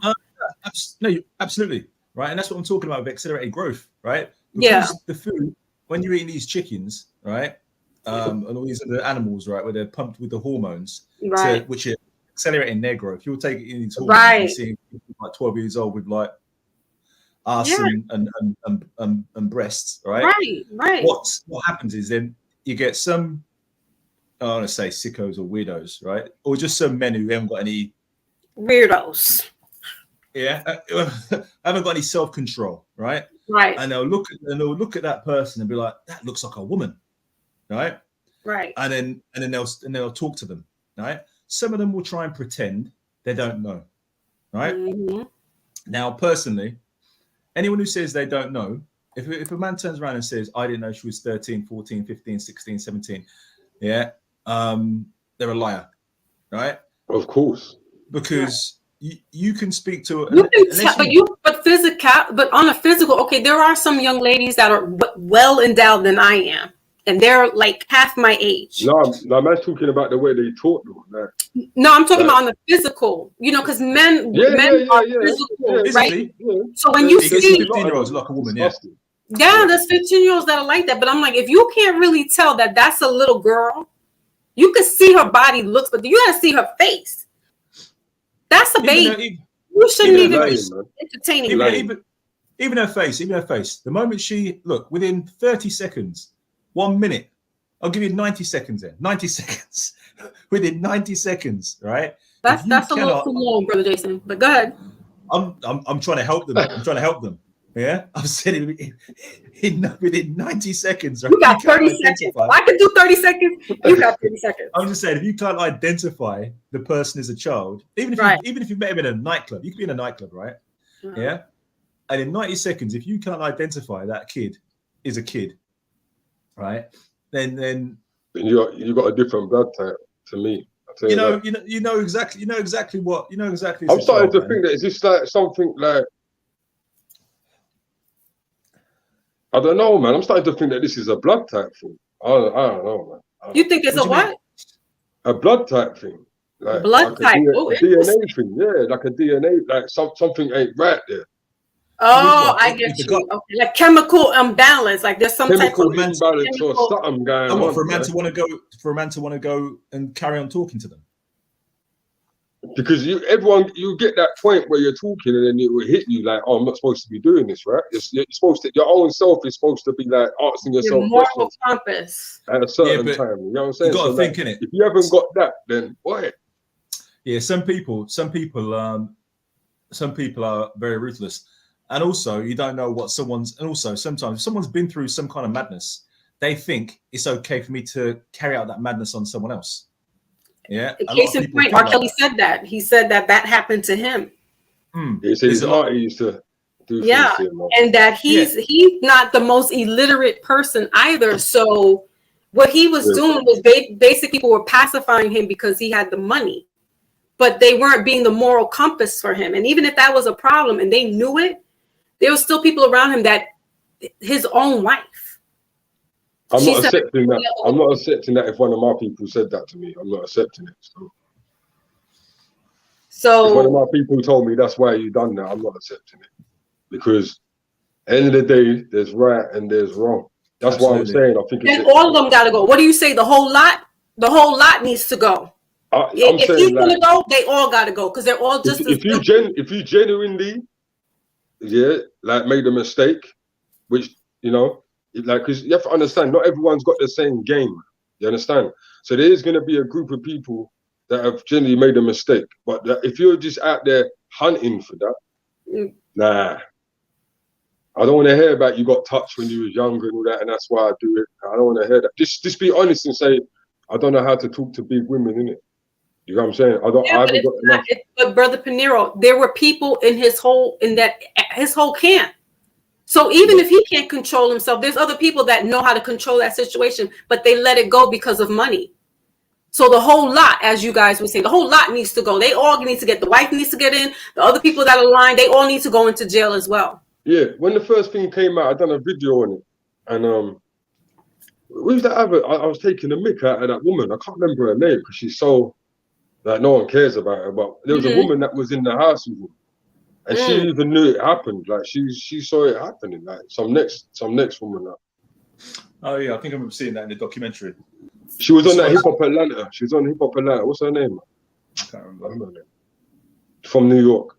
But yeah, she was actually. I love New York. She was living at the house at one point. Oh. You know what I'm saying? But yeah, he's coming out though, now, isn't he? He's not coming out. But what happened was that the case in Chicago is falling through the pieces because the information that they're getting is not sticking. So they're finding out that the women are lying. Yeah, it was very loose anyway. Yeah, it was very loose. It was very, very loose. Now he's doing New York time because they got him on the RICO charge, and that's pretty much where that can stick. Because New York was the one that started this RICO, and that was specifically for the mobsters back in the 70s and 80s. Because they were doing international, all this other stuff, and so to trap that, they started this RICO Act, and that's what they got R. Kelly on, because of this other nefarious thing that we're not going to say on here, but that's why they got him on the RICO charges, and that's in New York. So he's going to do time. I don't think he can finagle out of New York, but in Chicago he's out of that. Now what he can do is appeal it, and try to appeal here in New York. And he could get out then, but I don't. Is he in a jail in New York then? Yeah. Well, he was in court in Chicago. Right? They might have brought him back here to New York. Okay. Yeah. You know something, right? Which came into my consciousness recently was KRS-One. Remember that song he made? What about 13 and Good? 13 and Good. Yeah. That's why when I see his videos pop up on YouTube, I don't even click on them just because of that song. I haven't heard him come out. And it's really crazy because that's why I'm glad who I am and I'm glad who you lot are. Yeah, these people are still worshiping. These people still talking to this guy like he's still KRS-One, knowing that tune's out. It's on YouTube and no one ain't saying nothing about it.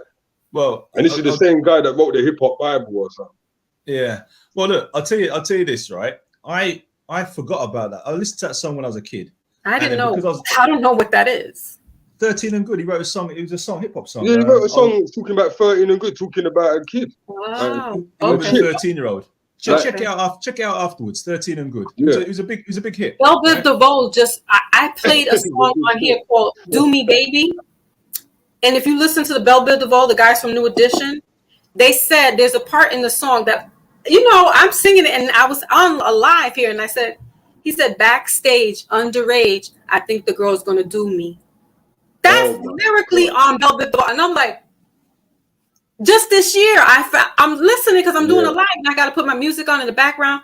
And then I said, wait a minute, did y'all hear what I just heard? He said backstage underage. I think the girl's going to do me. That's how they get that extra. The whole lot. If you're going to take that one down, you got to take all of them down. That's how they get bonuses in their contracts. Yeah. They know what they're doing. But I was gonna say with the KRS one, I forgot about that song, right? And then, no, that song's disgusting. I can't listen. Who was it that a couple of years back something happened in the industry, and then someone started saying, "No, KRS One put out that song and all that," right? So then what it was, I was gonna say what it was, Pinero, right? Was what made me turn off KRS One, because I used to listen to the guy. You know, he come and talk all his righteous stuff, right? Yeah. And then what it was that turned me off, and then that made me then remember the old song, and I was like, right, it all makes sense. Was when what's his name come out? What's the guy? African Bambaataa. That's it. African Bambaataa came out as he was raping the boys, right? Yeah. African Bambaataa was onto some. You remember Star Report? Remember Star Report blew him up about it. Star Report and we got to say the other words though. You know, great. Oh, yeah, sorry. The R word. The R word. Okay. And Hassan Campbell. Yeah. So African Bambaataa was doing certain madness. Allegedly. Right? Yeah. It was Star Report. I don't think he's even alleged, was it? Well, no, this is all like more like people saying it, but there's no documents solidifying. We gotta say allegedly. Okay. No one's gonna solidify it because they enjoyed it. He hasn't been. No. One of them come now. One guy come out and he gave an interview and he spoke about what he was doing to him in detail. And there was I know the one you're talking about, man. Oh, right. Yeah. He spoke about it, right?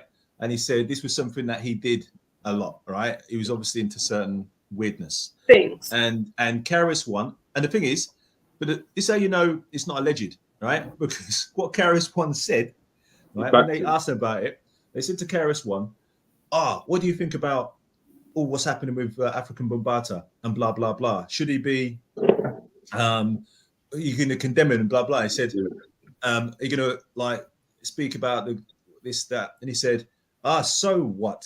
Yeah, it doesn't change anything. He said, so what? It doesn't change anything. African Bambaataa is still a legend and it shouldn't tarnish his legacy. Yeah, that's what he said. So what? Is what he said. I heard that. I was like, you know what? This guy's vile. And then to top it off, I saw an interview a few years after that, right? With Chris LaRock's son. That's okay. Go ahead. Scott LaRock. Yeah, Scott LaRock. Scott LaRock's son. Yeah, and Chris. He was talking about KRS One. Yeah. Yep. With talking about his how Thingy dealt with him after his dad died.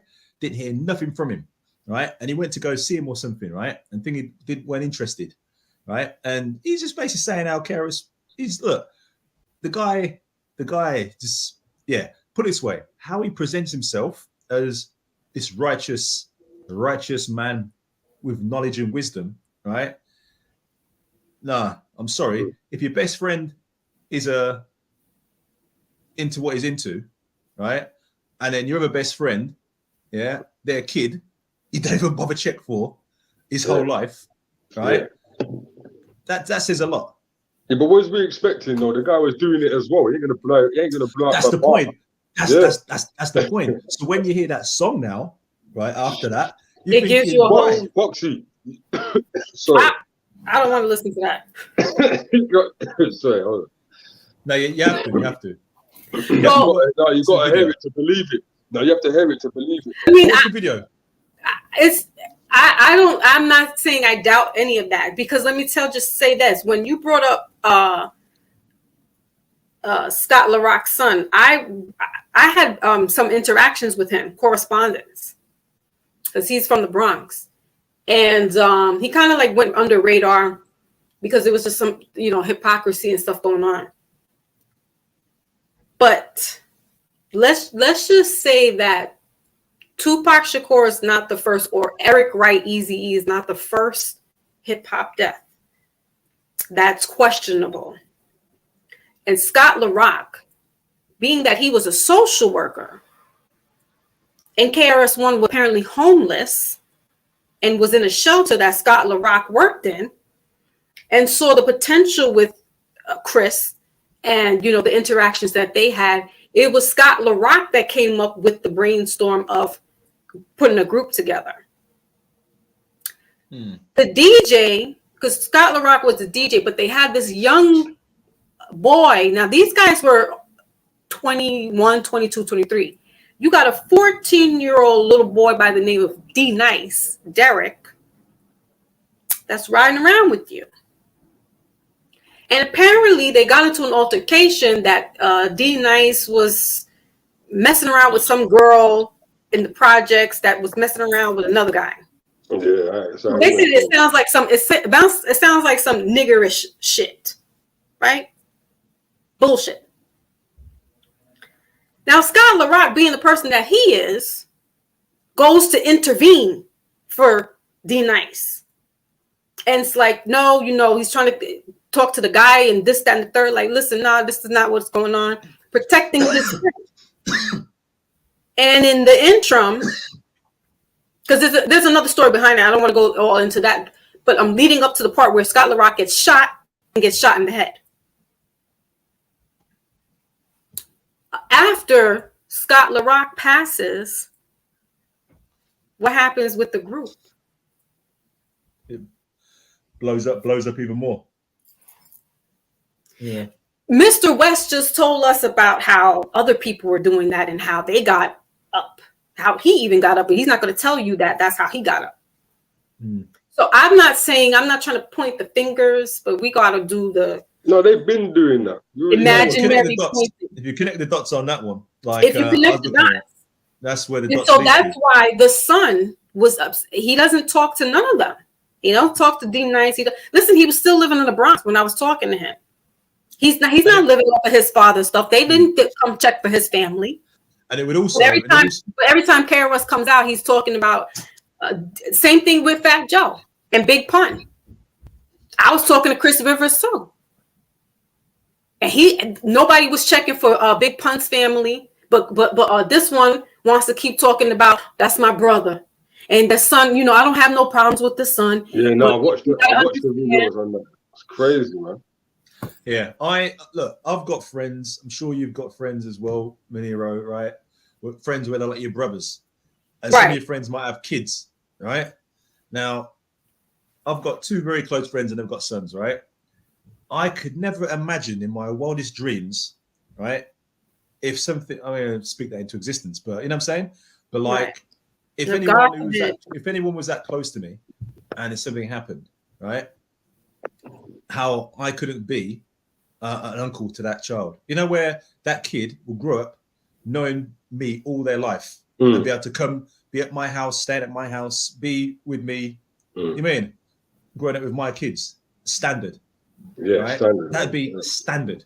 Absolute standard. Yeah, come on. It could never be a case of where they're coming to see me as a big man and I'm like, oh yeah, me and your dad was best friends, you know. How can you have that? How can I have a conversation with a kid and say, yeah, me and your dad was best friends? Because what does that say? Me and your dad was best friends, but yet the kid don't know me. You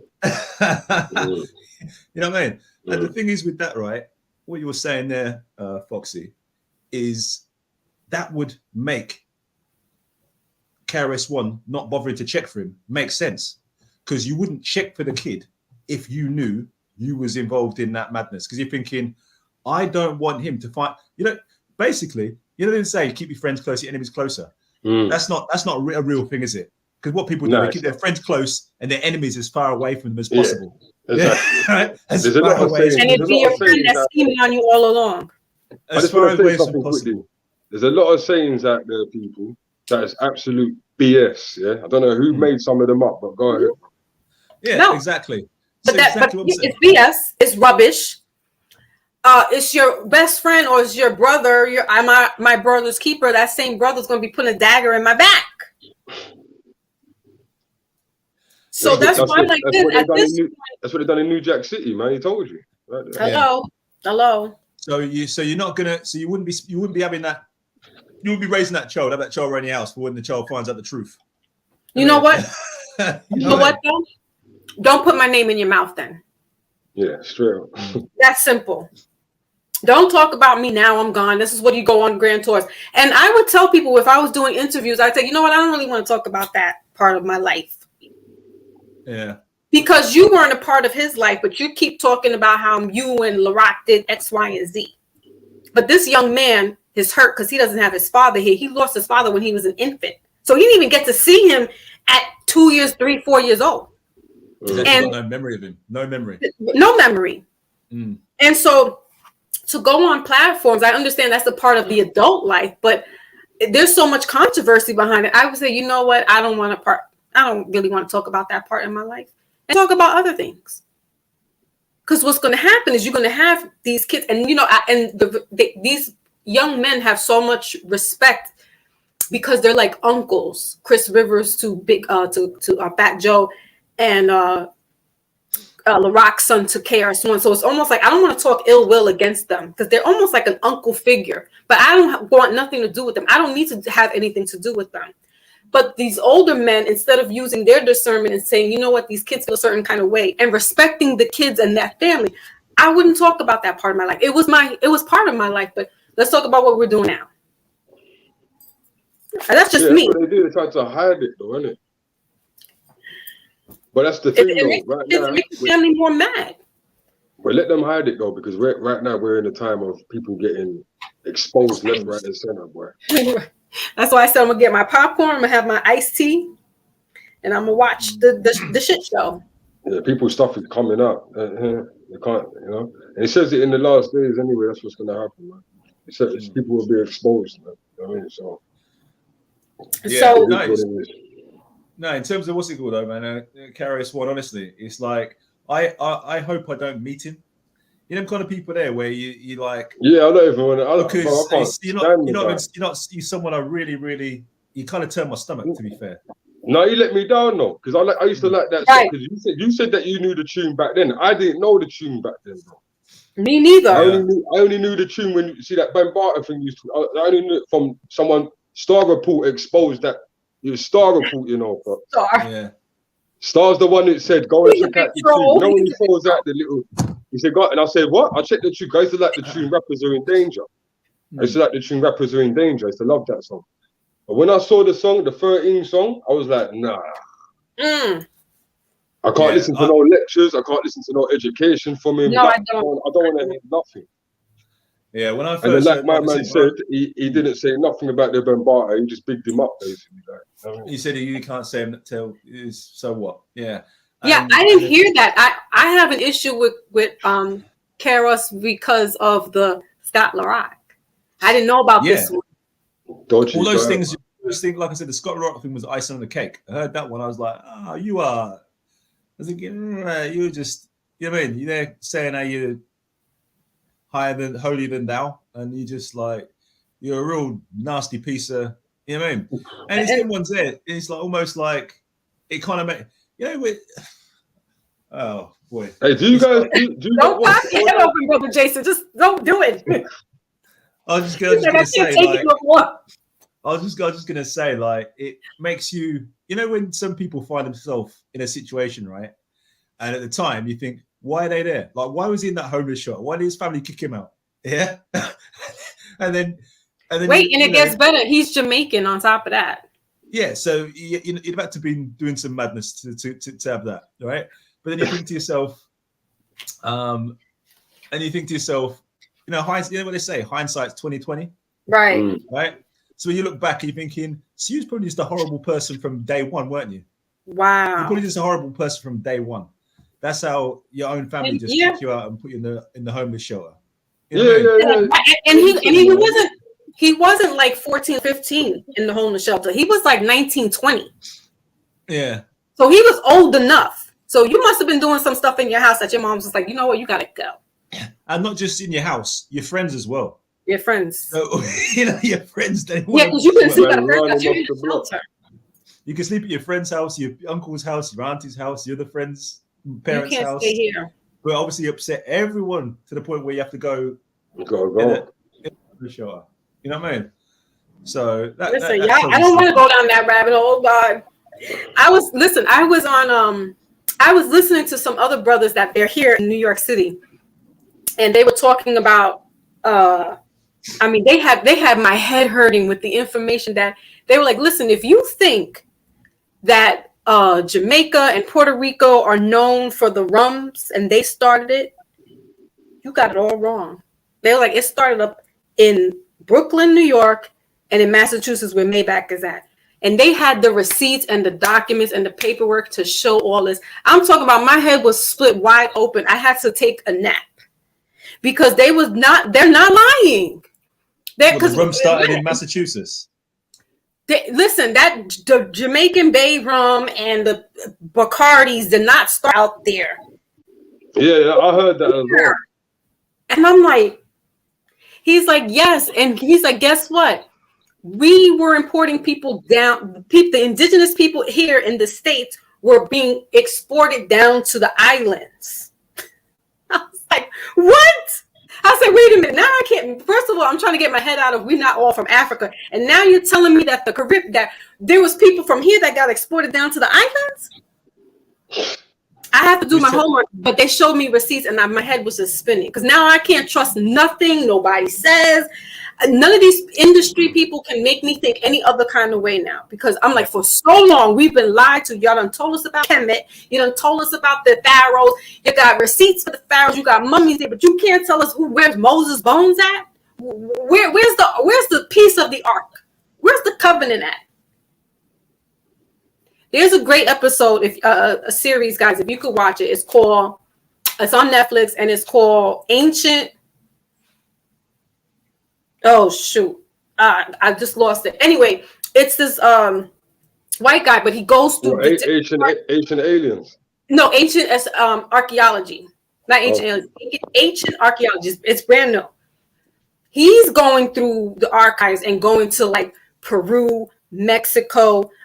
He's gone into India, and he's saying the artifacts that they got are even predated before the pyramids out in Egypt. And that civilization is a lot older and it started over here. All right, definitely did, man.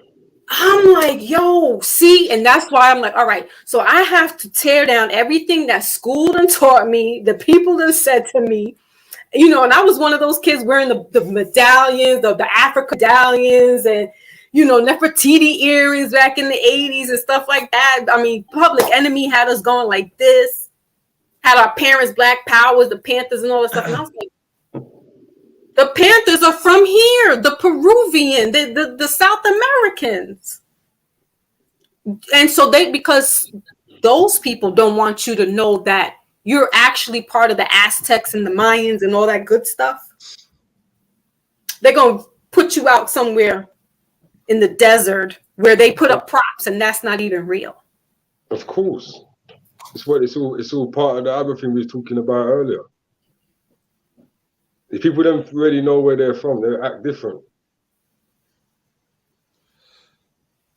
They've got more to live for. They don't want people to have nothing to live for. They want everyone to live for the one house, the car, and the garden. And the Jordan and the gold. Live for now. Live for now, and that's the thing with society now, isn't it? Society is microwave. Yeah, it's just microwave society. Everything instant gratification. Everything instant. Right. You're not thinking of anything long term. You're thinking of now. Even when you're choosing a woman, it's like this woman is the kind of woman I want now. You're not thinking of a kind of. He's not thinking I'm going to base the woman or man on the future. Yeah, is like, let me base it on now. Yeah. Let me buy this car based on now. Let me buy whatever it is based on now. You're not basing anything on tomorrow. It's all now, and that's the way society's got people. It's microwave culture. It's the younger society, and we're the dying breed. We're the dinosaurs that never existed, but we exist. We are the. I like how you put that one in there. We are the bridge between the boomers and the millennials. So we are in this paradigm that we can still try to shape it a little bit differently, where we're going to catch some type of traction, and some people will listen, and you know, it is going to be just some. And I have hope in that. But I even have more hope in the future because the younger kids, I'm talking about the little ones that are here now, those are the real light beings. Those kids they're going to shape the world back to the way it's supposed to be. There's not going to be all stupidness going on. But hopefully we got to keep this momentum going however we can. You know what I'm saying? Like, it comes down, like I say, that is on us in terms of parenting. We've got to create these kids, man. Like, the kids aren't going to create themselves.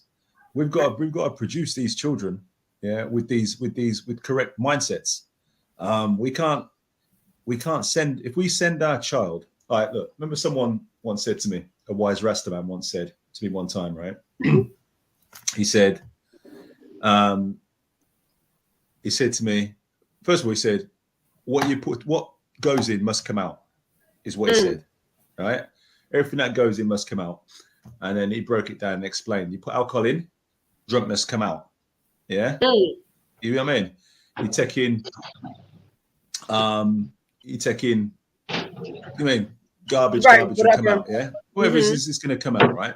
Right. And the other thing he said one time, right? He said that you have to put in what you want to put into your children. And he said, if you don't put it in, someone else will put it in for you. Right? You see what I'm saying? Yeah. When people turn around and say, oh, I don't want to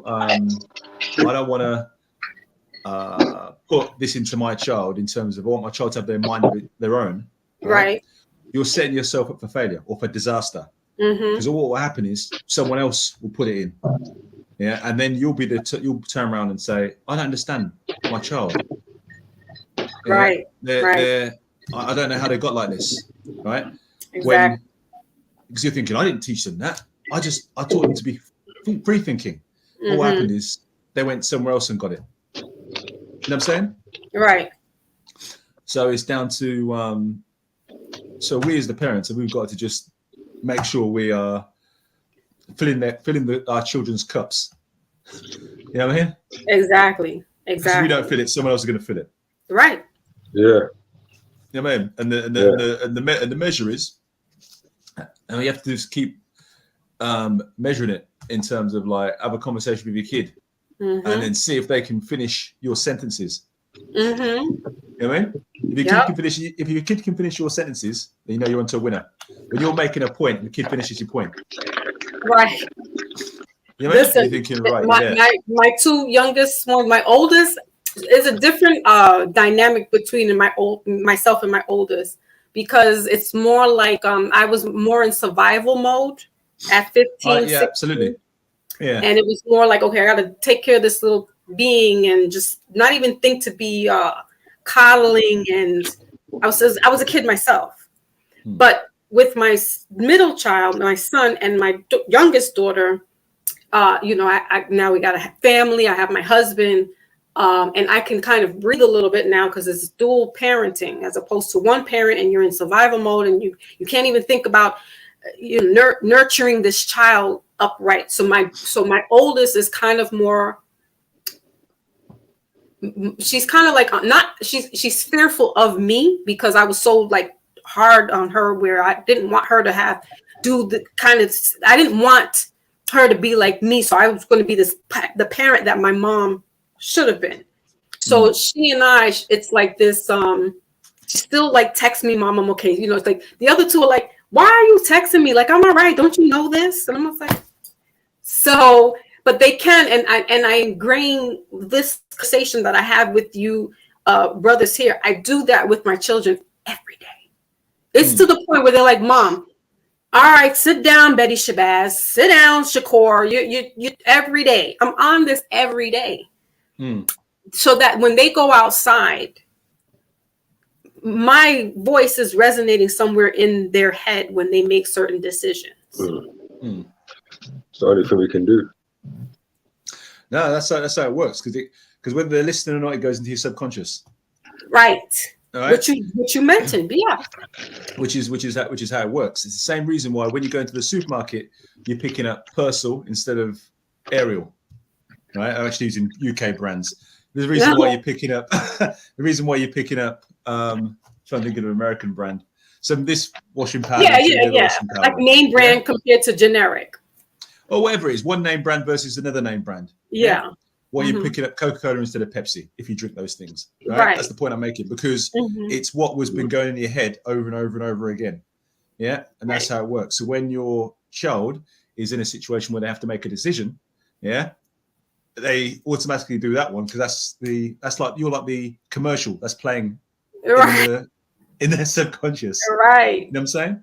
Yeah. Yeah. And it's come back to me, so I know what I'm saying, because they'll tell me, Mom, you know, this happened, and I thought automatically what you were telling me. And they're here to tell me about it. So my oldest is 30, my son is 24, and then I have a young teenage daughter, who's 15. Ah, right. That's when you're supposed to spoil them, when they do things like that. Listen, spoil the rod, spare the rod and spoil the child. But now you know what I mean. Like, sometimes like. I did spoil him. I got him what he wanted. I got him this book. Right. Just for you know, you got to commend them when they listen to the right thing. Oh, one time I said to my daughter one time, listen, make sure if you're hanging out with the boys after school or whatever, know that when they go to the shopping centre and all that, I said, yo, make sure if any kickoff happens, you make sure you keep yourself away from any fights. You understand? Because if anyone touches you, it's just going to turn into something else. Yeah. She goes, I understand, Dad, you're crazy. I said, all right, cool, right. So basically, one day she phoned me, goes, oh, Dad, some boy jumped out this range and went up to this boy that I know. I said, what did you do? First thing I was thinking, what did you do? Because my daughter, she's very brave. Do you understand? One time she went to a party and she said she stopped two boys fighting. I was so pissed, yeah? Right? I said to her, don't do none of that shit. So she said that she walked away. She listened to what I said. She kept away. So I said, all right, let me just go and buy you a little something. You have to commend them when they listen to you in situations like that. Not everyday situations. Yeah. I'm talking about situations where it could have went left. Do you understand? Yeah. Reward. You reward good behavior. Yeah. Reward them. That's the word. Reward them. Yeah. Reward good behavior. Yeah. I used the wrong word, Foxy. I used the wrong word, man. Reward. I know what you meant. Yeah. It's like reward. Yeah. I said spoil them. Spoil them. Spoil them. It's like, well, I think that's what happened with my son. I spoiled him because I was able to breathe a little bit, because I have another parent now that I can, and I wanted a boy first, and I wanted my boy first, because I was scared. I was so scared, brothers, that if I was to have a girl, this girl would end up, repeating history. Because what you went through, that's understandable. Yeah, it was very traumatic. I cried in the hospital room when they gave birth, and they said, "Oh, you have a little girl." I cried. I was like, no, and I was squeezing. I was just like, I was so distraught that they took the baby away from me, and they said, okay, because I was so scared, right? And so now God gave me that chance to then say, okay, we got you. You're having the little boy.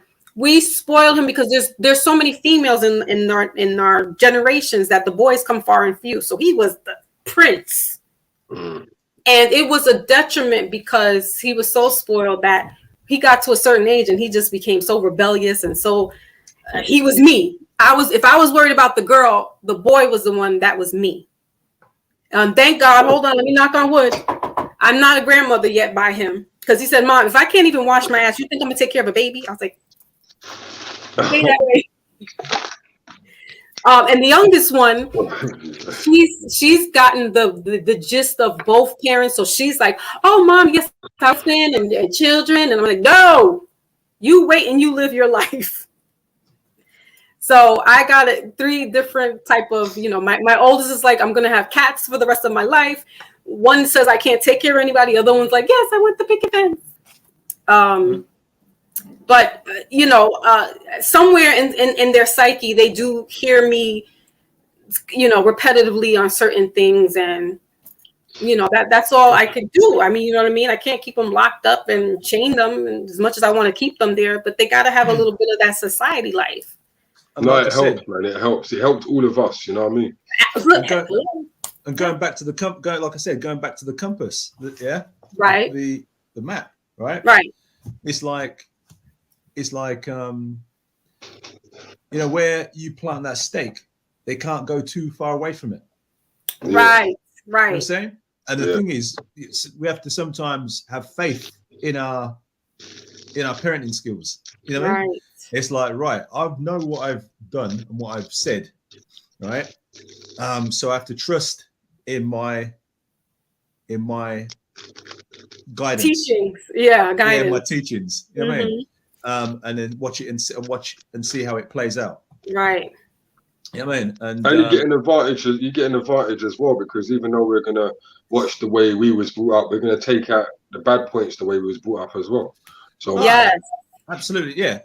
Yeah. Like I could say, as long as you switched on, which we the three of us are, and we know to take out some of that foolishness which our parents wanted to raise us with. You know what I mean? Because they were working off a very kind of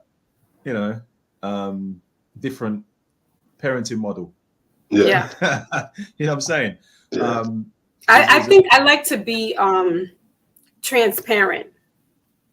And because I'm transparent with my children and their father's been transparent, they know that we were fuck ups in life. They know that we ran amok. His father got some stuff going on behind the scenes. I was in a group home and doing all this stealing and rock. Listen, I tell them this. I hold nothing back except for some details that they don't need to know about. But I make myself so transparent that it's like, okay, yeah, we're not going to do them. I'm the moral compass for them. No, we're not going to do what mom and dad did.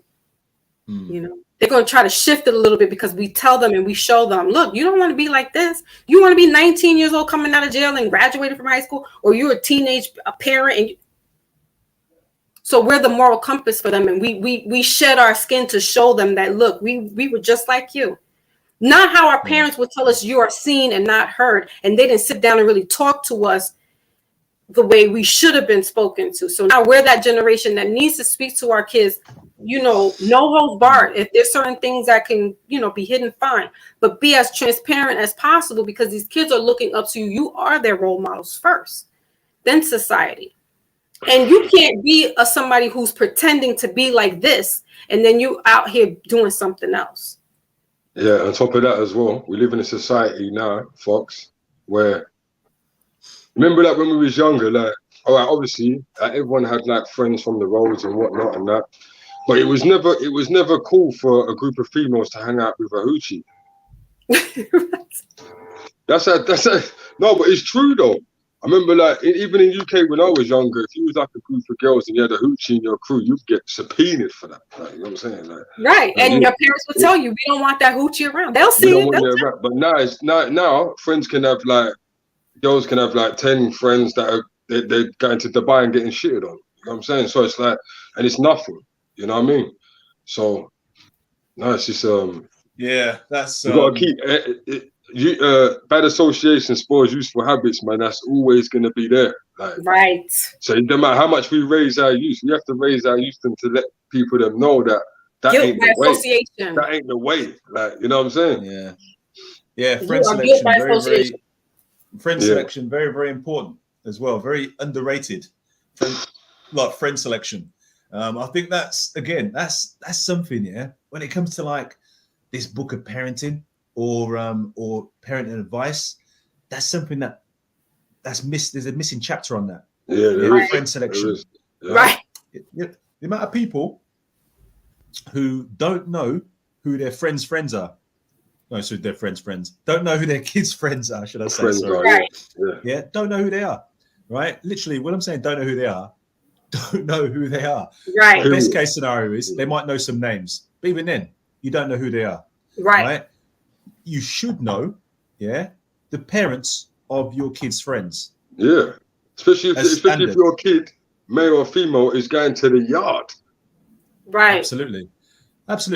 And especially female. I want to know if there's a father in the yard. I want to know if there's a stepfather in the yard. Right. Yeah, absolutely. Well, you staying over? Is he gonna be there yet? No, you're not. Listen, let me tell you something. No, you know what? You listen, Brother Pinero. When my daughter had her friends over here, I had told my son, you got to go outside. Why? Because they're older, yeah? No, he's 24 years old. Oh, but okay. These girls could say then, oh, Sydney was, we were going over there and so forth and so on. Oh, and there was a brother, there's a male there. No. So my son went out with his girlfriend and they stayed out.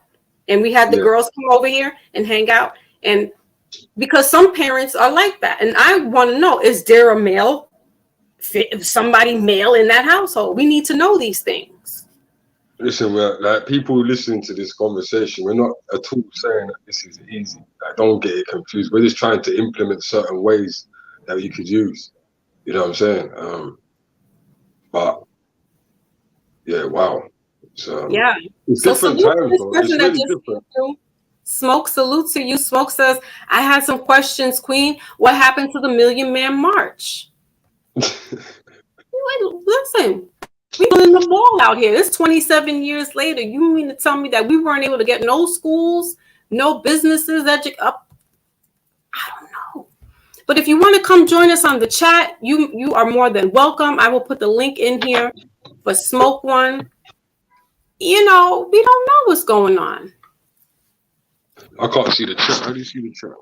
Oh, I'll put I'll show the comment. Okay. Yeah, man, we don't know. You pressed the wrong button. I went to press to see the chat, and it took me out. Oh, I have to show it.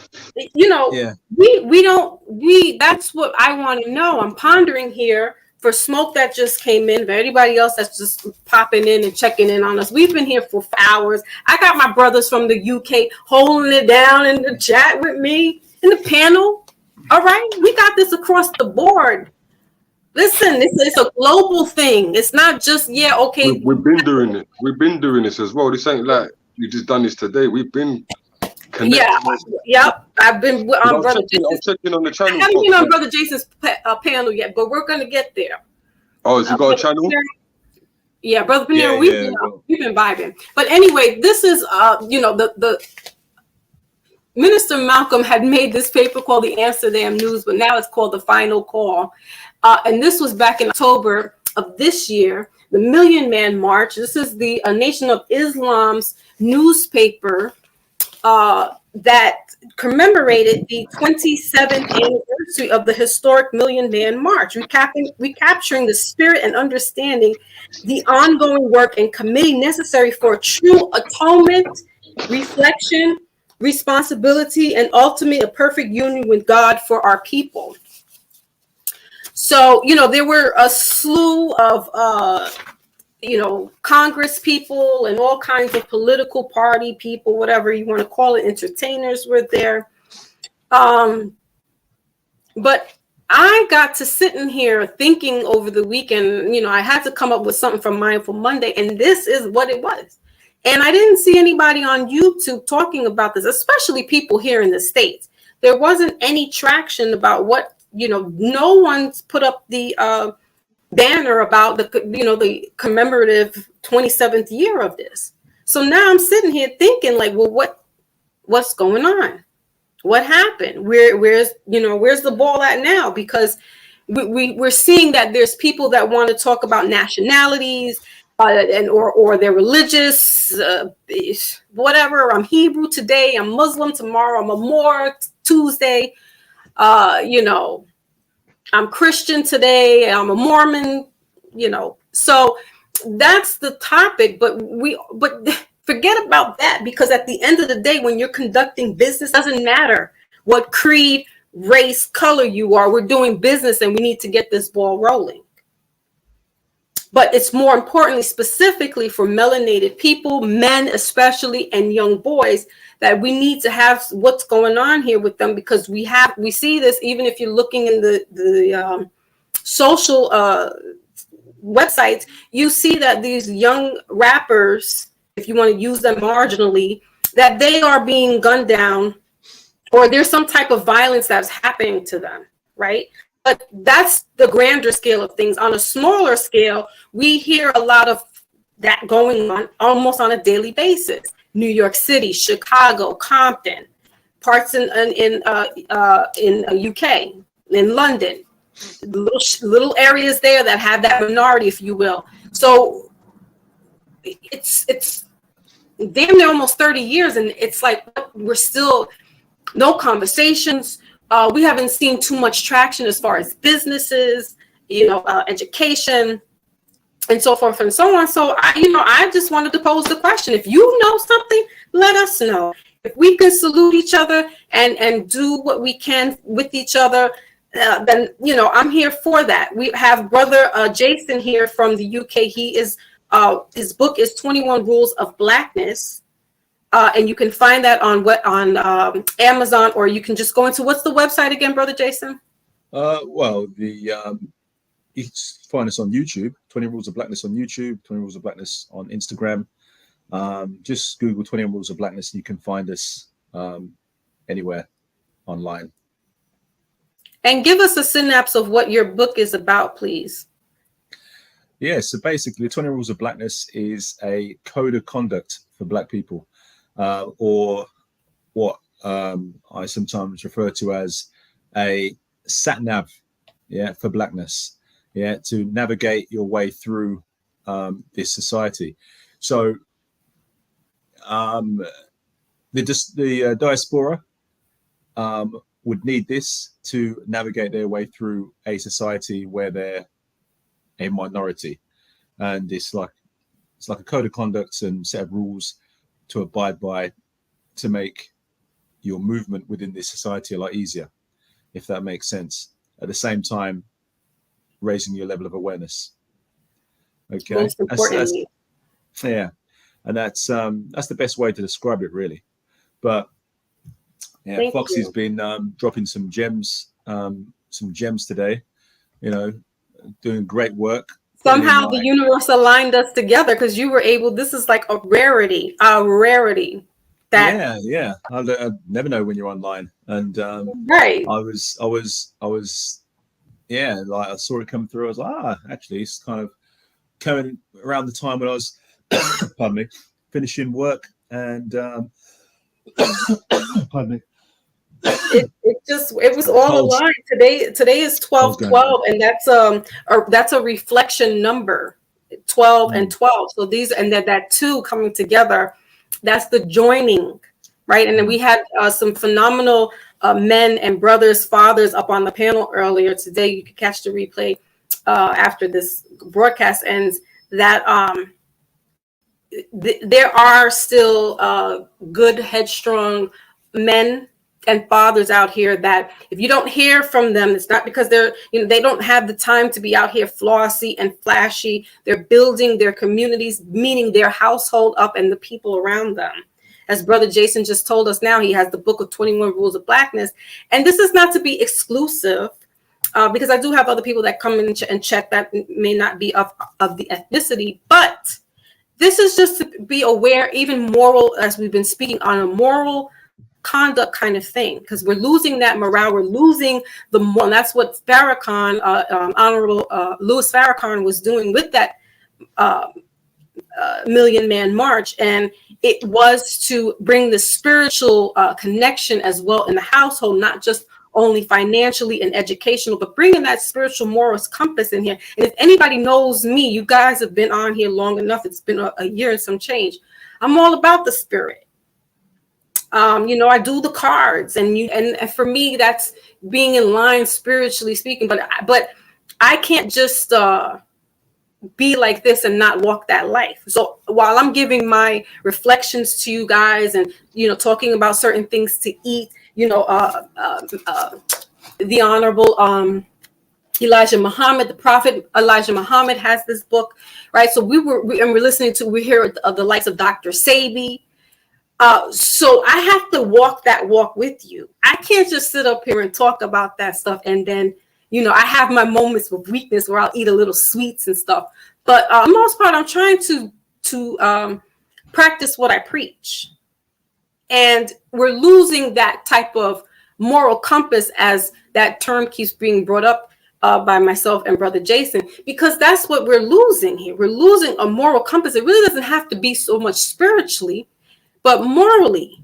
What are you measuring yourself up to? And it's not, I'm in competition with somebody, but how are you conducting yourself when you go outside? Because you're a reflection of what your household is. You have a younger generation watching you. You have the likes of a woman who talks about her wet ass what? And you got little girls shaking around with that. And then she can talk against Black women and saying they are roaches, and talking about how she could, if a man tries to do something, should run a third party on that person. And that's what we're listening to. That's what we're aspiring to be. That's not cute.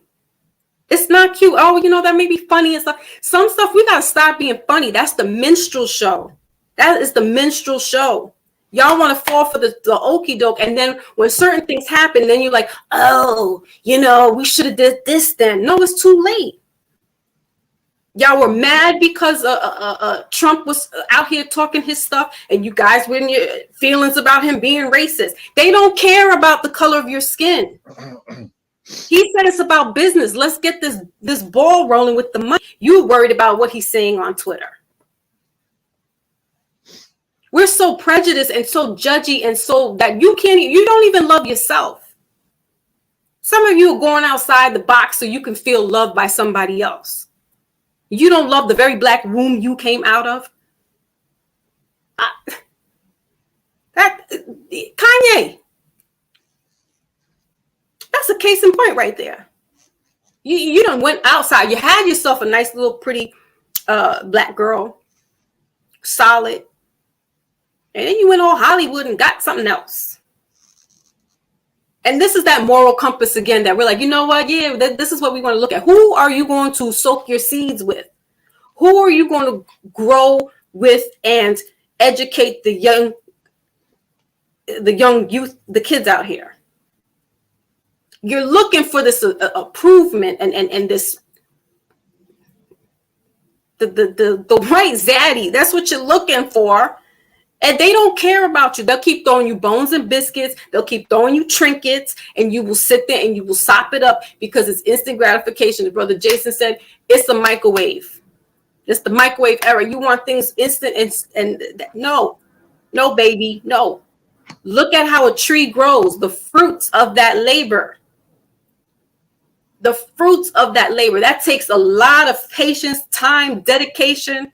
Brother Jason has a book out that I'm sure took time and patience and going over and rewriting and sitting there for hours trying to get the stuff formulated. It takes patience and a long time for greatness to come, but it will come, and not when you want it to. It's not you can't be on that microwave. Not if you want to let things flourish. Not if you want your family to flourish. Here's what you do. Christmas time is coming up. Y'all celebrate that holiday. Get yourself a book. Get yourself the 21 the Rules of Blackness. Get that. Great Christmas present. Kwanzaa, if you don't celebrate Christmas. Great Kwanzaa present. Exactly.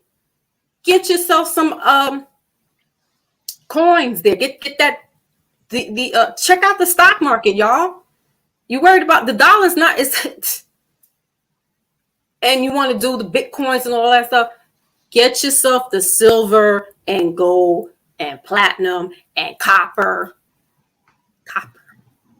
Get yourself some crystals. Take care of your body. Get your books out. Get your books out and read. How are you going to live to eat? If there's a food shortage or your water's being contaminated or your foods are being compromised, how do we get around that? How can I navigate? I live in a building, so I can't grow my own food. But let me see. I'm going to have to get some shelf life, because if there's going to be issues with the food, the produce, I might have to go eat some cans of tuna fish, some beans, some crackers. We're going to have to be in survival mode right now. There's nothing wrong with that. That's if you have to use that, but that's your supply. That's your backup in case of emergency. Listen, these people are, if you don't know now, you know. These guys out here, the powers that are out and shouldn't be, that are being, they're itching. They're itching to start some stuff up. And y'all are all dancing around here looking at somebody else and not paying attention. They just put China in a lockdown. They've been in a lockdown for 3 months, and not on the lockdown that they had before. These people are being monitored by these drones and narrowing on the people's apartments to tell them that they're positive or negative, to detect if they're positive or negative. And you worried about downloading some AI app so you can look like Wakanda.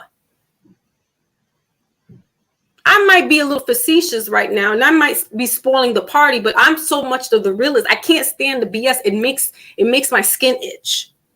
Because I'm like, damn, people, like, come on, we want to get together and get this ball rolling. You're laughing at Dr. Umar Johnson. You talk about him. Oh, he shouldn't have said nothing about Coach such and such on the Breakfast Club. Do you know that man's been putting in almost 20 years of talking about how we need to get these Black children, you know, the proper diagnoses and educate them? But you're worried about what he said about the coach? Go ahead, Brother Jason. No, I was enjoying that, man. Get it off your chest. Sometimes I have to, and I get passionate. It might sound like I'm grandstanding, and I might be going into my Malcolm bag, but it's just to snap people out. Like I do that with my kids, and they hate it because they're like, "Oh, you're like the Debbie Downer." I'm the kid that will poke the balloon on purpose to see your reaction. And sometimes I do it on purpose, and sometimes I don't mean to do it. It just comes out that way. Yeah. And I'm passionate about my men, my Black men, and my Hispanic men, and my Black boys, and my Puerto Rican boys, and all the Hispanic children, first and foremost, because that's my heritage. That's my nationality. So I'm going to always go to bat for that first. And all children. I'm not going to be discriminative. This is somebody in distress. I don't care what it is, what color, creed, whatever. I'm going to help them out. But what I'm saying is my passion is always first and foremost for what I was brought up as. And I saw generations of men in the household going to work and taking care of their children. I mean, cooking, cleaning, and picking their kids up. My grandmother and my mother would be the ones to do the homework with the children, but the men were always in the kitchen cooking. There wasn't this role of, oh, that's a man's job. This is a woman's duty. Where are we getting that from?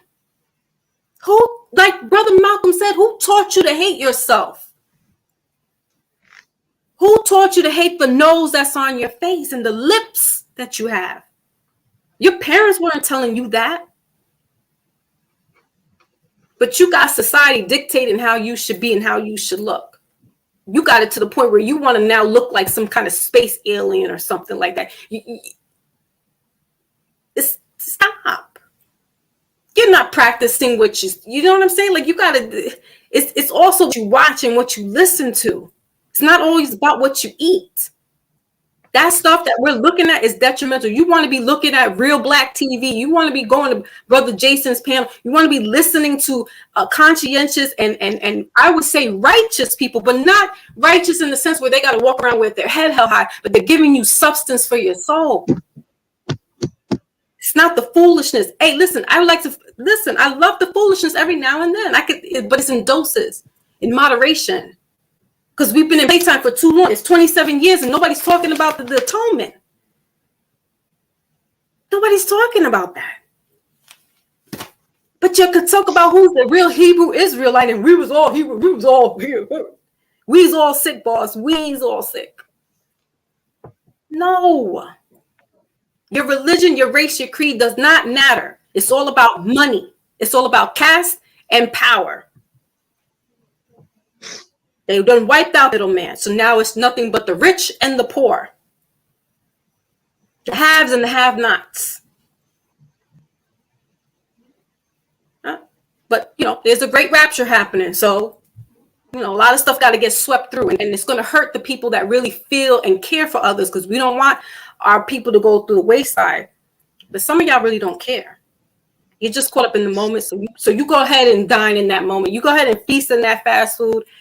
And you know what? I might catch you on the flip side. I might catch you on the other side. You know, I got babies. I'm here in the city where we got to walk around really on some survival fight mode. I don't have too much time to do the party and bullshit. I did that already. Now it's let's go. We got go time. Not when my ancestors tapped me and said, listen, you're going to be doing these cards. I don't know about no damn cards. That's sacrilegious. That's evil. That's devil worship. Not knowing that my great-great-grandmother from Grenada or Grenada is how I come to get my gifts. Because she was doing that. She was being the spiritualist and doing her readings and cleansing the people. And they were coming to her. And I'm talking about this. I'm just finding this out like in the past 6 months. I didn't choose this life. It chose me. So I have to honor it. T'Challa. Y'all so hooked on Black Panther and Wakanda. I have to be T'Challa now. And that comes with great responsibility. So I can't really I can't really play around too much if I got a great responsibility. And that's what I was talking about with the ancestors, how it comes back. It's whether it gets activated or not. You know, the spirits of those people live within you, and then it takes them to activate them, or they can just remain dormant. To activate them. Yeah, absolutely. Foxy Moon. Yes, it was a pleasure. It was a pleasure talking to you. I don't think. they didn't come back. I don't think Pinero's gonna. I think he lost. Yeah, we lost a couple of them, but that's fine because I'd like to leave everybody with a wisdom oracle before we check out of here, and so that's great. That's fine. But y'all were here for the bulk of it, and I appreciate the fact that listen, the universe lined us up perfectly. That you were able to be here. I mean, what, 2 hours, 3 hours almost? I've probably done a couple of hours. Show. On and off, yeah. So it was like I was watching the first part, and then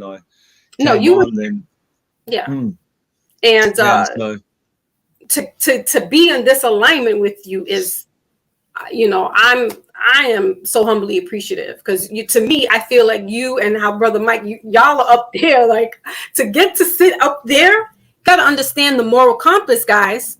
These are just not any old YouTubers and things like that. This is respect. This is dignity. This is almost on the lines of royalty. And if you could sit up there, then I could be like, I'm sitting with kings. All right. So I appreciate you, Brother Jason. Thank you so much for being here, gracing us with your presence. You know, hopefully we can, you know, when the time is right again, that we will align again, and I'll be able to come onto your platform.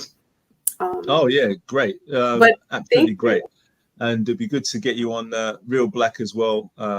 We'll do. In fact, you know what?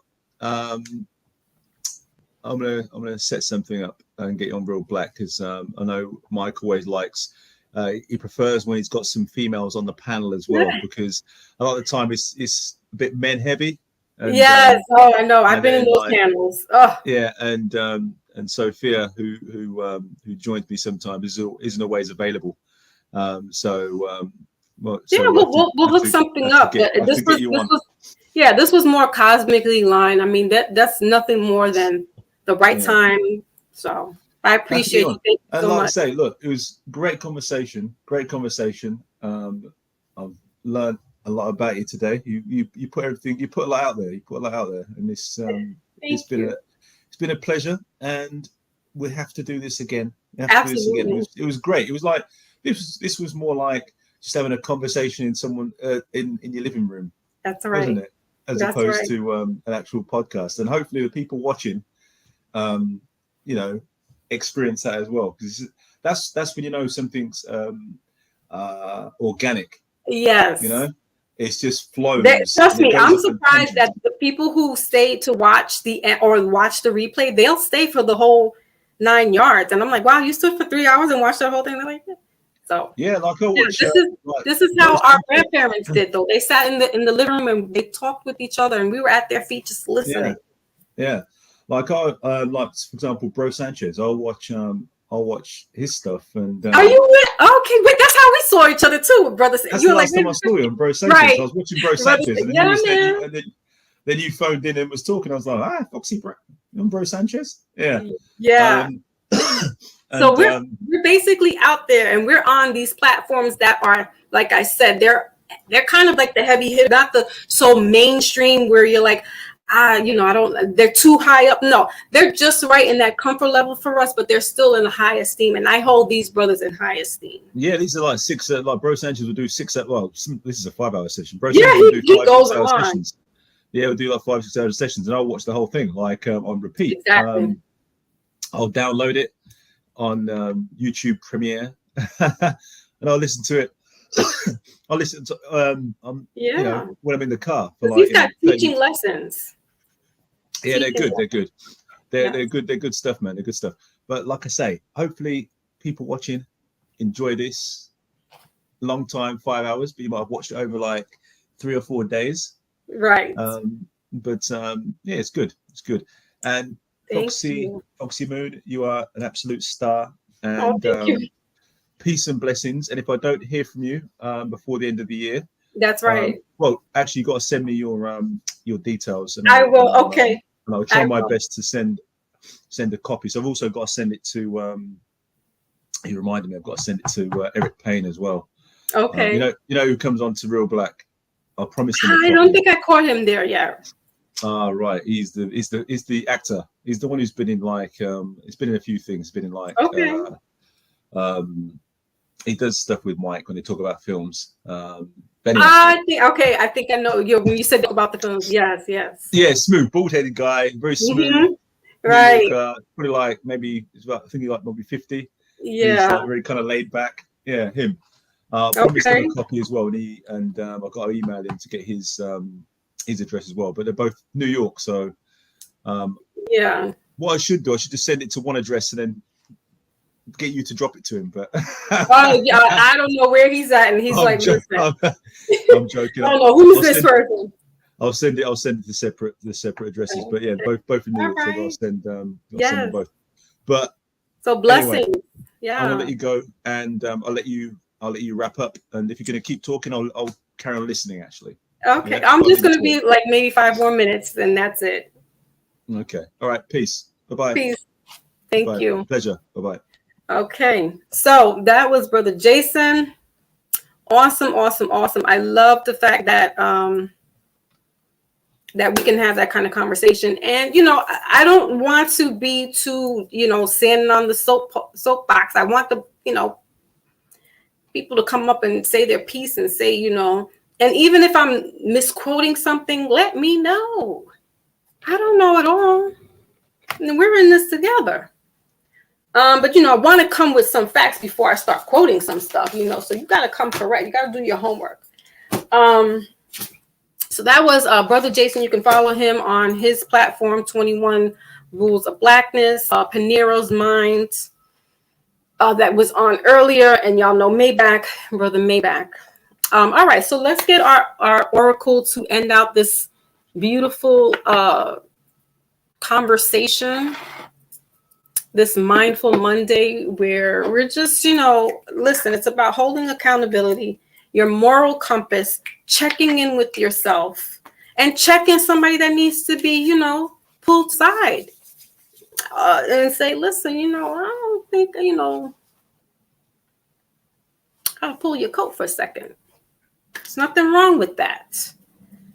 And building up this youth, building up these children for, what's to come in the future. Like, we're here for the moment, but these kids got to be here for a while. What are you going to leave them? Gucci slides, Gucci belt. You know what I'm saying? It doesn't have to always be financial, but there's things like you could be leaving them gems, the gems in your head. That like Tupac said, I might not be the one to do it, but I'm gonna spark the brain, spark the seed, and implant that for the next person to come through, and they can do something with it if you can't. All right, so let's leave off with that. I appreciate everybody who came through as well through the chat. I see Base Root just showed up. My big cat is here. Love and loyalty. I see you. Salute, salute. Smoke One was here. I don't know what happened to Cosmology Bay, but salute to him because he's another one that's like in and out. I haven't seen him in a while as well. To my beauty queen, Raz Girl, always thank you. And to my brother Maybach, appreciate you for being here as well and holding it down. And last but not least, my beautiful Lotus, my moderator extraordinaire, who holds it down. I don't know if she was able to stay here the 10 toes down with us, the 5 toes down, but I appreciate you so much. Thank you. And to everybody else who's going to catch this replay, salute to you again. Salute to the subscribers. Don't forget on your way out to make sure to like this video, to share it, and subscribe if you haven't. If you're enjoying the information here, subscribe. Thank you. Hit the notification bell so you'll be reminded when I do go on, because I don't know what's going on, but hit that bell, keep that bell open for when I come on, and you'll be informed then. Also, if you're interested in personal readings, as on the scroll there, you will see my website. If anybody's interested in personal readings, my schedule is open now and I can do that. If you're not familiar about getting readings and you're kind of hesitant, you still think it's the witch's work, but you're curious, get yourself an oracle reading. That's only one card. I break a few things down in that card if I see anything there. Usually I will. And then if you're comfortable with that, you can come back and book yourself a 5-card spread or a romance reading. And friendly reminder, I was waiting for this. Thank you from my big cat. Friendly reminder, Big Cat says, drink your water, hydrate, eat fruit, health is wealth. And an honorable mention to our brother that's no longer here with us in the physical, Brother Rich. I can't even wrap my head around what his family must, with the first holidays, his birthday, and now the first holidays of him not being around. So, those that got to be familiar with Brother Rich, please keep him and his family in your hearts in this time. Wait a minute, y'all. Keep him in your hearts and in your mind during this season. While you're giving to others, just say a quiet little prayer for his family and uplift them. He is sorely missed, and I have to let y'all know that y'all know this. He is sorely missed. So, keep his family in your hearts during this time. Okay. His children especially. Okay. And see, he always, that Brother Rich be getting me, boy. That Scorpion, man. Listen. Oh, man. Yes, Brother Rich. Spooky good. If I see you, spooky good. Like, what are you talking about, Rich? No, that was good. You were so on point. I'm like, what? Oh, man. Okay. Let's see what's kicking. All right. Let's end this reading off on a good note, positive notes. What is the message? I just saw a I forgot what they're called, but they're the sands of time. I just saw that, so I don't know. I'm not sure if this is in this deck, but that might mean for somebody that sands of time where you turn the bottle over and the sand's dripping. I just saw that in my mind's eye, so that could mean something for somebody. Time's ticking. You may need to get some stuff done. All right.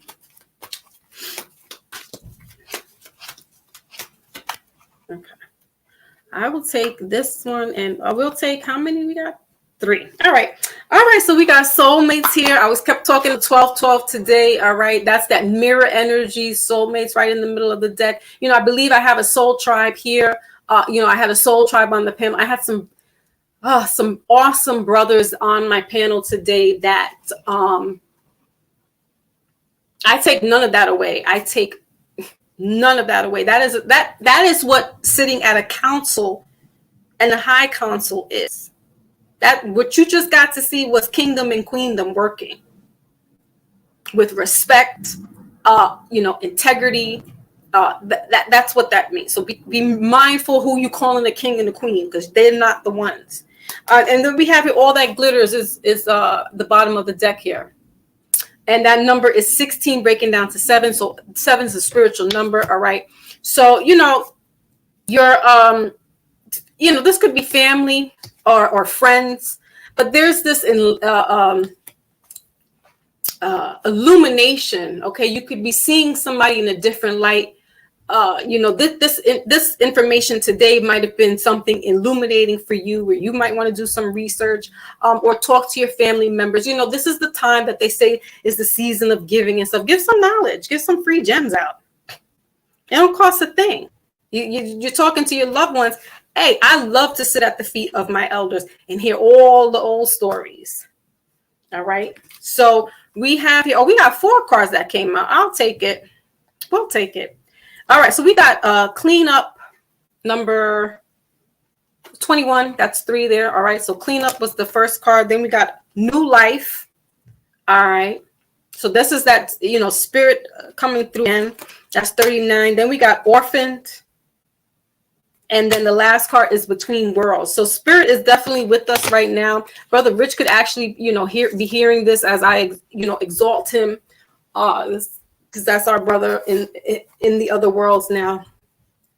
But this is an end of a season as well, right? We're going into, we're actually in December. I'm still thinking we're in November. This is like from September to now, the months just went like that. So, there could be, there could possibly be a pregnancy. Sometimes when the soul is taken, the soul is birthed. All right. So somebody could be, a new life, literally a new life coming in. All right. There could have been just this, from someone leaving in the physical to now a soul being born here into the physical. But for some, we might have to do some spiritual cleaning in our household. We are, again, at the end of the year. So you want to throw out things, in your household that need, get that clutter out, that cleanup. All right. Clean that all out. Excuse me. And ask for that help, because it's 21 breaking down to 3. So you may need to delegate some chores around the house. Do that. And if there's someone here, or not here rather, but if there's someone, around you, family members or a friend that may be feeling alone during this time, that's what I'm saying. Like, if you can't do anything at all, but just to think of this person and put some love behind them and their families, that's all you can do. Then please do that. You don't understand that there are such things as prayer warriors out here, and they move mountains that you can't even see being removed. All right. This could be a child. Some people may have to bring in a child that is, that the family can't take care of, or for whatever reason, there's a child that needs to be taken care of, or someone's feeling isolated. This could be childhood traumas. All right. There's a lot of stuff that happens during the end of the year, or these months where we get a little secluded in, we get a little, our brains start thinking. There's been deaths that happen around this time. So our minds are playing back all this nostalgia. I know I was going through it. So, so this is just letting you know to definitely, we got 33 in here. Okay. Cause that's between the worlds and the cleanup here. That's 3 there. All right. So we got master number 33. That's that Christ-like. So listen, nobody, I'm not going to sit there and shame you if you want to crack open your Bible and start listening and hearing hymnals and stuff like that. Whatever it is that you need to bring to uplift your spirit and get your soul, your vibe up and uplifting, you do what you got to do. but use your moral compass and walk in the light. All right, walk in that light. Some of us are a little afraid to hold, honor that power that they have. I know I get a little like, that Superman. You got to take that glasses off and become Superman, Clark Kent. And that could be a little scary, especially if it's something new that's coming along and you don't know. You're just like, okay, I got to roll with the punches. Don't know what's coming, but you got to be prepared, right? So this is that time of the year that things can happen, metaphysically, physically, spiritually, metaphorically speaking. So just, take all of this in stride. Be gentle with yourselves as well, because, some of us could be going through some childhood breakthroughs or issues. You're not going to all get it in one day, guys. I didn't. I'm still learning. And so, we have to kind of be a little gentle with ourselves when we go through different transitions in our life, because, there's different levels to this game of life that you got to go through. Some levels are a little harder than others.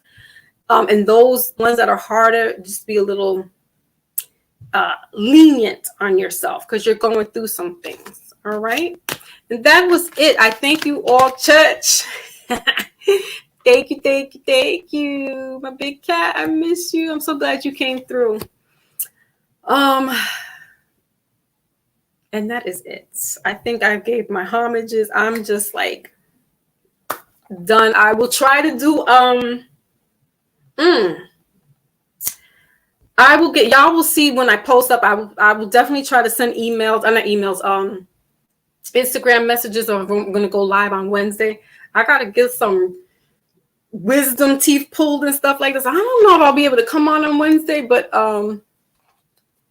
I will keep y'all notified. Just hit that bell so you know that I'm coming through, and then there will be no problems and you can get the information there. All right. So thank you, my big cat. He says dope